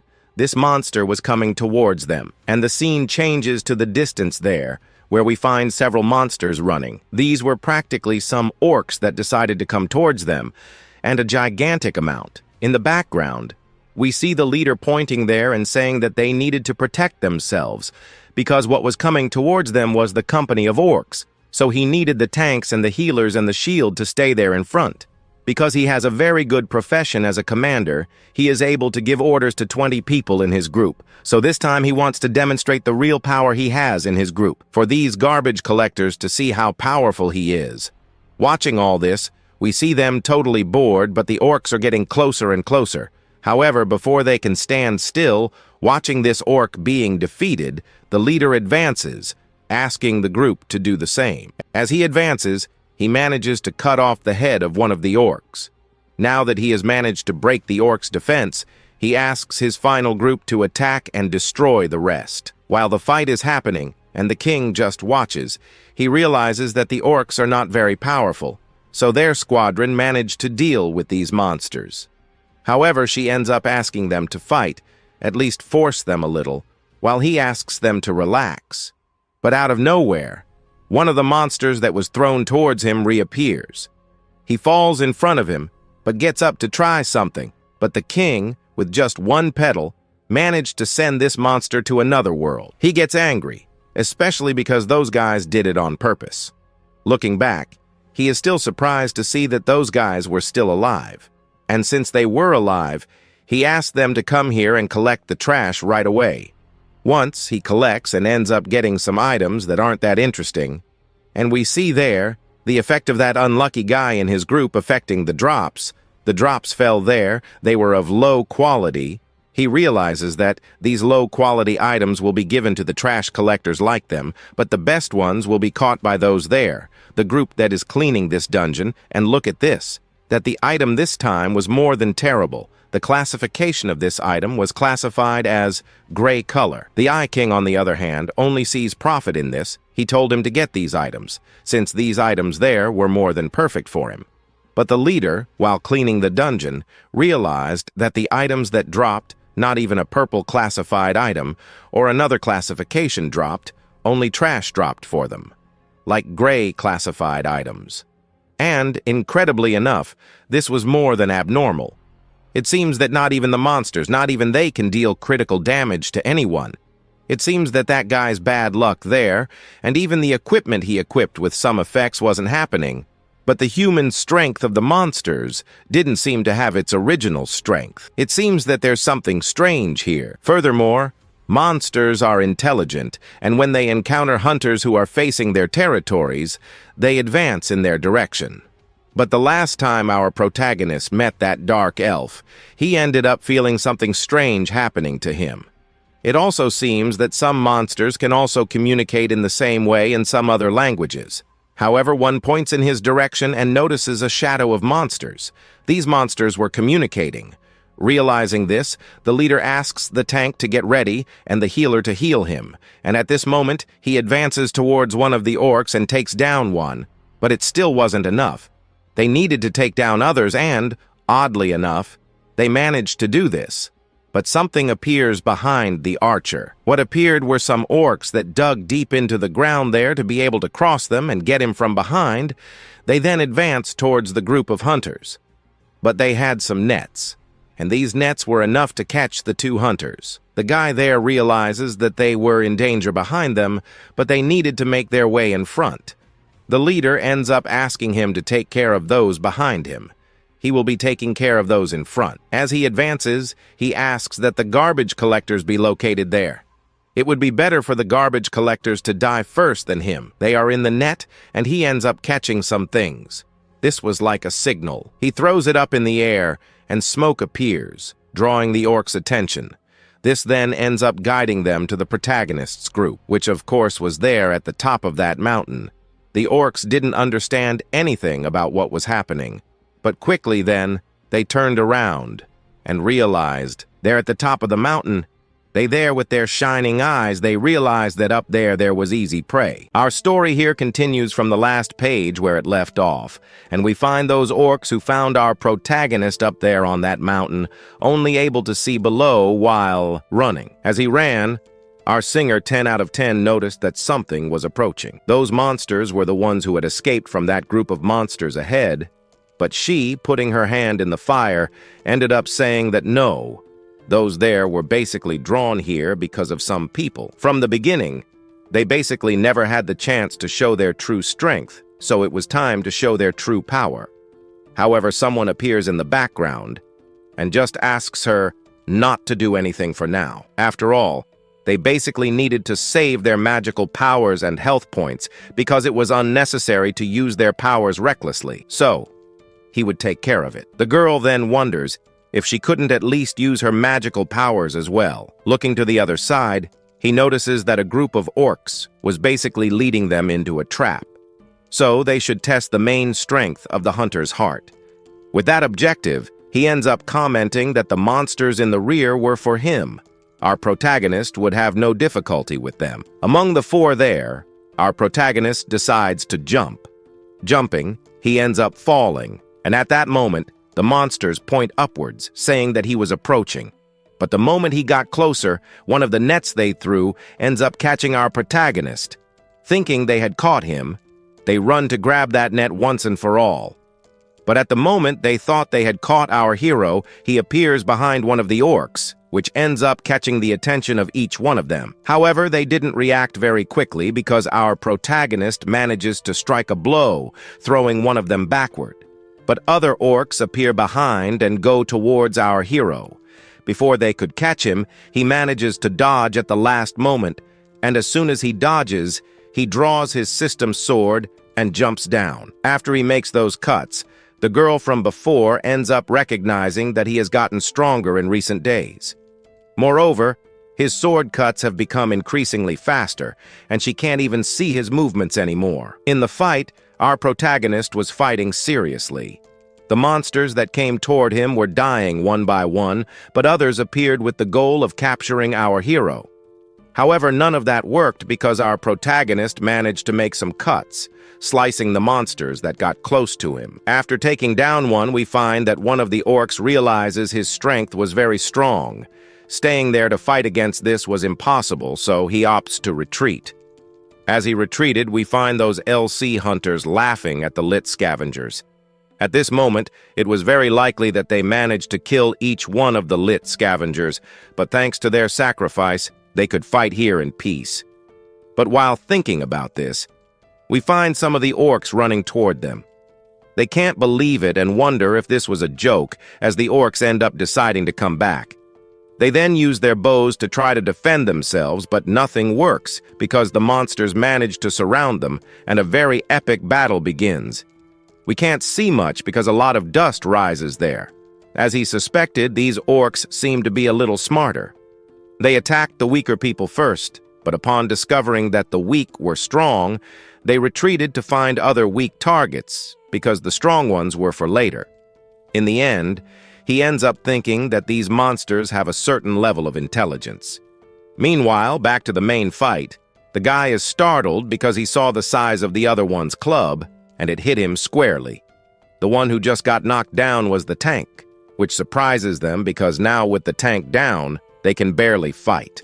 So they end up blaming everything on the healer. On the other hand, the healer didn't even notice the change in the atmosphere, let alone his life, which had dropped to 0. After a while, in the smoke, a shadow appears, and then a foot. Here we find a very strong orc, and on top of the orc is an orc mage. But there weren't just a few orcs. There were several of them. Looking at this, he realizes that the level of these orcs was much higher. It was as if they were 2 levels above the difficulty that had been set. So he asks the team to reorganize and maintain the previous formation. As he turns around, he gets a surprise. He sees that the rear had been cut off by the group of invading orcs, and now they are surrounded by the monsters. The invading orcs were just bait from the beginning. At this moment, lightning bolts begin to come out from the middle of the smoke. The lightning strikes one of the orcs advancing from behind. At this moment, after hitting one of the orcs' eyes, we find a person in front. This was that hunter from before who jumps and manages to knock down one of the orcs in front. While knocking him down with an extremely powerful aura, he just starts to laugh. Then he says that he is not afraid of big things, including this monster, because in the face of his titanic power, these monsters here were just some trash. This inflates the ego of the monsters a bit, knowing that he was more powerful than these orcs. He then advances toward them and asks them to. The moment he advanced, the superior orc prepared his punch. Only then did he attack. The hunter managed to block it slightly, but the orc's strength was far greater than his, which caused him to be thrown backward onto the ground. Now standing up, he realized that this monster was not weak at all. On the contrary, it was incredibly strong. However, he was soon surprised again when the orc suddenly appeared right in front of him, lifted his foot back, and then landed a direct hit on the hunter's face. With a single strike, the hunter was thrown against the wall behind him, falling to the ground unconscious while his group called out for their leader. Meanwhile, one of the men commented that they needed some support. Upon hearing this, everyone advanced toward the superior orc, as their objective was to protect the group's leader. For a few minutes, they managed to hold their ground and even took down some of the orcs. Knowing that they could take down at least one of them, the archer shot an arrow and demanded that these creatures just die already. However, something strange happened. The orc, struck by the arrow, became even more furious. At that moment, the orc activated his berserk mode and lightning began to shoot from his eyes. He charged toward the archer and managed to grab him. The archer thought that this might be the end for him. But then, looking back, they noticed that the other fallen orcs were starting to swell up. Realizing it was no longer safe to remain there, they quickly deduced that these orcs were being controlled by some kind of Necromancer ability. As soon as they pointed this out, all the downed orcs suddenly exploded. Knowing they couldn't continue the fight, the hunter ordered the group to throw smoke bombs to lure the enemy to another location.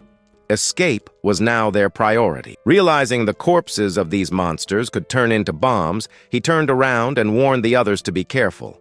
He then spotted one of the fallen orcs nearby. Before anything else could happen, he used his recycling ability. From the void, ghostly hands appeared, dragging the orc's body into his dimensional space. Meanwhile, he continued to use his necromancy. As he did, the scene shifted to another location, where the entire group observed their leader's ability in action. Even the strongest among them, rated 10 out of 10, was surprised. Another girl also seemed shocked, but what stood out most was the reaction of the sand-wielding man from before. He was astounded by the new ability their hero had displayed. However, there was no time to discuss these powers. The leader needed to use his recycling ability again and required more orcs. Through the thick smoke, he sensed the presence of other individuals.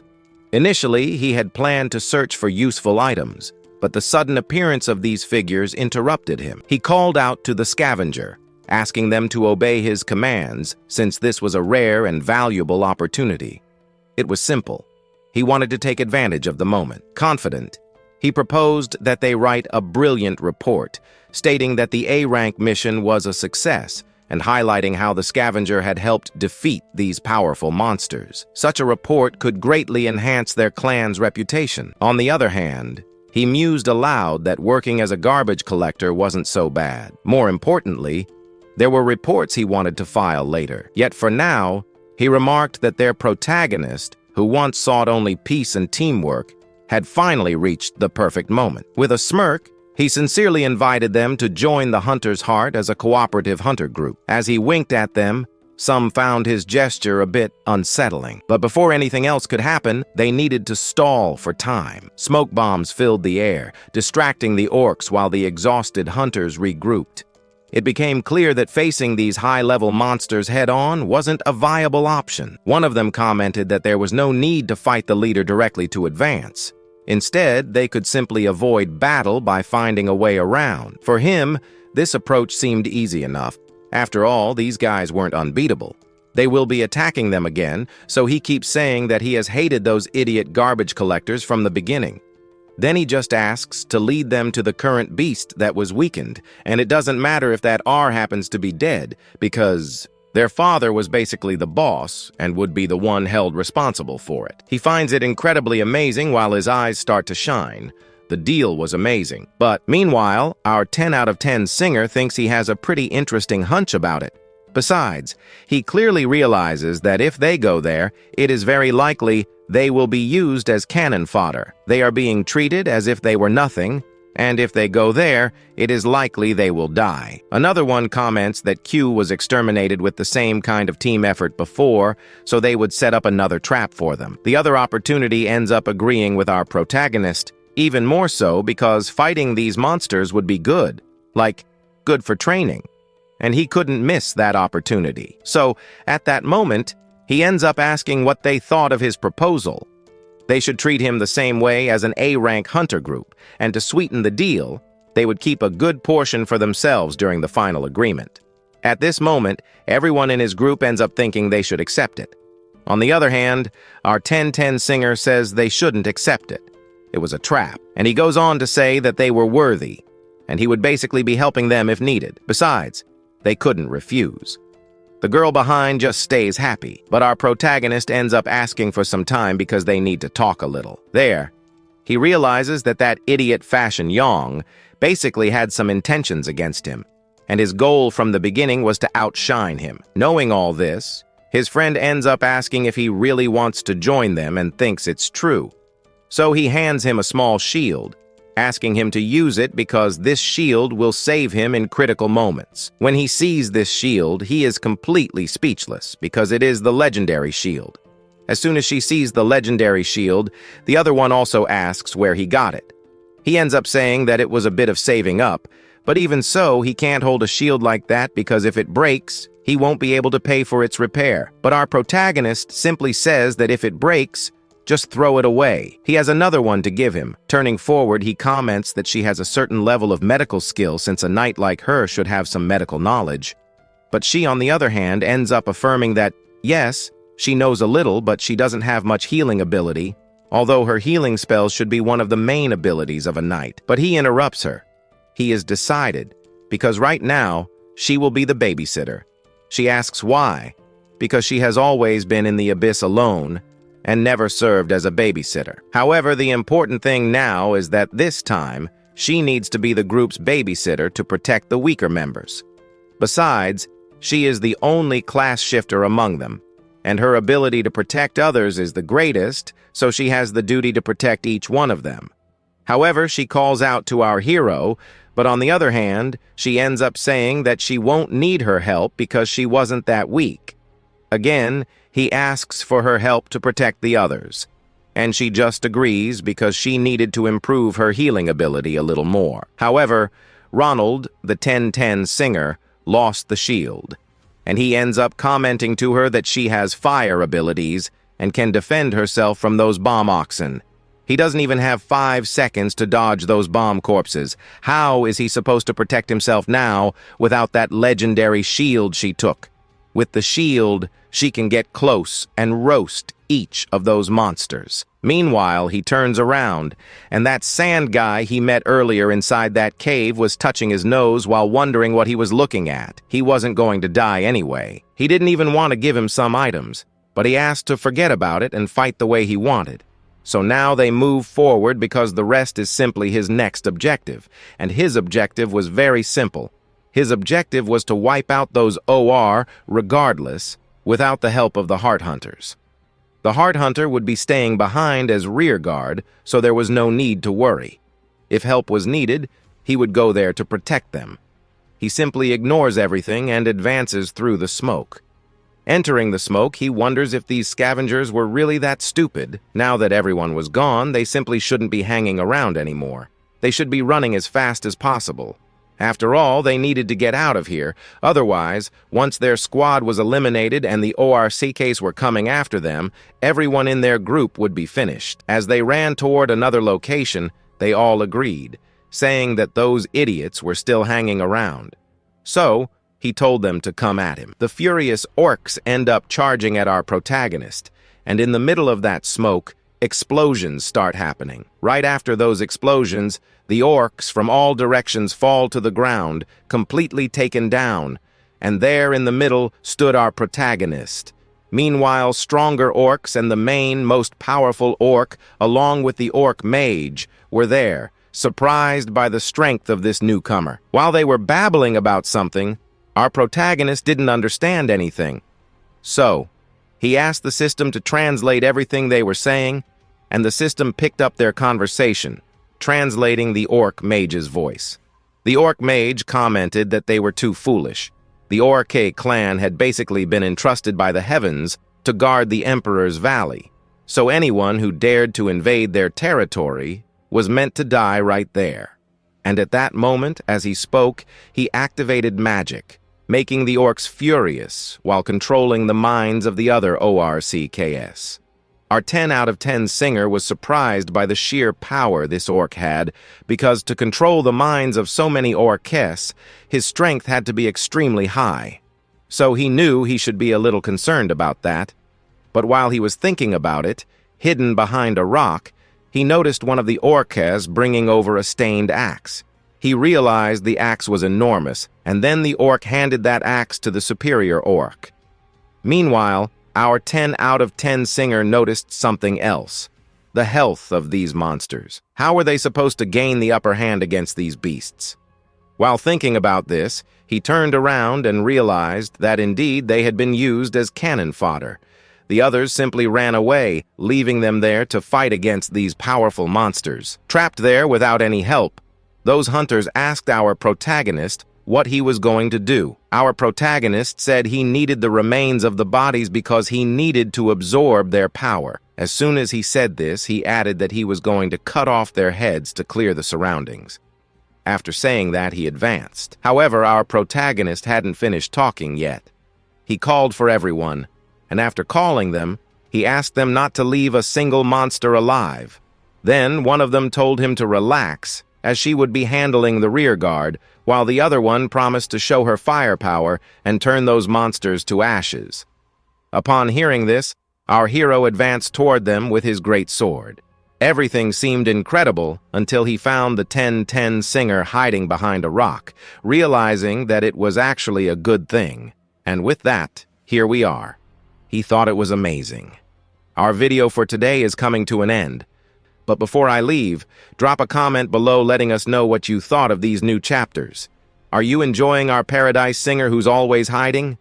Well, I think I'll be heading out now. But before I go, leave a like below, and if possible, subscribe to the channel. I think that's it for now. See you all in the next part.